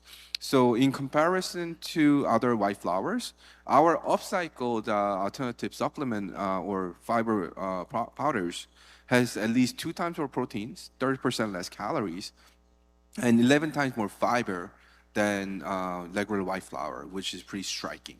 So a lot of people ask me, why is that? How come there's so much nutrition in byproducts? There's a saying in Korea, what's good for your mouth is actually bad for you. So let's look at a beer, for instance, right? We get a barley and we squeeze out carbs and sugar content as much as we can, and we turn it into a beer. So whatever that is left over in this squeeze out barley is very healthy, right? It is essentially took out all the things that are bad for you, right? So that's why a lot of times when we upcycle byproducts, the nutritional value is pretty high and very marketable. Now, as a last, let's talk about ESG. Now, I'm going to focus more on environment, just because SNG is something that I could, talk in the other session as well. But in the ESG, I would like to talk about E alone. So when we upcycle beer byproducts and turn it into alternative flour or powder products, 1 kilogram of renewable flour actually saves about 11 kilograms of carbon and 3.7 tons of water. So this effectively goes out to say that when we eat our products, you're saving the planet, where you're eating something healthy, and where you're enjoyably saving the planet at a very realistic measures. So that's what we have created at Reharvest. Something that I want to say as an ending remark is changes. Food upcycling definitely made a change in our society. But as a startup level, we can show the potential of a change, but we cannot make this change stick. And in order for this change to stick in our society, we need our help from you guys. A little bit of bravery to try our noble products, or a little bit of bravery in encouraging these startups will go a very long way in creating a sustainable future. So yeah, and that's what I wanted to say, and thank you for listening, and I'll be looking for a panel discussion as well. Thank you. Thank you. Thank you, Alex, for your talk and also your dedication. All right, now we have Kang Yeon-jo from Paywatch. So the stage is yours. Hello. Hi, everyone. Thank you for having me. I'm so honored to present our Paywatch journey from social impact standpoint. I'm Kang Yeon-jo. I'm heading Paywatch Korea and co-founder of the Paywatch Global. Paywatch is the financial solution provider through fintech basis to the people who needs financing needs for emergency. Basically, what we do here is on-the-wage access service to the population, marginated population who needs money for emergency cases. Basically, we started in Korea in 2021. We have now 5 offices, and we operate in 4 countries, including Malaysia, Philippines, Indonesia. When we start this business, what we believe is we can help people who need the financing and for their emergency by their EWA program. Basically, I'm salary worker. I think so. Most of them, you have also the part-time or full-time work program, and then maybe most of you guys are salary worker. I think waiting for paycheck sometimes can be very difficult if, in particular, unexpected the expenses arise. In that case, normally people are looking for the formal solution or informal way to get the finance to solve the emergency problem. When we start in 2021, we found most salary workers has experience in needs of the emergency funds, and then most people has experience to use informal or formal solutions like the first-tier bank or second-tier bank or credit card kind of things. But the focus countries we are looking for here is we found very pervasive challenge in South Asia. Not only Korea. Actually, Korea is 3 or 4 times GDP compared to the other 3 countries, but minimum wage population accounts for around 7 million out of a 25 million economic population in Korea, which means over 1/3 population of the economic population still the struggle with minimum wage income in Korea. So I think many populations has the same problem. not only in Korea, also across Southeast Asia countries. But in particular, Southeast Asia, unlike Korea, they have the lack of the short-term liquidity solution like a credit card. I'm not sure whether you know how Korea credit card business industry is matured in Korea. I think around 100 million card is issued, which is 4 cards per 1 economic people. But compared to Korea, in Southeast Asia, credit card penetration is below 10%, which means there is no easy and fast solution to cash. So we focus on that. If you look at these diagrams, many Southeast Asian countries has underbanked problems. Except Malaysia, Philippines, Indonesia, most Southeast Asia countries underbanked portion is over 50%, which means they don't actually have experience to use or have access to bank or second-tier financial solutions. So which we focus. So our solution here is through app, easily you can get the money before payday whenever you need, which is real time and also very nominal fee, no interest. Our model doesn't require credit score or income requirement for our users. This is a simple diagram. If you are Sarah, so if your salary day is paycheck day is 30s. If you need money 2,000 ringgit before payday, you can easily get the money through our app.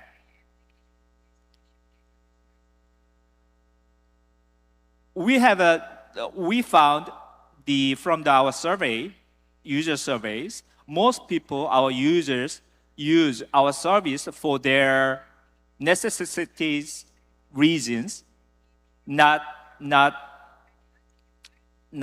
how would I say, the shopping, luxury, or other reasons. So people who use our service is to live their life, not to live or spend or luxury the products. This is our clients. If you look at I think you can easily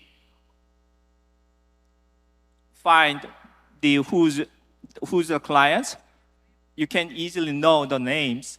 So, people who work for these powerful brand, the companies, they don't, their incomes are high, it's not. Front worker or part-time workers, they almost get the minimum wage incomes, even though they work for CJ or KT something. This is what we were looking for.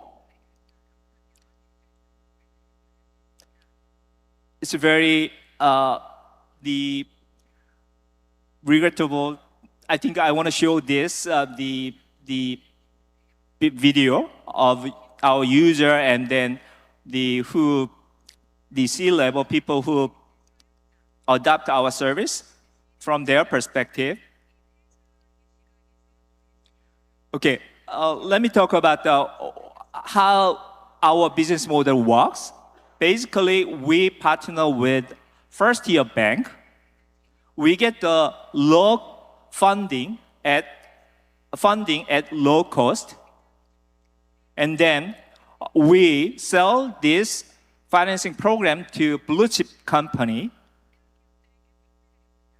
for the low income segment.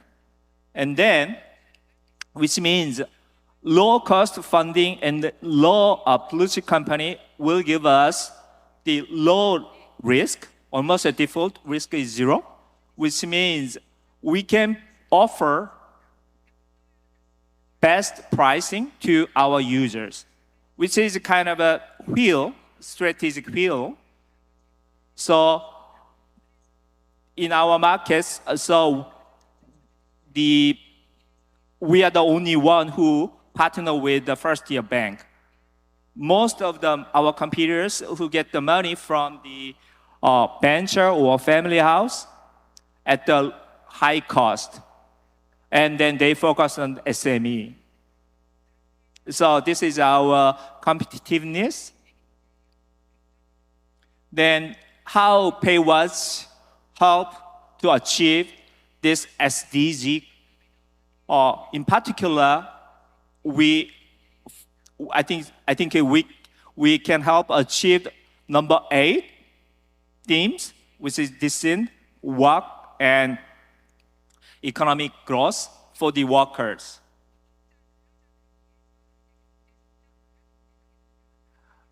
Our service is our vision. I think that we can say this is our visions. We provide fair access to all financial programs for all the people, which we call financial inclusion or financial health.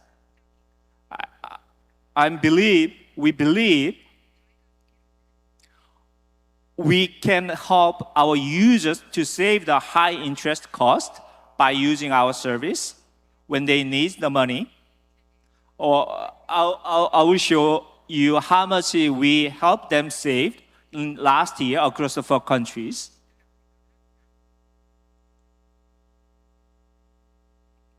And also, we start with this EWA service, but we are hoping to expand to financial well-being platform, which means if you are a PayWatch user, you can enjoy the premium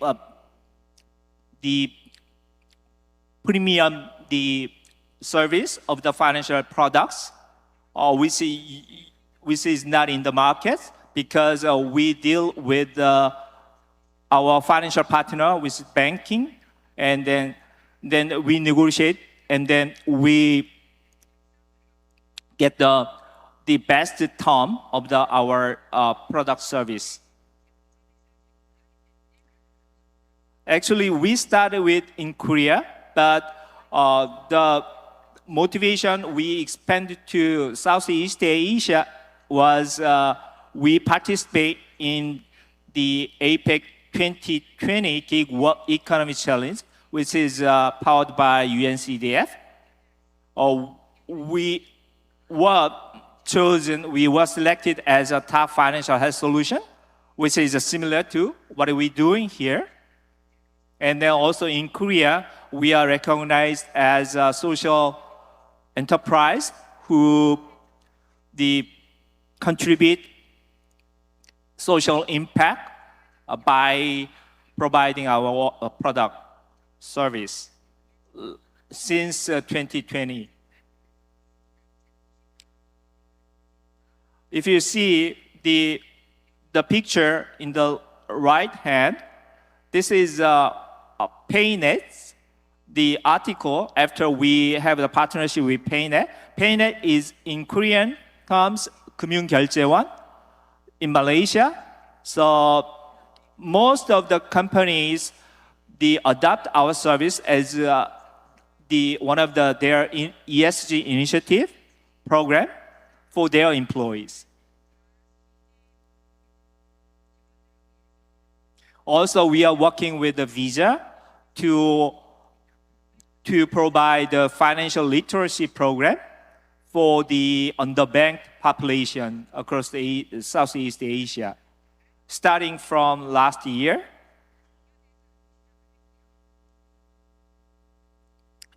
if you look at this, the diagrams, how underbanked people by income tiers get the eligibility to the financial products. If you look at the credit card and personal loan below 3,000, which is a minimum wage, they don't even get their opportunity to apply for credit card and personal loan. They don't have that. So we focus on that populations. We are certified, we have a certificate of Sharia because we don't charge interest to users. In Malaysia, which is very powerful, we think, we believe. Indonesia, and then like Indonesia, a lot of many Muslim countries in Southeast Asia we are looking for. So which is, we believe, good, the kind of a certificate. This is, as I mentioned earlier, is how much we help them to save interest by country. Actually, last year, across 4 countries, we helped them to save over 300,000 US dollar interest cost. This is it. Thank you very much. Okay, thank you. Thank you, Hang Yeon-jo. All right. Unfortunately, we are out of time, so we don't have enough time for discussion. But I think that's a good excuse so that we can invite the same speakers again next year to continue this discussion. So I'd like to extend my sincere gratitude to our panelists for their insights, and definitely that leaves a lot of food for thoughts. And thank you for participation and contribution. Thank you.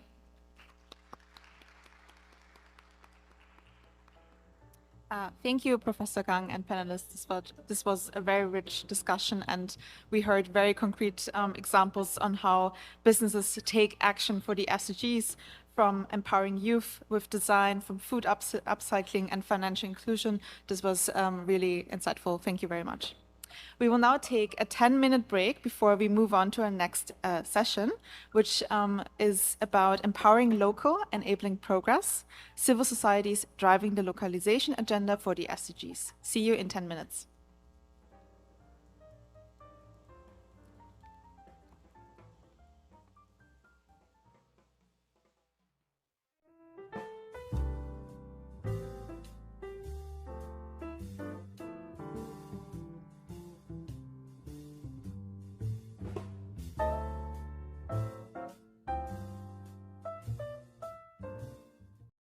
Hi, everyone. Welcome back.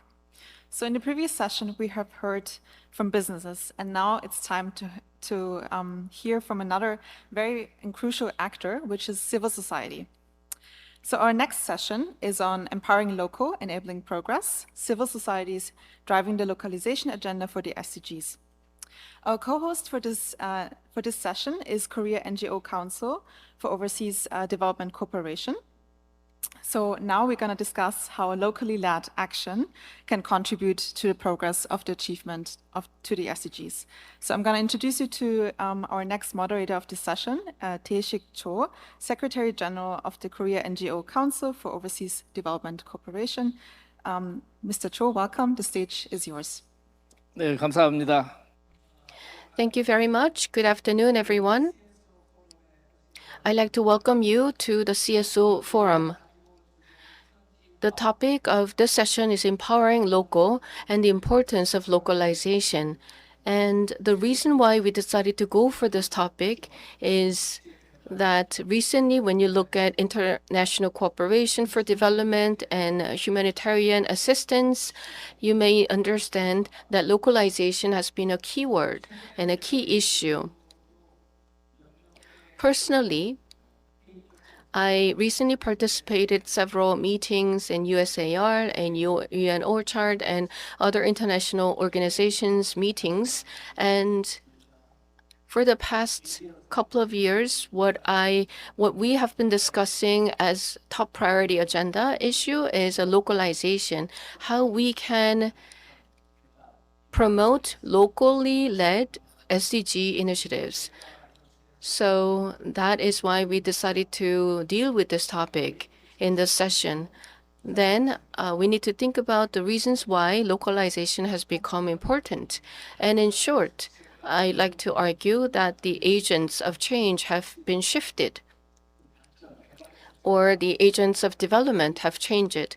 In the past, these were mainly provided by the donor countries, but now there is a shift within the recipient countries, a shift from the public sector to the private sector and from the public sector to local community members. So this means that local community members have become important agents for change and development. And I believe that empowering local residents is all about localizing SDGs. This session is about civil society organizations.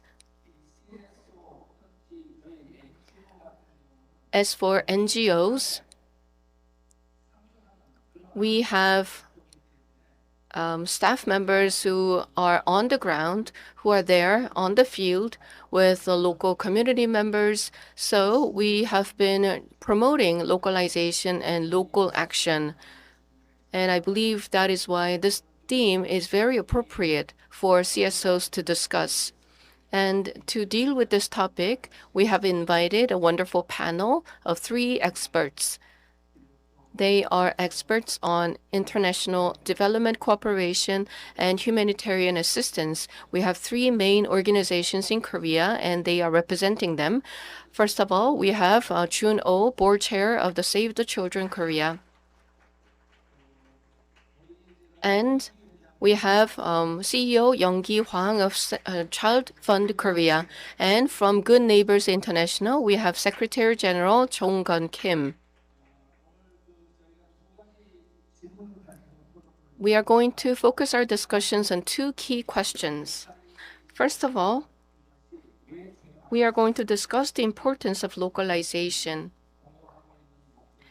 We have the common goals of the SDGs, and in achieving the SDGs, we need to utilize localization. What's the relationship between localization and the SDGs? That's the first question. And the second question is to share with us your specific cases and projects that each of your organizations have carried out.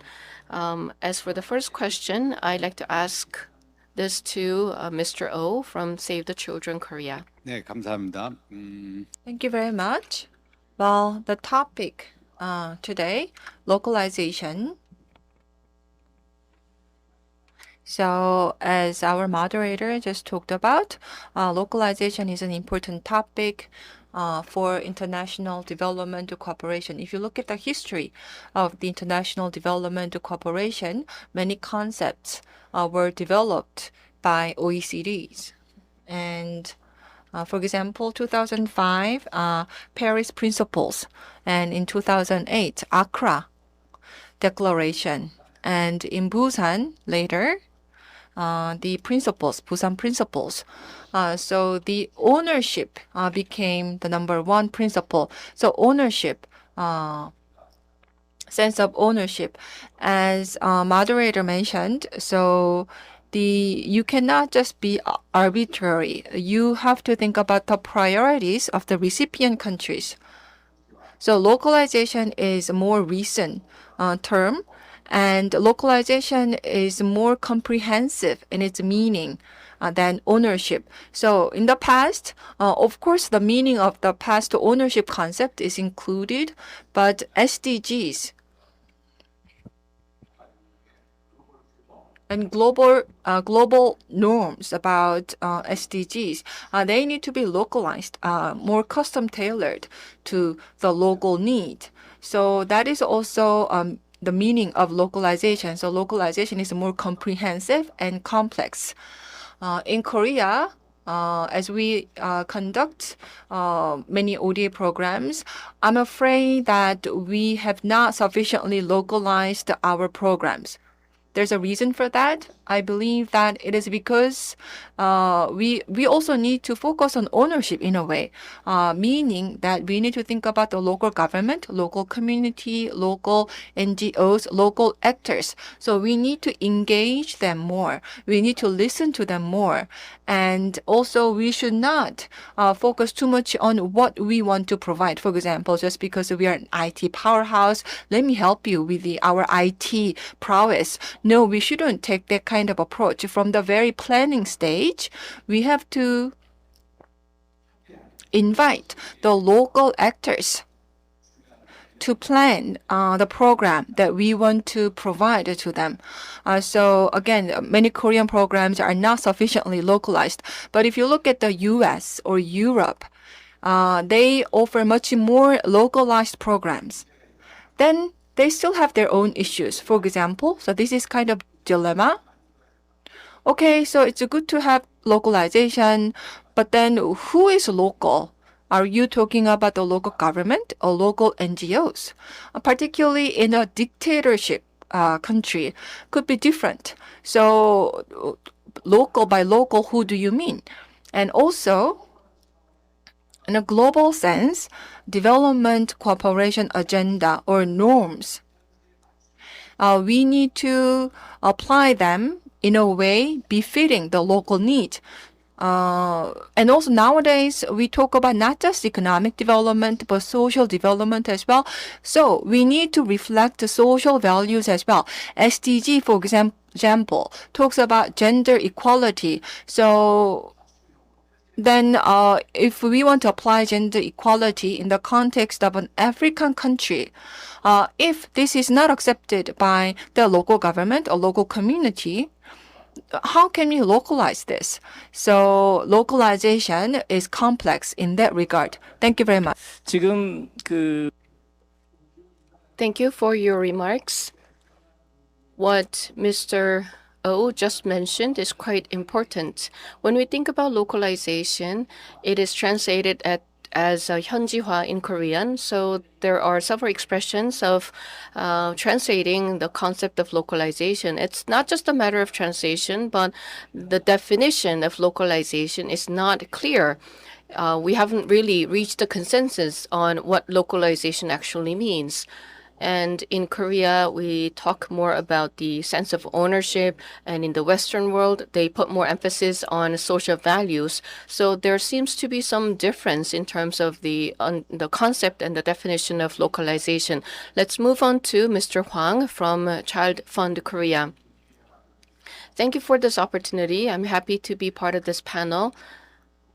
These days, localization is a hot topic, so I'm very happy that we can discuss this important topic. As I just heard from Mr. Oh, we need to think about whether localization means a localization from the perspective of the government or from the perspective of the CSOs or the local community.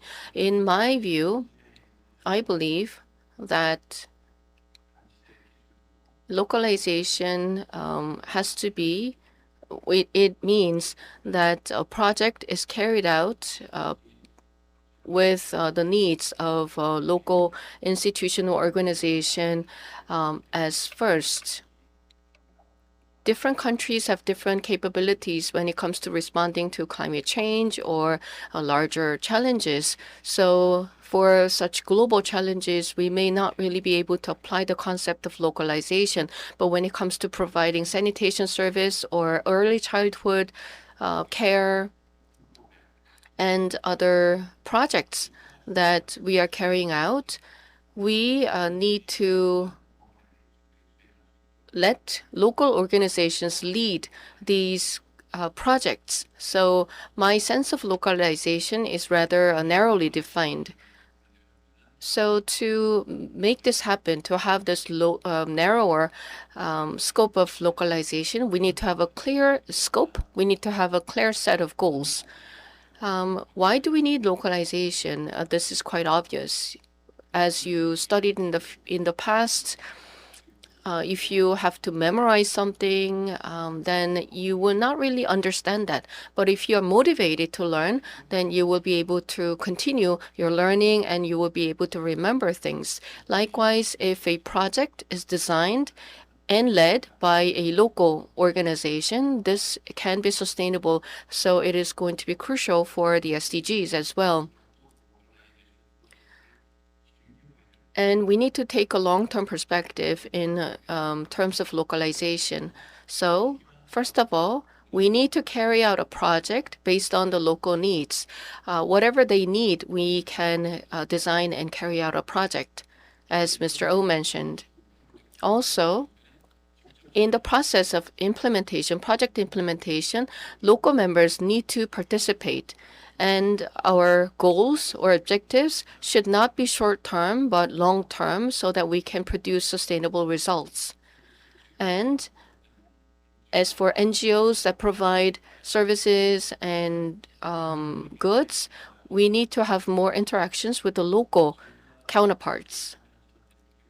And what I learned from our experiences at Child Fund Korea is that it is number one priority to build capacity of local staff. When we go to Bangladesh or Malawi or Sudan, in these developing countries, there are some competent local organizations, but they are not really good at doing accounting or making reports.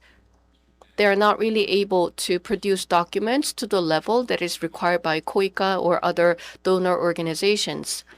They should build their capacity and capabilities to design and implement the project and create a report and do accounting. So the entire process should be handled by the local organization, but it's not easy because their capabilities are lagging.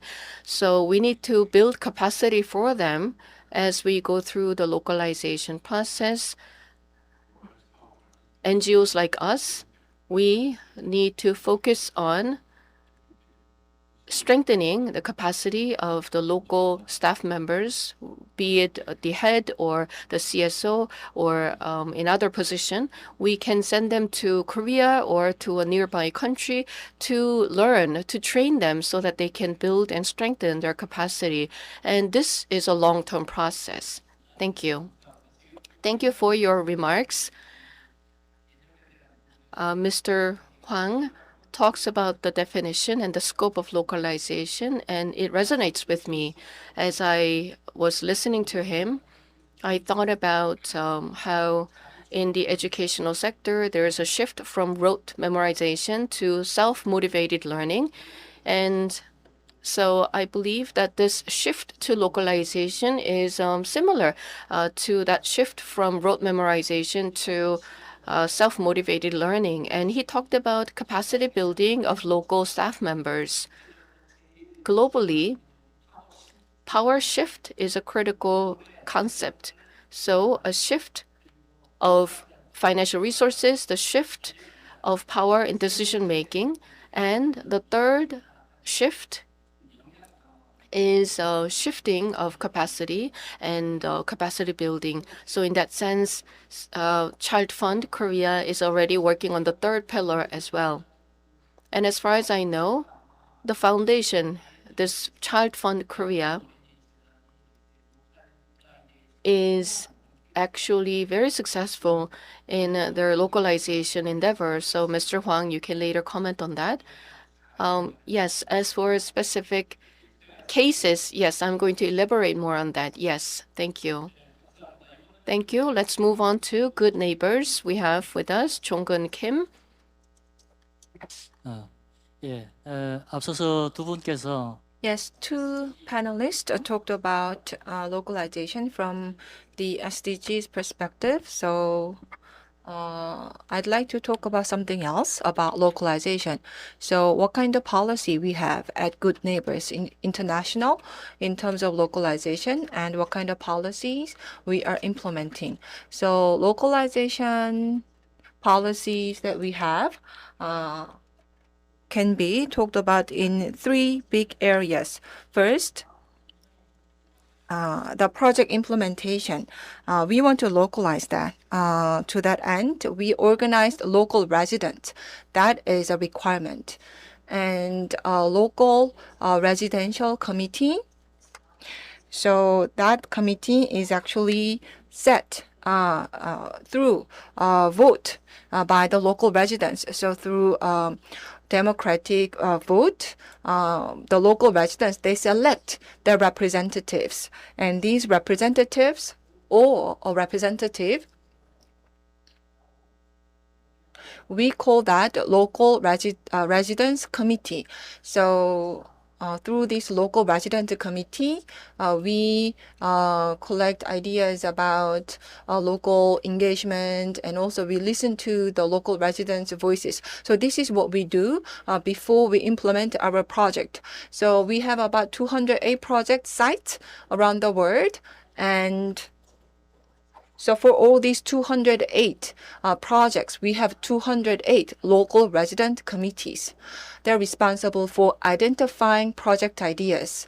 And in terms of project progress, they also actively participate, and they speak out, they voice their opinions, and they participate in the project implementation. So as two panelists talked about, the local engagement is really ensured through this channel of a local resident committee. And second area is about governance. We want to localize governance. To do that, we set up local leadership. So Good Neighbors work in about 51 countries, out of which 16 countries we set up local leadership. So about 30% of the countries we operate in, we work with a local leadership that we set up. And our immediate goal is to increase this ratio of local leadership to 60% of all countries we operate in. 100% is not easy to achieve right now. And also per continent, for example, there's a ratio about 6:4. So we believe that this is a good structure. So local leadership, if a given country has a local leadership setup, then we use the local leadership to work with the local community and also fundraising as well. Local leadership, they are really exercising truly leadership in raising the fund for the project. Good example is Tajikistan. And out of their total budget, 30% locally they raise the fund either through global fundraising campaign or domestic fundraising campaign. And third area of localization policy, we want to localize core competent human resources, for example, technical manager. So in the case of short-term project, so so far we dispatched Korean people to the project site, but the mid-level managers, we want to have a local person as a key man, as a middle-level manager, and a Korean technical manager, for example. So Korean technical managers is dispatched to the project site only for a few months of the year. And project management overall, the decision making is done by the local PM. And technical manager from Korea will provide technical assistance and administrative assistance and also communication with the donor. So that's what the technical manager does. So if there is so we have mid-level local managers. So they really function as local leaders, and we want to develop them in their leadership capacity. So those are the three main areas where we want to implement the localization of our policy. Thank you very much. Mr. Kim mentioned is three aspects of localization. Having a residential committee and governance structure. When it comes to businesses, governance is about the ownership structure, and in the government, governance refers to the decision-making process and the structure. And among the NGOs and the CSOs, I believe it's in the same context that governance and localization, this is about decision-making and fundraising and capacity building. So all these elements, all these aspects are all related. And the three panel members already covered some key concepts. Let's move on to the second question. Mr. Huang,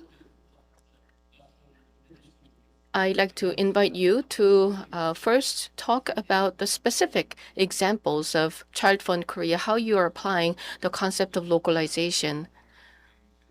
Well, Mr. Cho, the moderator, has invited these three organizations with an intention. I believe there's an intention.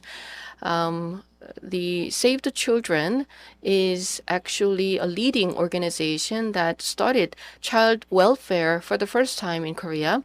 And Good Neighbors has about 30 years of history in Korea, started as a local NGO, and it became a global organization with offices in more than 50 countries, and it has more than 200 project sites. So this is a wonderful achievement. It is indeed a legendary organization. As for Child Fund, it has a different type of legend, so to speak.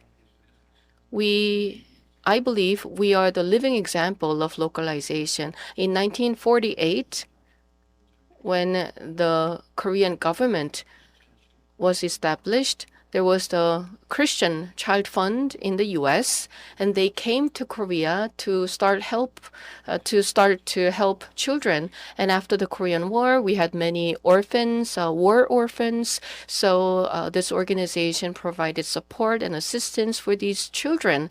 And in this process, the CCF thought that they would have to localize these campaigns and projects. So in 1976, we had missionaries of CCF from the U.S., the management, and at that time, they gathered the leaders of the Korean organization, and they said, okay, we will give you 10 years. Please strengthen and build your capacities so that we can hand over all these works to the hands of Korean leaders. So since 1976 to 1986, for 10 years, a lot of efforts were made and a lot of trainings were done. So in the past, all these projects were led by foreigners, but in the meantime, there was a lot of transition and empowerment of the local leadership. So now the local leadership even secured a building. And so in 1986, a new organization was established under a different name.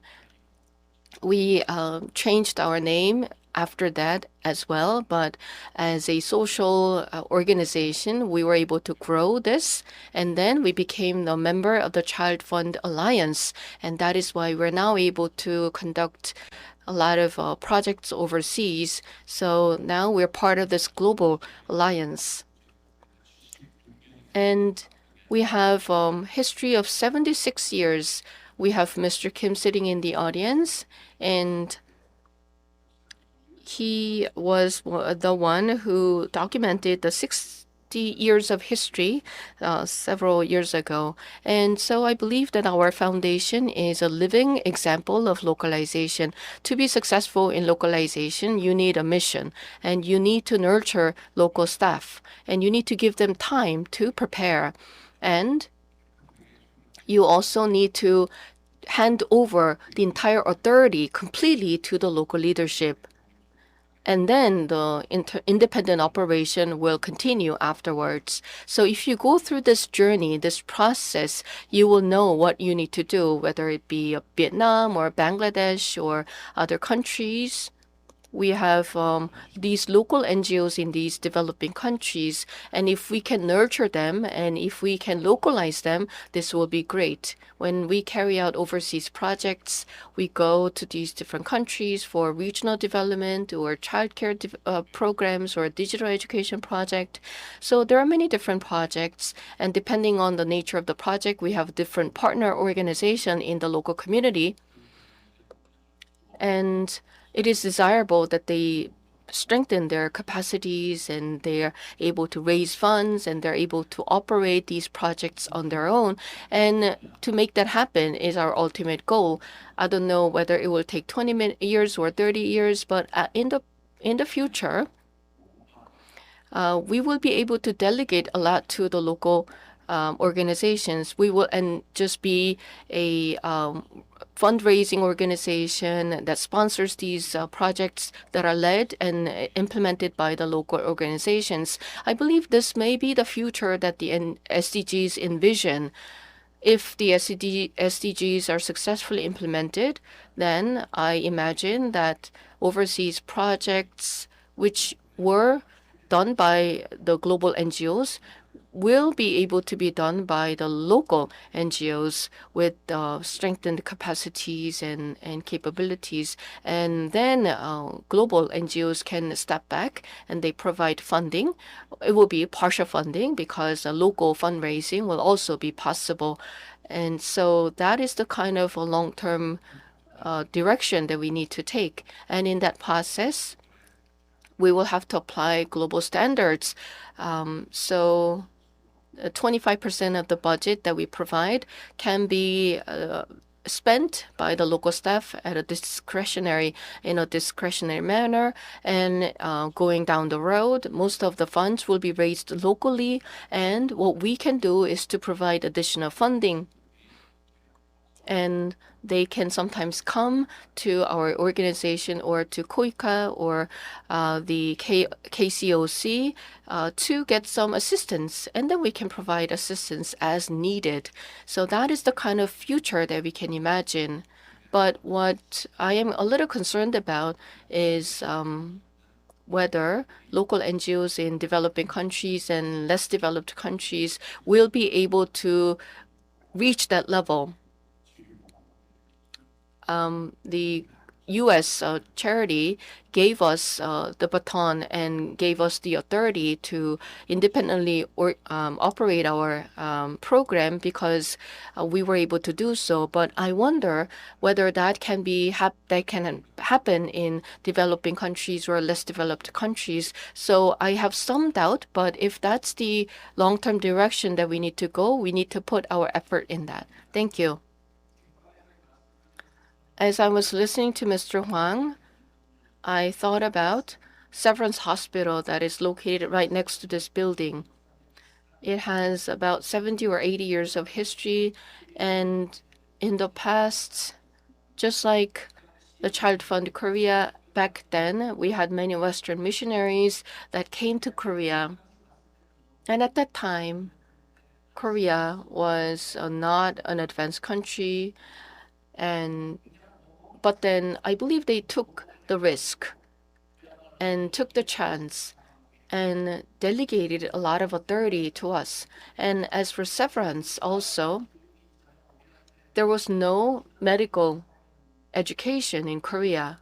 We didn't have competent doctors, but then after providing education at the Severance, they handed over to the Koreans right away. So it reminded me of the history of Severance. So Child Fund Korea, I believe it is a really good example, and it is a model that we can be proud of. So thank you for sharing your story with us. Next. It may be a different case in nature.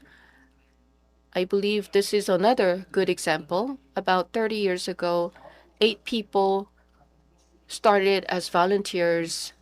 but after 30 years, they have more than 4,000 employees, and they're doing a lot of things in Korea and overseas. And this is another success case, another legendary case, which is good neighbors. So in that sense,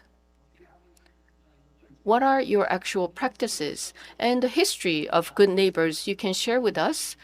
This is going to be very inspiring as well, and it fits well with the topic of the session. This was not a prepared question, but Mr. Kim, I'd like to ask you to talk about that as well. 예, 이제 우리 두 분께서 Yes, the two panelists who talked about talked from really big framework, and I want to give you more example. I prepared an example, a specific project as an example, but now I get asked about our history and management. So in our case, when we started, our motivation was really clear. So Korea used to be a recipient country, but now donor country. So that was a big motivation for us. That's where we began. So with that understanding, with that sense in mind, and as Korea went through the change from recipient country to donor country, and our founding father, so to speak, they already experienced development projects at other international organizations. As Mr. Hwang talked about,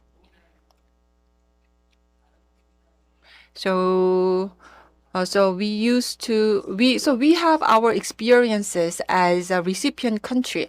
So when we were recipient country, already our founding members had the experience about running the projects and running this kind of organization. So we have the experience of growing the organization and conducting projects, and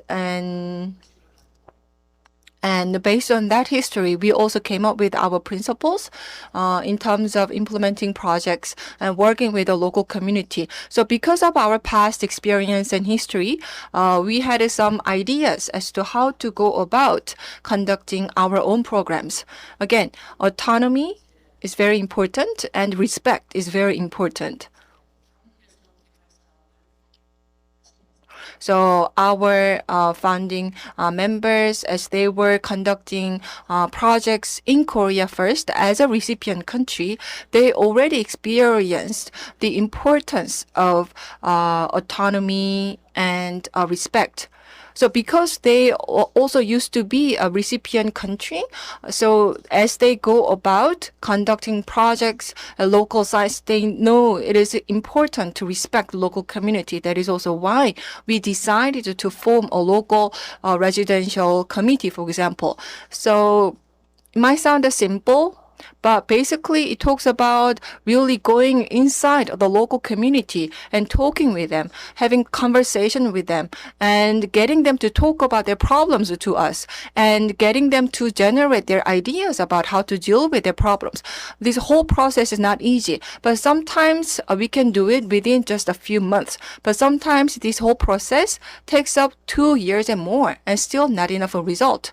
But because we decided on this principle, we still prioritize entering the local community, and if we do not form a local resident committee, then we do not implement the project, because we believe that we need to really get the understanding from the local community about the project, and we also want to respect them as well.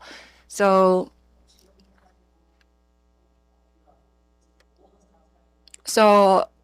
on all our project sites, we have such local resident committee, and we also emphasize this because of our own experiences. And also for governance, this local committee and the representatives, local representatives on this committee, we want them to participate in governing the project, and we want them to become the highest decision makers ultimately. So we want to grow them in that capacity as well. And this is really important to us. Again, autonomy and respect is really important for us. Thank you very much. I asked you an unprepared question impromptu, but thank you for your wonderful remarks.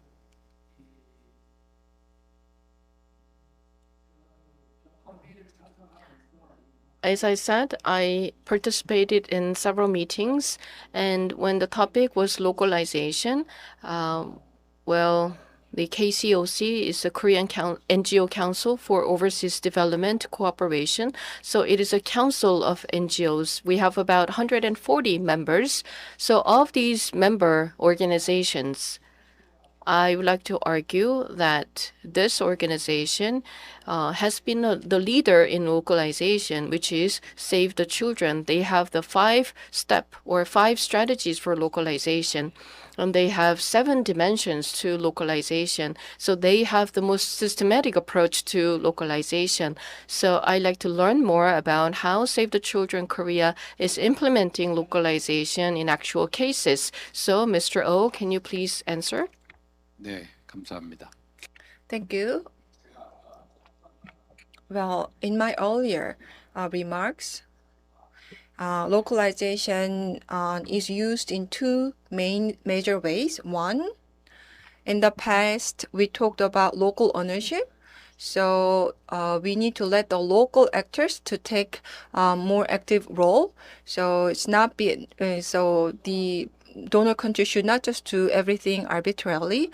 And second sense is the global development goal or global development norms need to be more localized to the local conditions. So these are 2 main meanings of localization. But the problem is these 2 meanings, they conflict with each other. So in the past, I used to serve as a board member at the Save the Children globally. Back then, there was a Taliban government in Afghanistan.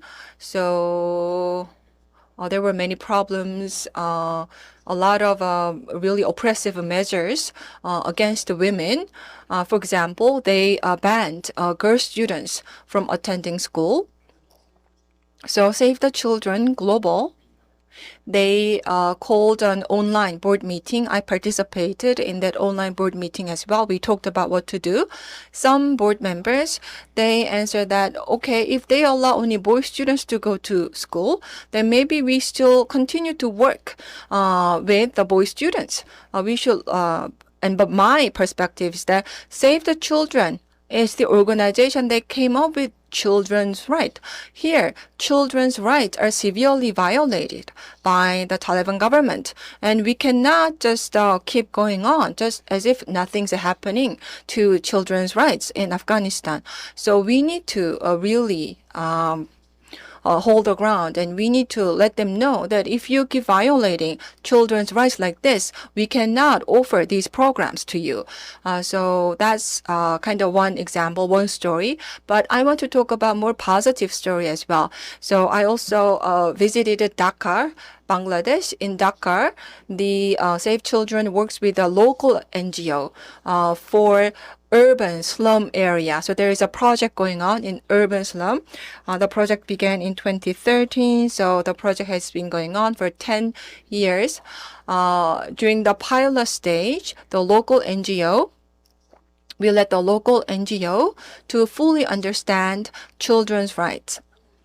So we worked, we did some initial work with the local NGOs. So at this stage, we are not implementing the project yet. We are just getting to know each other.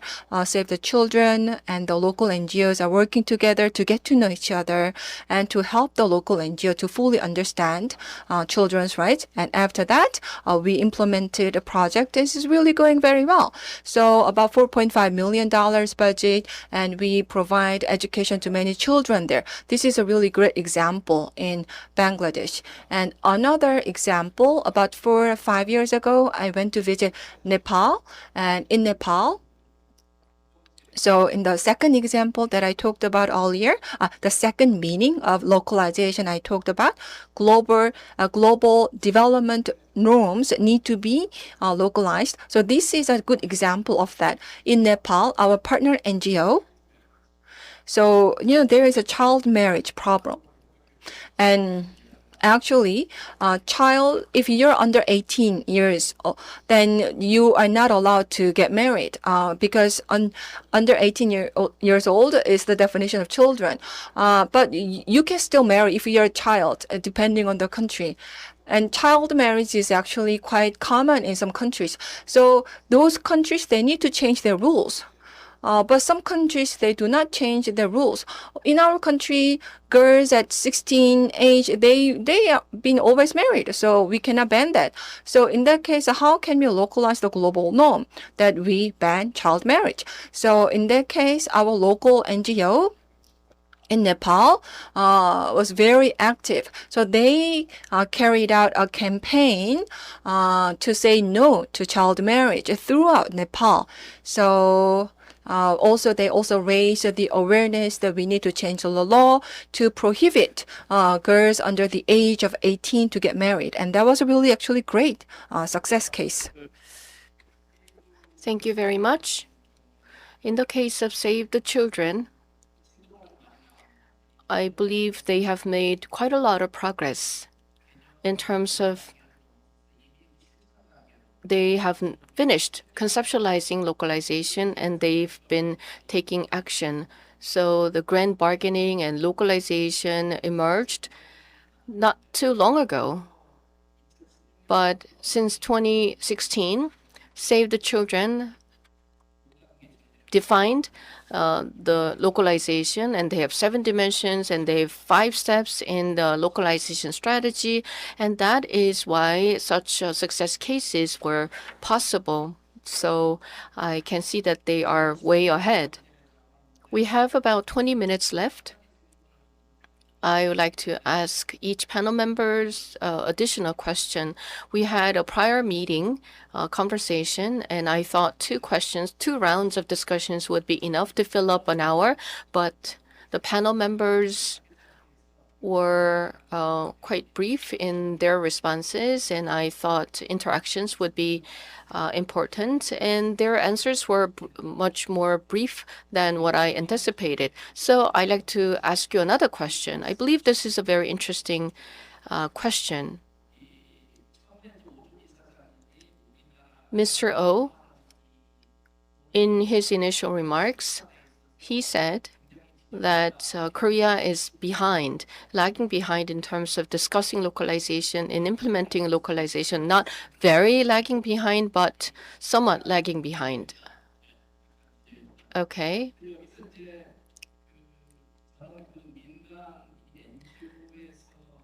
Now, we have many NGOs and what they understand as localization and the government's understanding of localization seem to be quite different. There seems to be a gap of understanding between the two. As for private NGOs, they have deepened their understanding of localization, but the government is not there yet. So even though we pursue these projects, we need to work with the government, and there should be more alignment between the two to make progress in localization. So in your activities, you may have run into some obstacles or challenges, and you may have some recommendations for the government as to what they need to do. So can you share with us? 제 생각에는 In my opinion, the concept of localization still, I think we often talk about the public ODA programs by the government rather than NGOs. because other than the government agencies, there are not that many like pure NGOs in Korea who are able to go out and conduct programs with the other countries. So NGOs, and also when they go overseas, they have no choice but to work with the local NGOs. So for NGOs, like NGOs in Korea, they're already used to localization to a certain degree. But if you look at the Korean government, and Korean government is more focused on working for Korea's interest. I also used to work at government, so I understand that. So when the government conducts ODA programs, we were talking about planting the pole of our national flag on overseas soil. So we would talk about, oh, this program is to help our national interest. That is why we are going overseas with these programs. And I would say that, well, also OECD, if you look at OECD development program principles, it says, no, it's not about you planting your national flag on overseas soils. It's about looking at and helping other countries and looking at their needs. But still, many officers and Korean government, they think about carrying out overseas projects in terms of planting Korea's national flag. So again, localization need to be an important value for ODA programs. And also, oftentimes, the peer review points out that Korean ODAs lack localization. For example, we overly invite the Korean companies to participate in ODA programs. And of course, France, for example, when the French government implements their ODA programs, of course, the French companies are invited to participate. So there's no exception to that. But still, the ODA program and their success, their outcomes are measured internationally. For example, China, they have a lot of development programs, but they're not inside the scope of OECD, so they are not measured by OECD. So oftentimes, and of course, China, many of their ODA programs are about really planting their national flag on overseas soils, but that is not the approach we should take. Thank you, Mr. Huang. I am glad to hear that the government is also thinking about localization.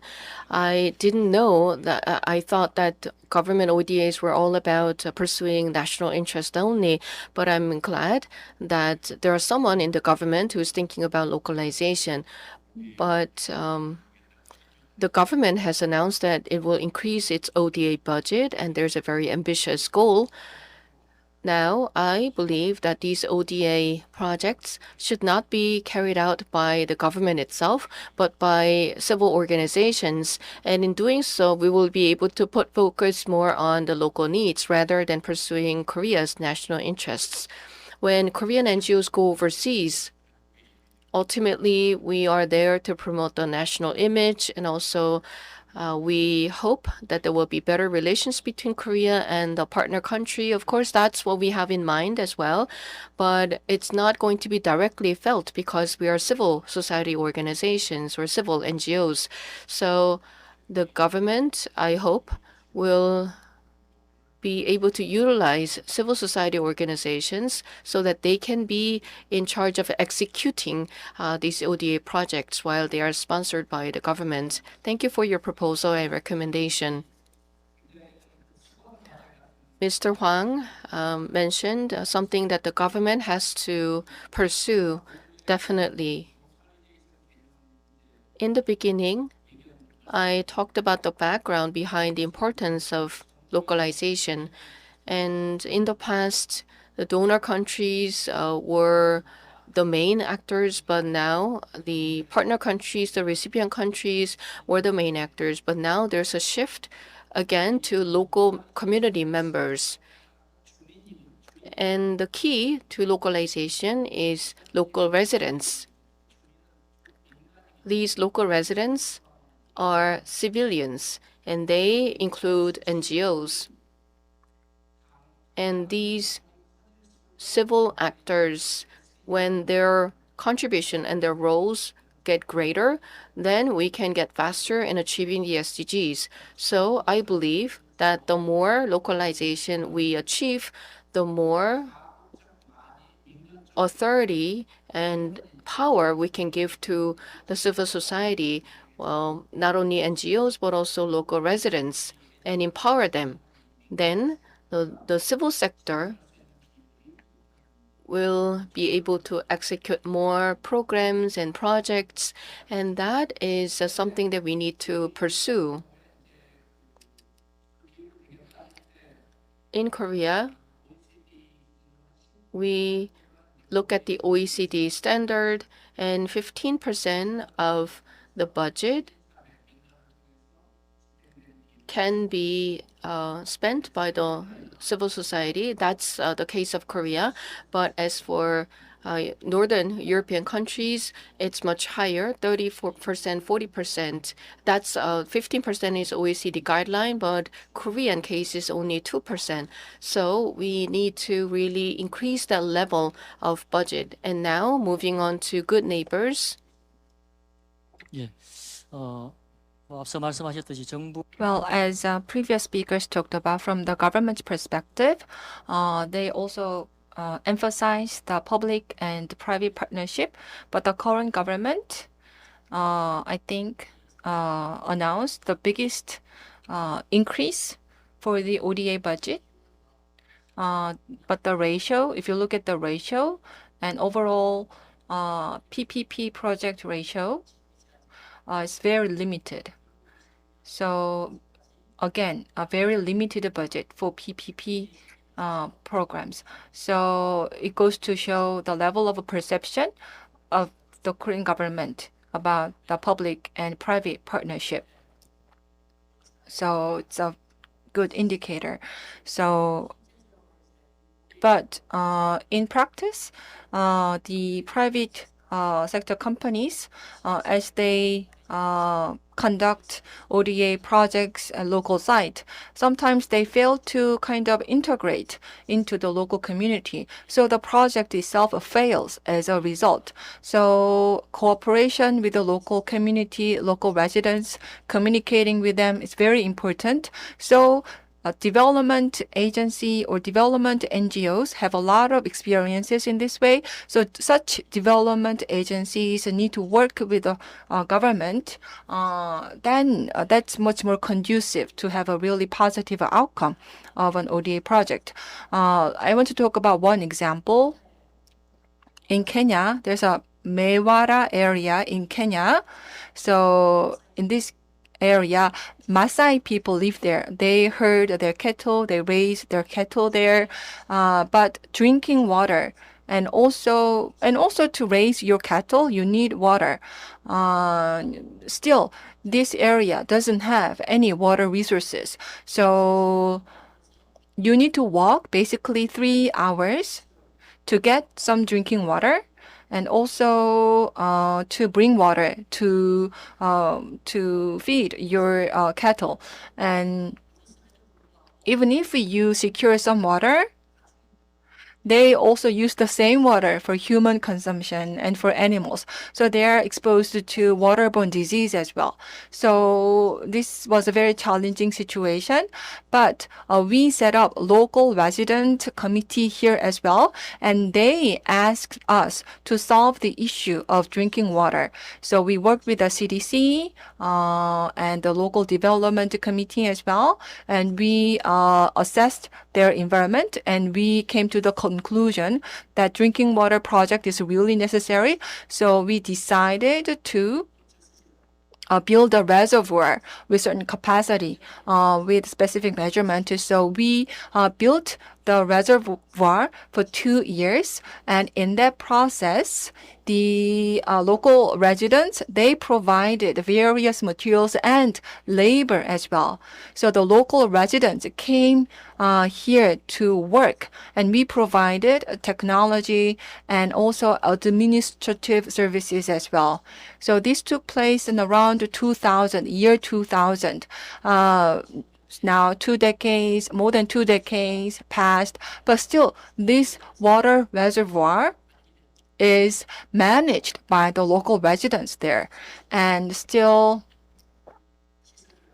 these facilities are still maintained, repaired by the local residents. So it's very stable management system is now in place.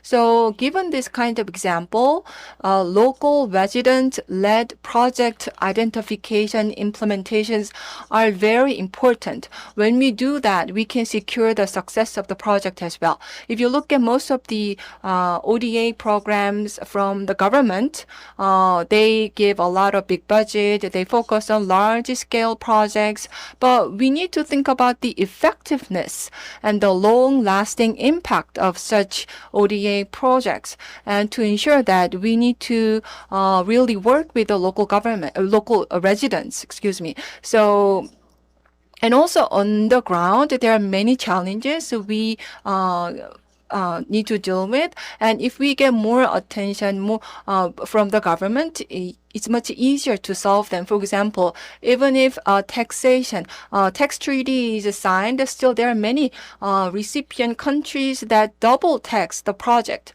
So that needs to be solved as well. And we could really use the government assistance in this area. And also sometimes there's a travel ban on country. But if there's a humanitarian crisis happening in their country, still the ODA project workers need to be allowed to travel to this country. But again, unless you're a government official on an official visit, you cannot enter this kind of travel ban country. If you're just an NGO worker, you are not allowed to enter. So we need to resolve that. And so we need to take more active efforts to resolve this. Thank you very much. It is time to wrap up the session. You talked about the ODA budget. Last week, it was finalized that there will be about 40% increase in the ODA budget, and this more than doubled. In the past, it was about 3 trillion won, but now it's 6 trillion won. So in just 5 years, it has more than doubled. So this has been a big issue for the international community. About 3 months ago, I went to a meeting, the international meeting on refugees, and there many participants talked to me about how Korea was able to increase its ODA budget by 40%, because in other countries, they would maintain or lower their ODA budget because of their own refugee issues and other internal issues. But Korea was one of the few countries that was able to increase the ODA budget by a large extent. So I believe this is an opportunity, and it also poses challenges, and how we utilize this budget well is a crucial issue. And from the perspective of the SDGs, we are actually in the middle point. We have turned the halfway, so we have just 6 years left. And since last year, the international community started to think about post-SDGs. What kind of slogan, what kind of discourse we need to engage in post-SDGs. So such a discussion has already started. So now is a crucial time. We're at a crossroads. And in that sense, there are two major challenges to the SDGs. One of them is the climate crisis, and the second challenge is artificial intelligence. If it goes out of control of humans, and if it becomes more intelligent, that this could be a big threat. So these two are the main threats to the implementation of the SDGs. As I mentioned, we're at an inflection point. So as those who are working for humanitarian assistance and development assistance, we have to think about how to advance these important topics going forward.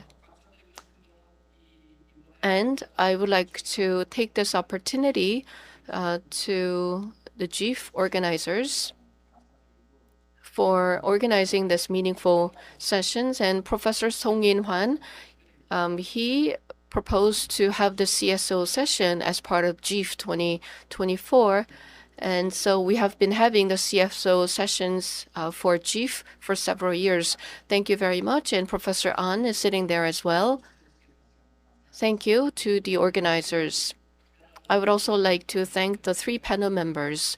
I know you are very busy, but thank you for taking the time to be here with us. I would also like to thank the audience for their attendance. Once again, thank you. With this, I'd like to wrap up the session.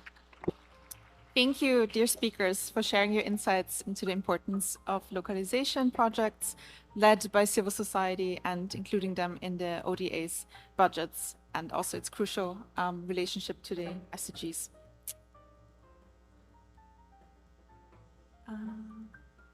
Do we have time for the 2 more questions?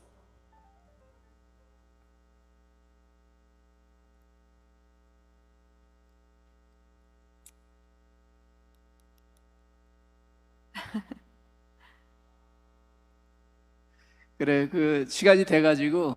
Well, time is up, so we would like to wrap up. Thank you. Thank you. As we're nearing the end of day 2 of the Global Engagement and Empowerment Forum, we have 1 more session in store for you. We have about 17 minutes to take a break, and then we will move on to Yonsei's SDG initiative, which will start at 17 hours. See you soon.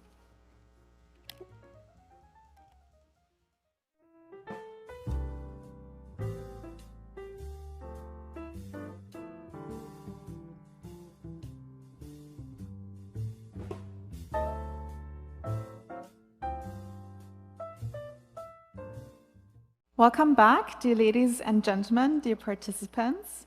It has been 2 intense days filled with impactful calls to action and informative perspectives on some of the biggest challenges of our time.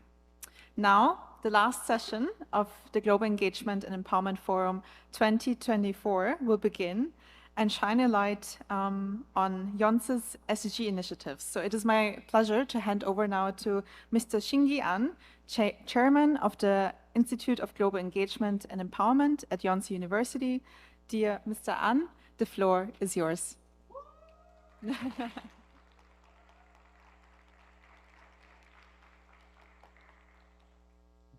Good afternoon. Thank you for being with me by this time, and thank you for your kind introduction, Katrina. We are at the end of 2 days' journey of GEEF 2024. We gathered together under the title of Reboot SDGs and Reset Our Future.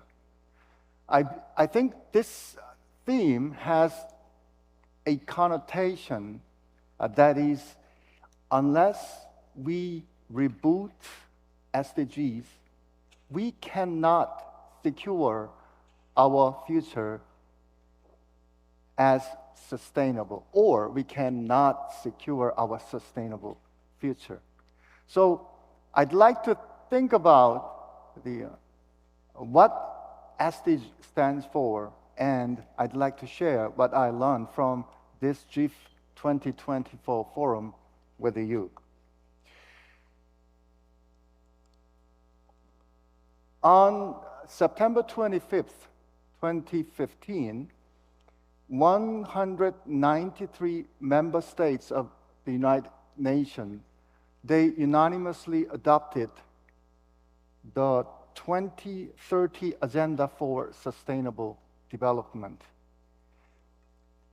This adoption is indeed a concluding remark of Millennium Development Goals.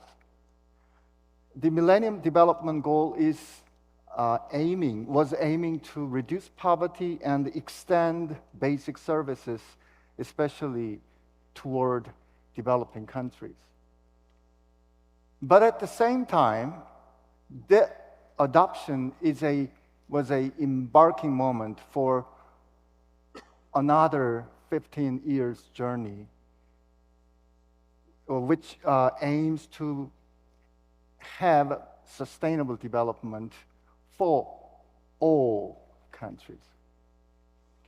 So it expands the scope of development and the SDG agenda try to be more accurate and more objective.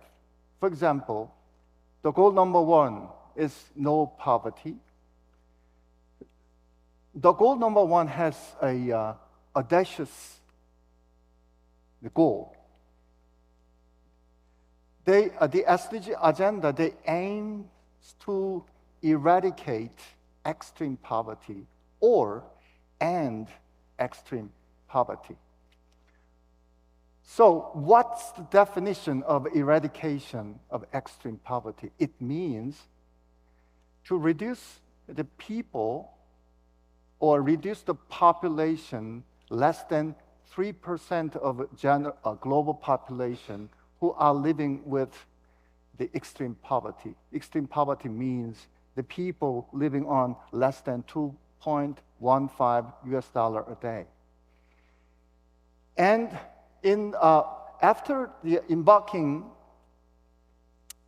the countries, they pledged investment for sustainable development goal, but the progress was not so good as planned.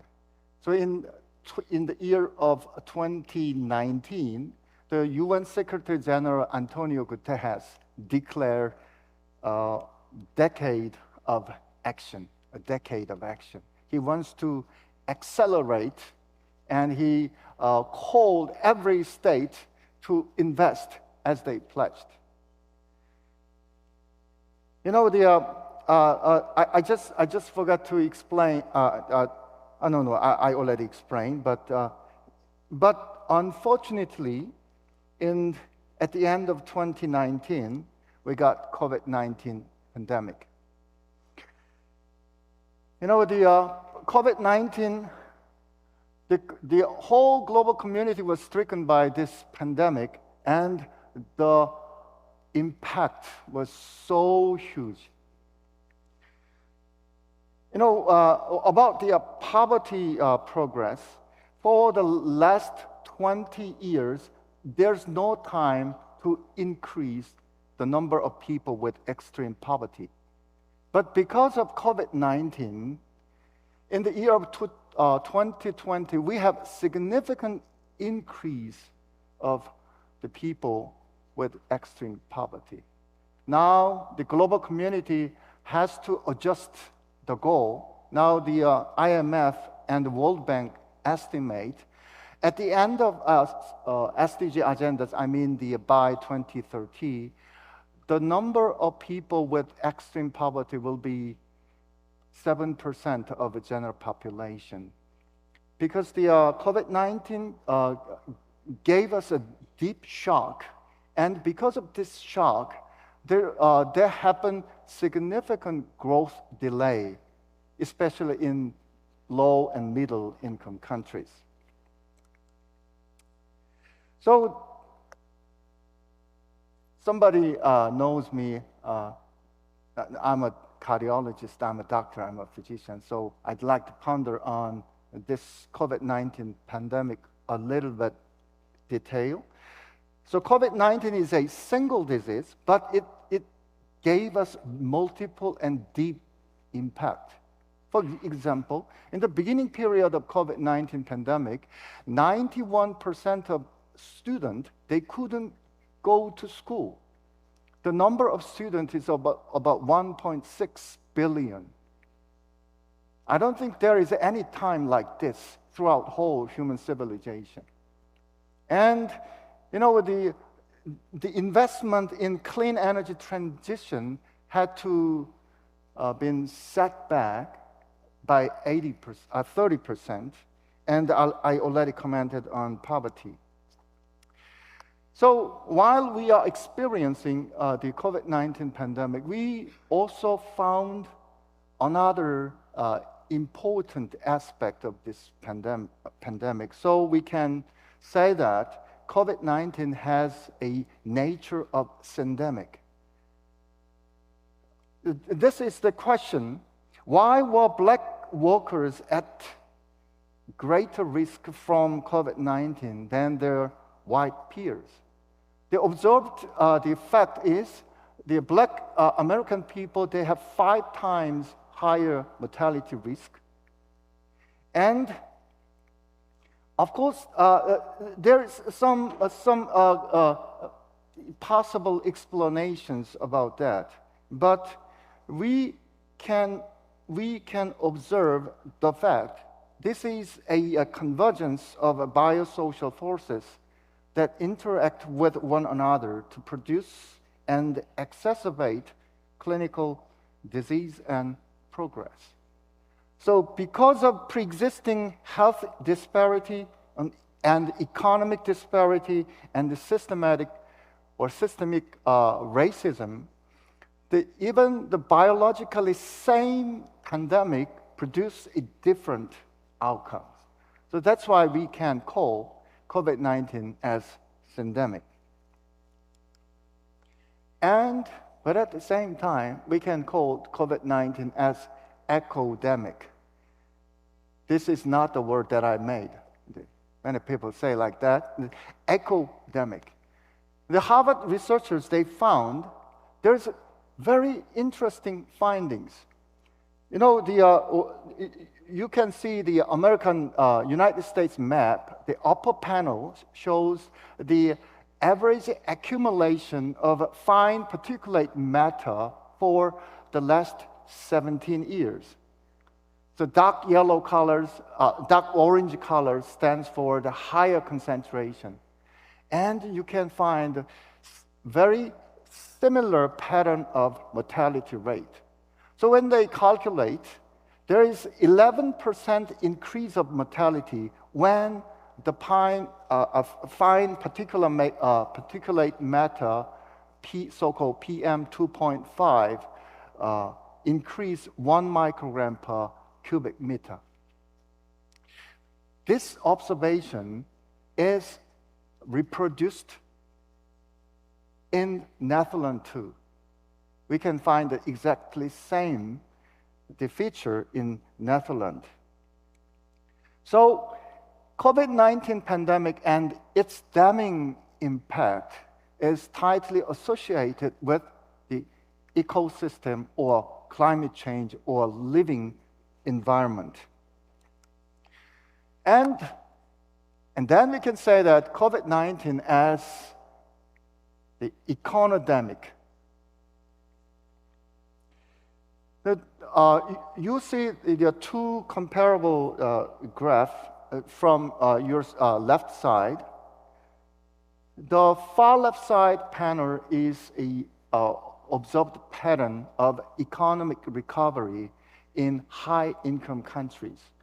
They have an impact from COVID-19, and they have a period of recession, but eventually they have a recovery, significant recovery. We call it V-shaped recovery. But low-income countries, they have a greater impact and recess, and they could not have recovery. In global scale, COVID-19 gives us a more polarized reality. Though this polarization can be found in Korean society too. Because of COVID-19, upper 20%, they earn more money. But lower 20% people, they became poorer. We have many K-shape or K-type phenomenon, K-culture or K-pop, K-food. But we also can say that this is a K-shaped polarization. Because of the COVID-19, we became more polarized. And even I do not show you that we are experiencing political deeper polarization after the COVID-19 pandemic. So this event or unprecedented pandemic gave humanity deeper impact in every sphere of our lives. In addition to this pandemic, we also have to have geopolitical crisis. This geopolitical crisis hindered sustainable development progress. You know, the Russian invaded Ukraine, and the Ukraine and Russian conflict and war, the war is still going on. It gave an impact on GDP in every country.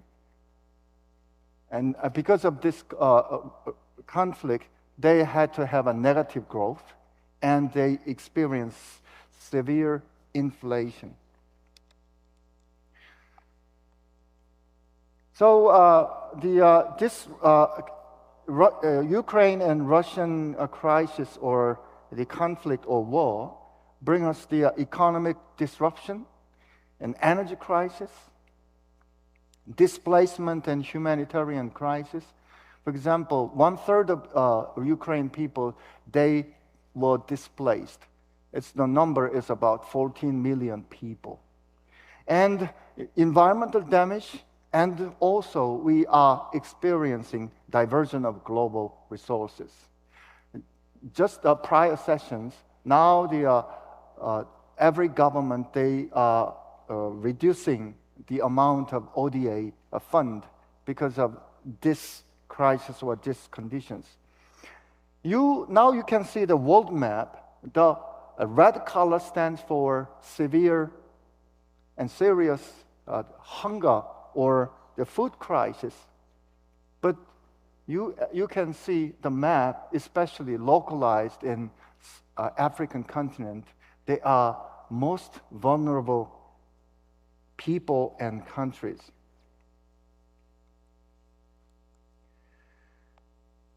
And now we are living with the climate changes, extreme flooding, extreme droughts, and extreme heat.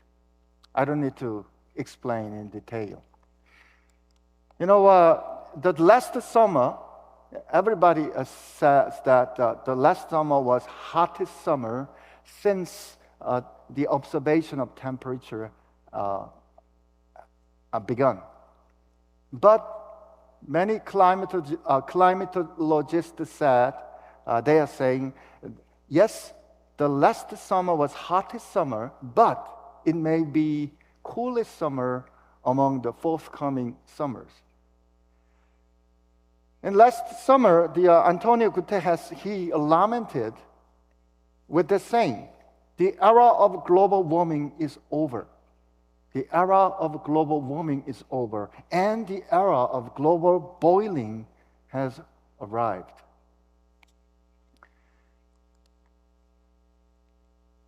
I just demonstrate 3 kinds of risks that we are facing, but it is certain that we are living in a troubled world.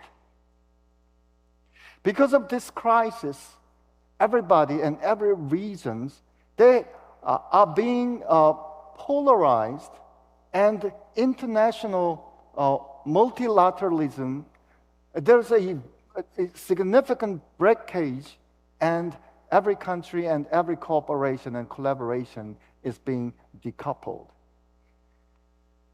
But the reality is, global risks in the being this decoupled world, ironically, they are tightly coupled and interconnected. This global risk makes us decoupled and polarized, but risk or problem or challenge itself, they are coupled and they are interconnected. So this reality tells us we need to think about and we need to revive and revitalize the nature of interdependence of global systems. And we need to know and we need to acknowledge the complexity of global risks, and we need for the collaborative solutions. And now we are experiencing impact on global governance too. You know, in this year, the 46% of countries, they have a general election and significant political elections. And the general tendency is every country is becoming more polarized, and the people tend to choose more extreme political side. Facing this reality, we ought to rethink what global engagement and empowerment is. You are at Yonsei University. So I'd like to invite you the beginning of Yonsei University. I believe Yonsei University is a great evidence of global engagement and its resultant empowerment. 140 years ago, the founding fathers, they came to Korea from Canada and from America and other countries. It's across continent, across the sea, and transcultural global engagement. Even their engagement comes from a kind of religious missions, but it is certain they came here as a global engagement. And the missionary Allen, he established Daejungwon. That was the beginning of modern medical clinic in Korea. And on the Wood, he established Yonhee College. And after the Korean War, Yonhee College and Severance Medical Union College, they were merged. That's why we have the name Yonsei. And now Yonsei produced, throughout the history of 140 years, Yonsei produced talented people and educated people. They have led the history and empowerment our motherland, Korea, and the world. So, in order to take, or in order to keep on the legacy of Yonsei University, we established igee, the Institute for Global Engagement and Empowerment at Yonsei University.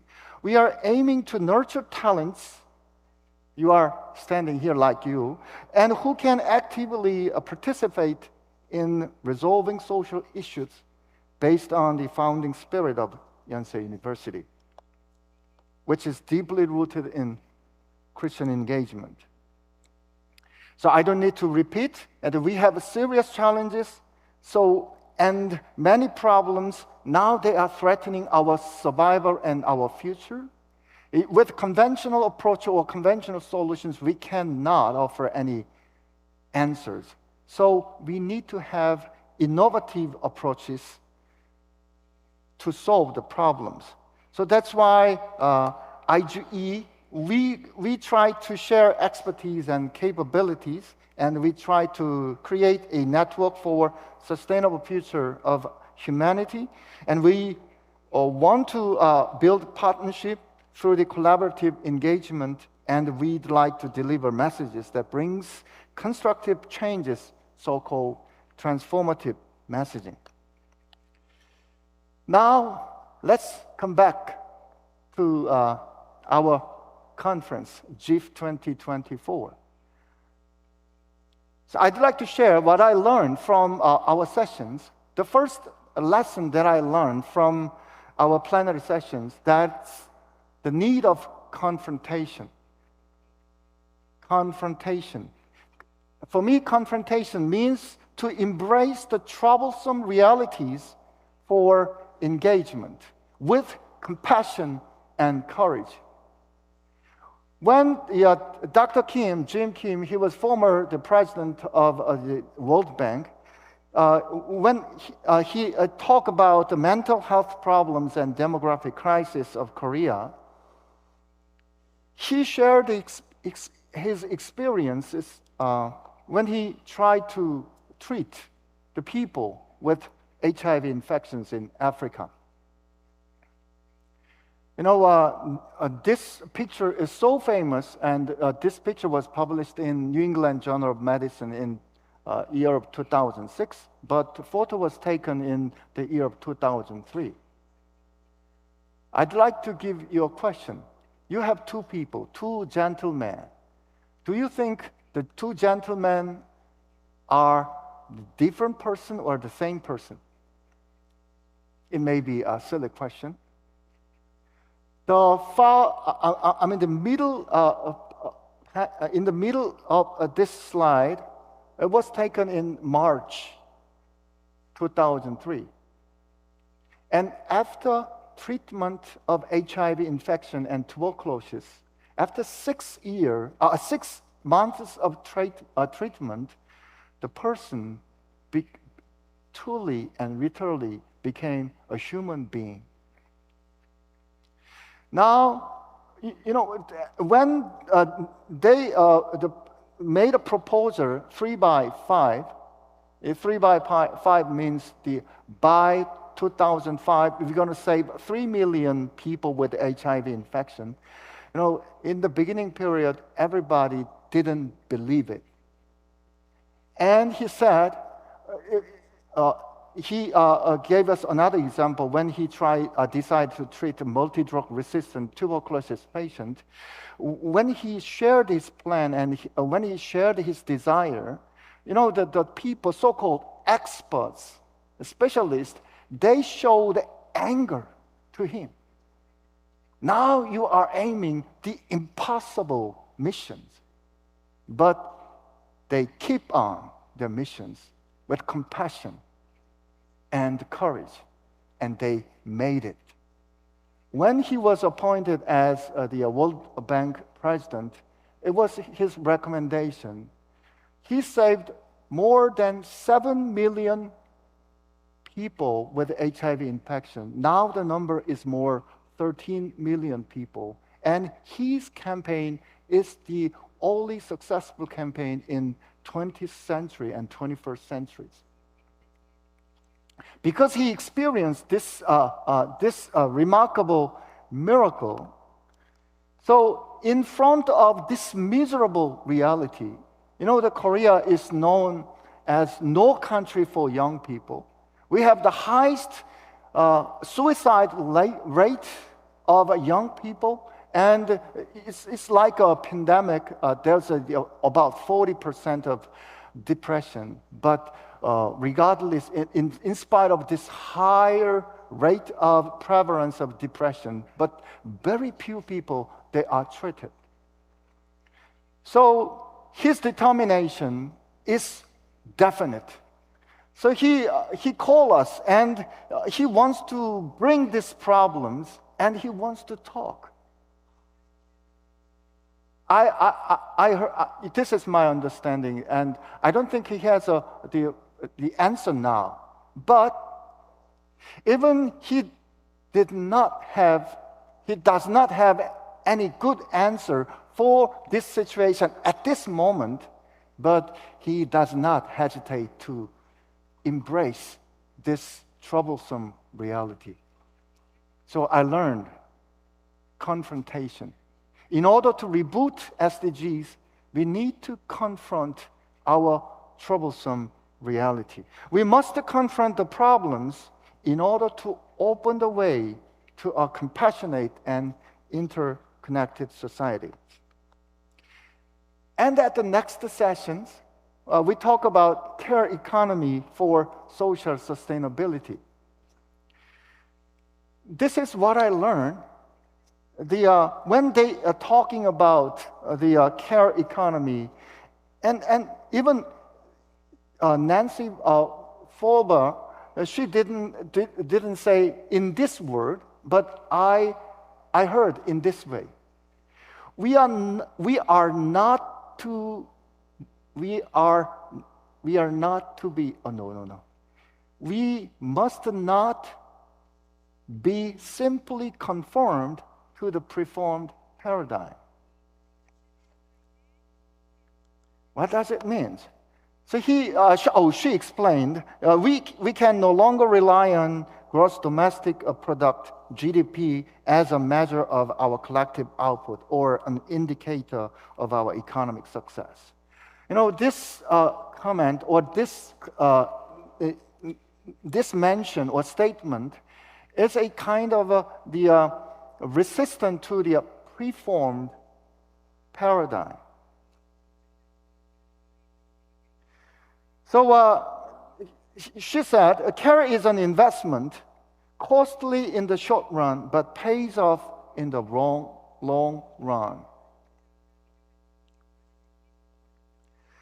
Even for me, this comment is like a spiritual command.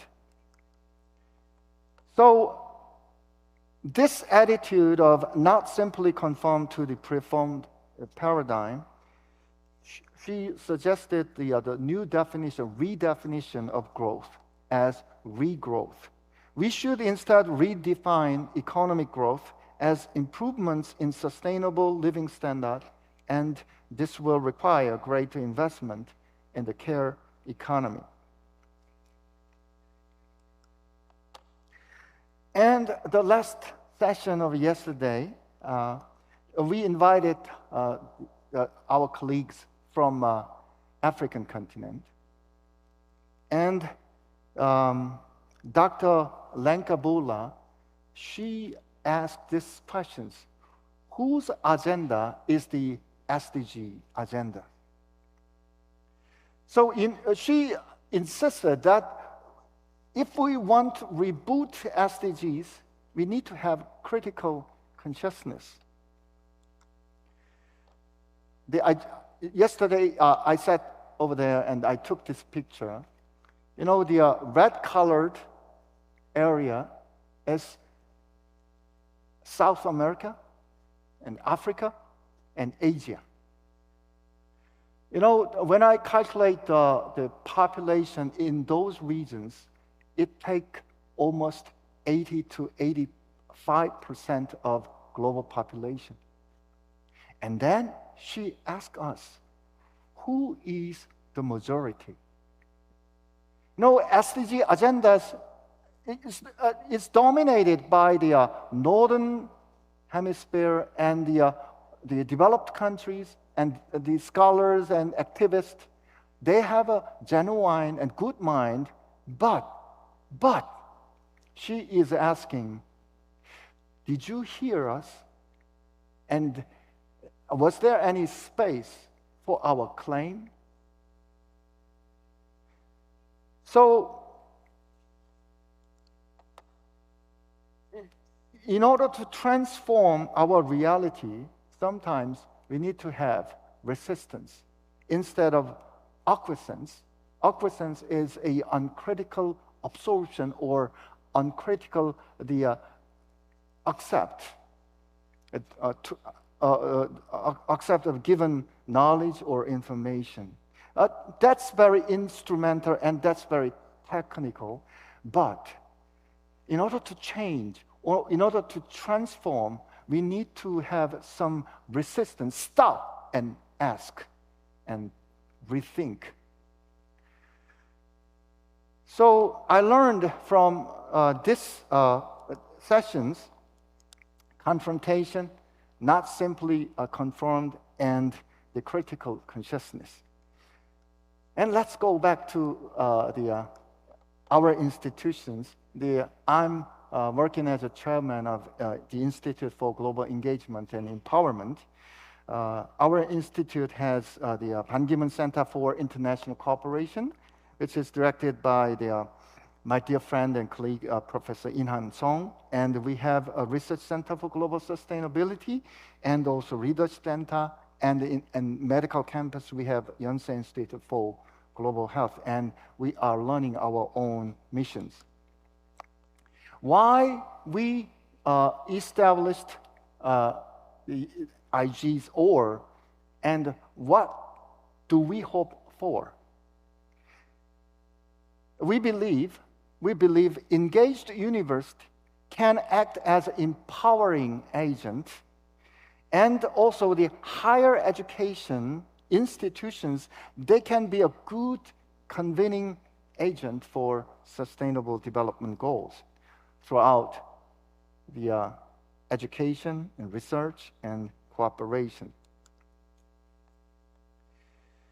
Why this university or academia can be a good platform or the better convening agent or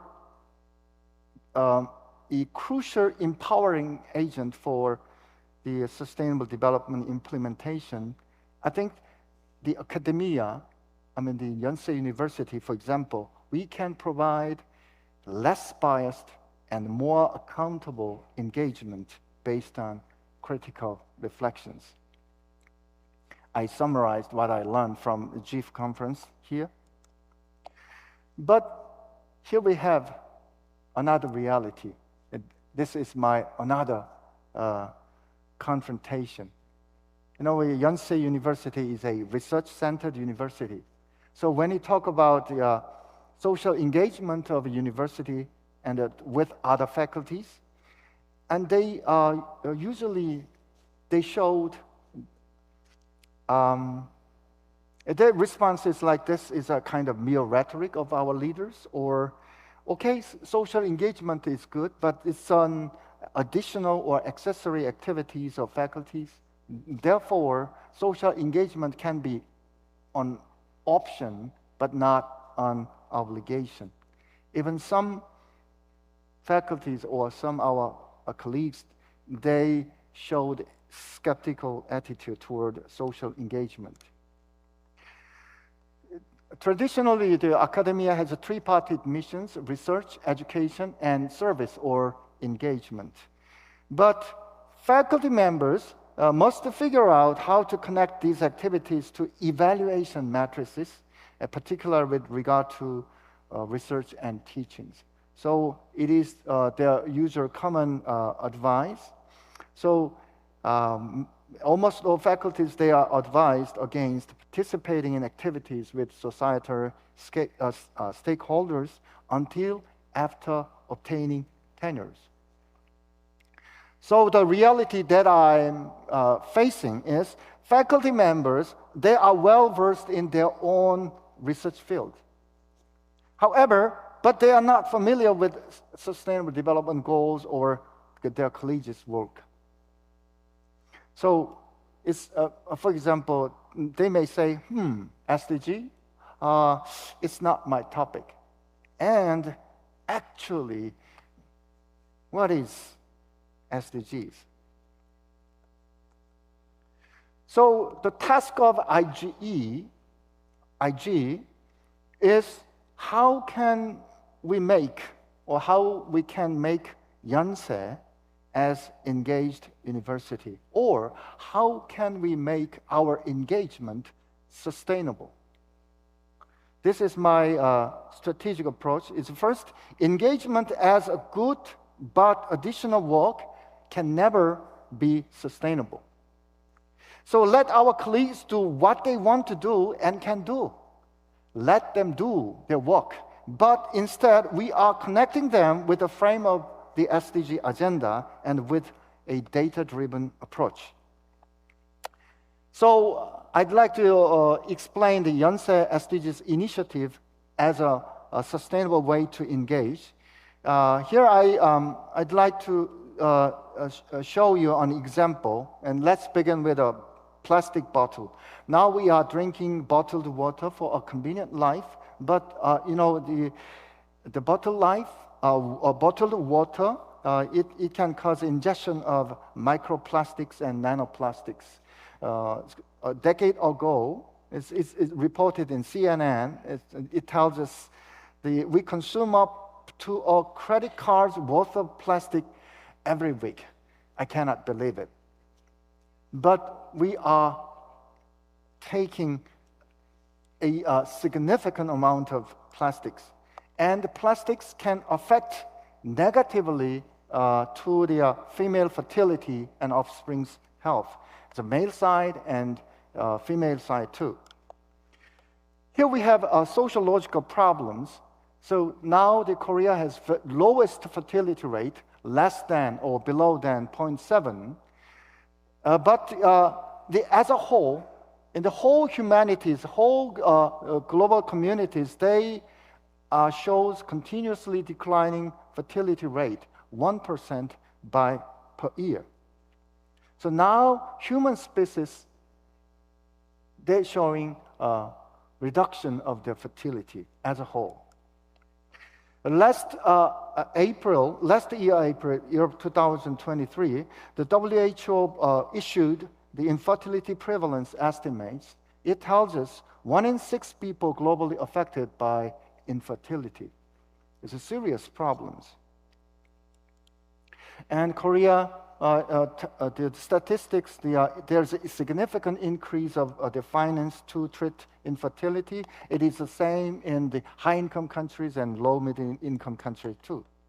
So here we can make an interconnection between the bottled water for a convenient life and ingestion of microplastics and the nanoplastics, and it can have a significant impact on fertility and health, and it eventually give us multiple impacts, finance and human existence too.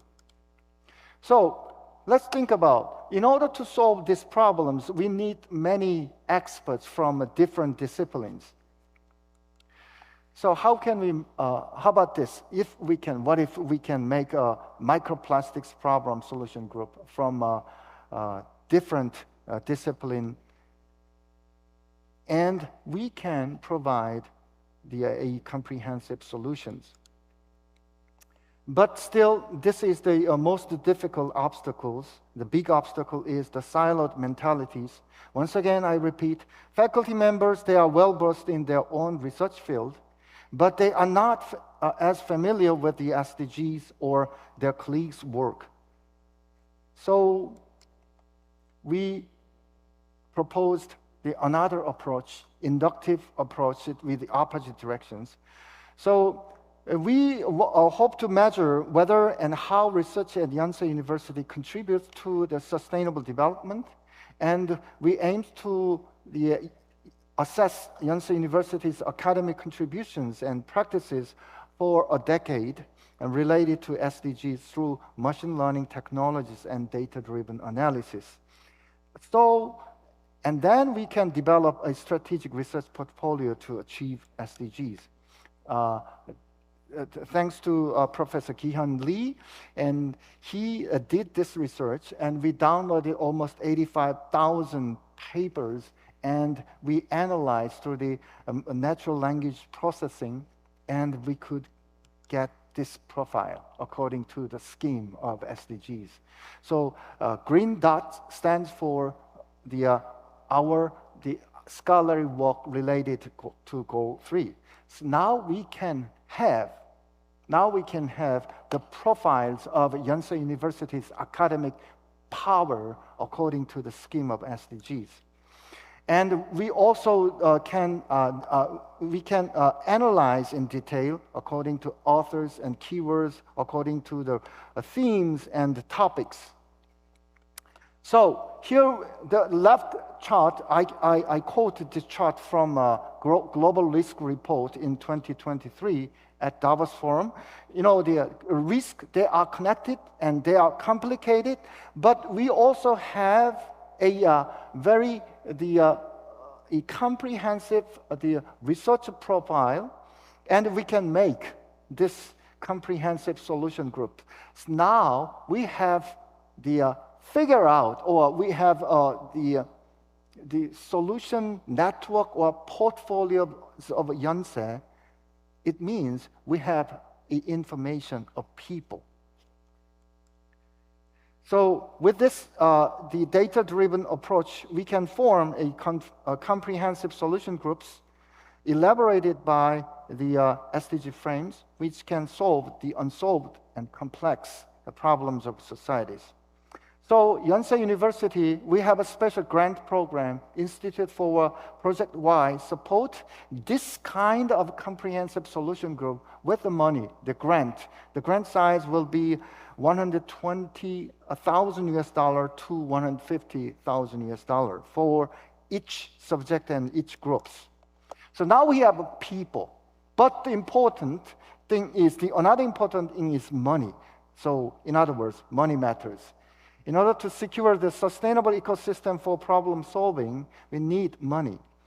So where do R&D funds come from and go to? The major funding source is private sector, but private sector funds usually go to private sector, not to University. I analyzed the data, which the research is related to the Sustainable Development Goal between 2016 and 2014 and 2016. According to funding source, the 85% of SDG-related research, the fund comes from the government. Only 10% comes from the private sectors.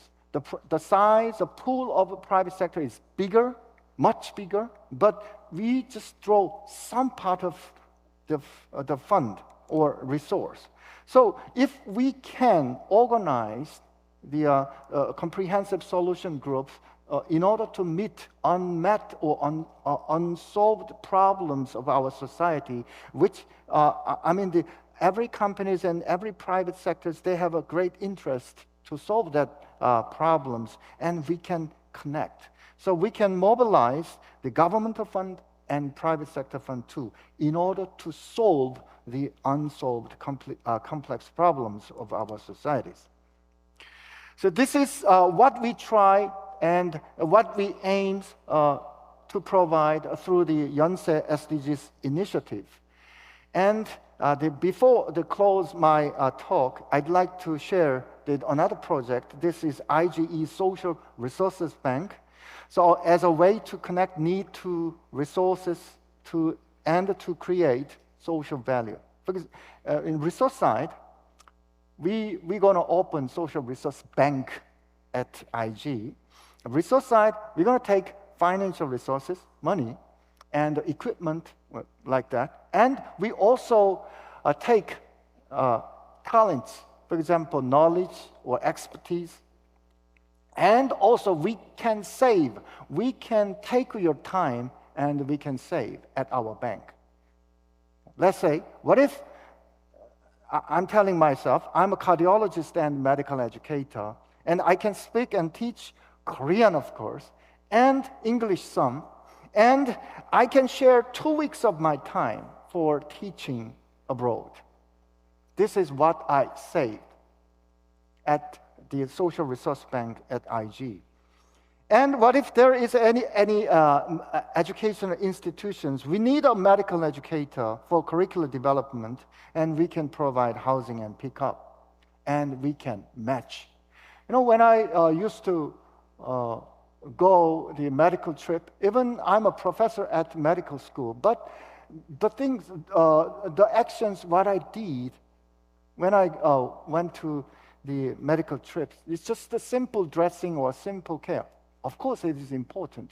But if we can have a strategy to meet the resources and need, we can maximally utilize our resources, and we can add on another social value. That's the reason why we are preparing Social Resource Bank at IG. So we are waiting for your participation. And this is my last slide, and I have 2 minutes. So when we meet again at GEEF 2025, so it will be held on March 13 and 14 in 2025. I hope we can share and we can tell the result of comprehensive solution group's work and achievement. And we will share the banking status of Social Resource Bank at IG. And we'd like to update lessons from confrontation and being not simply conformed to the preformed paradigm and critical reflections, and less biased and more accountable engagement actions. And finally, we hope when you come back to GEEF 2024, I hope you can hear good news of empowering sustainable development at least one step further from this state. Thank you for your attention.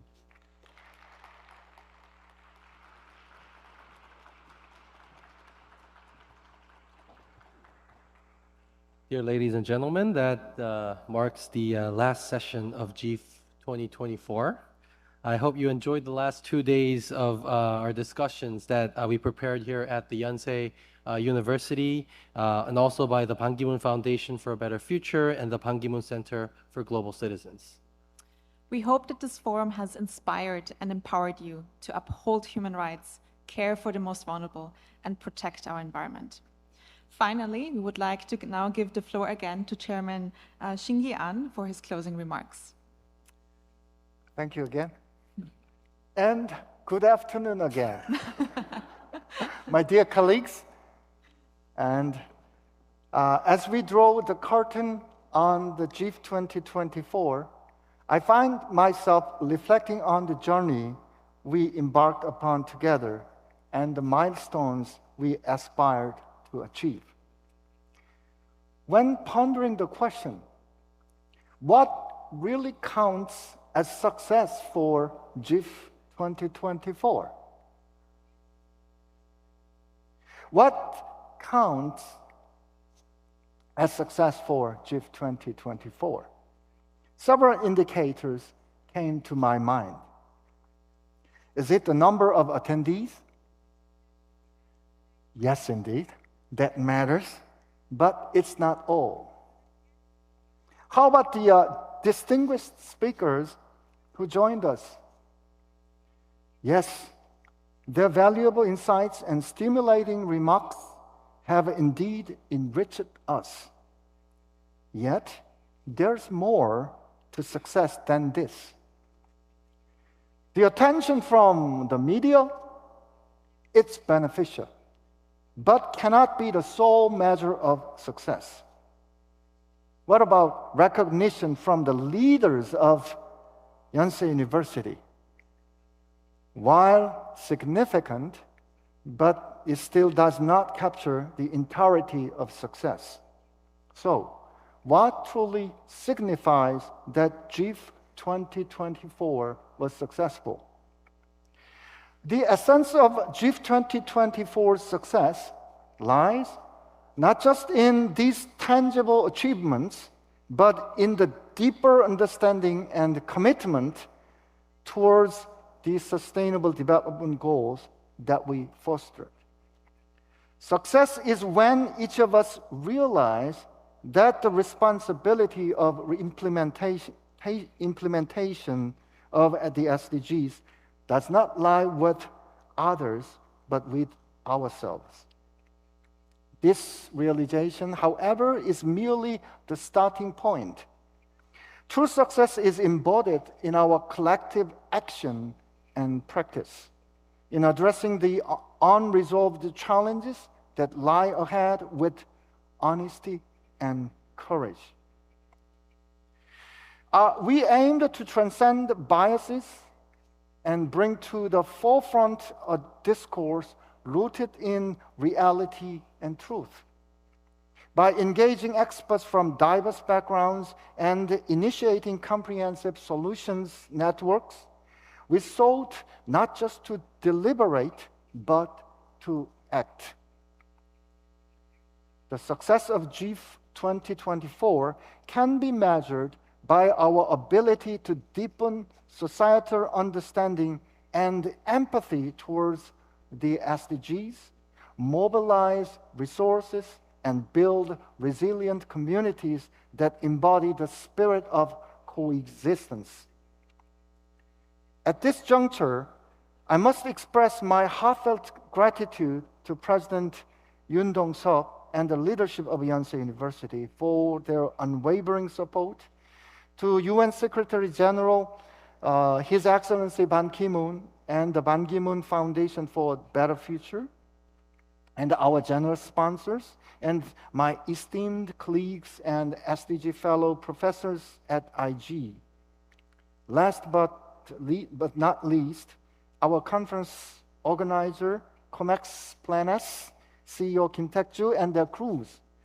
I'm giving my sincere gratitude to you for your dedication and excellent work. Once again, your faith, commitment, and collaboration have been the bedrock of our forum. As we close this chapter, I acknowledge the areas where we could have enhanced our effort. There are many weak sides. These reflections serve not as a critique, but as a beacon guiding towards GEEF 2025. They reinforce our resolve to revisit and reinvigorate our commitment to the SDGs, thereby resetting our course toward a sustainable future.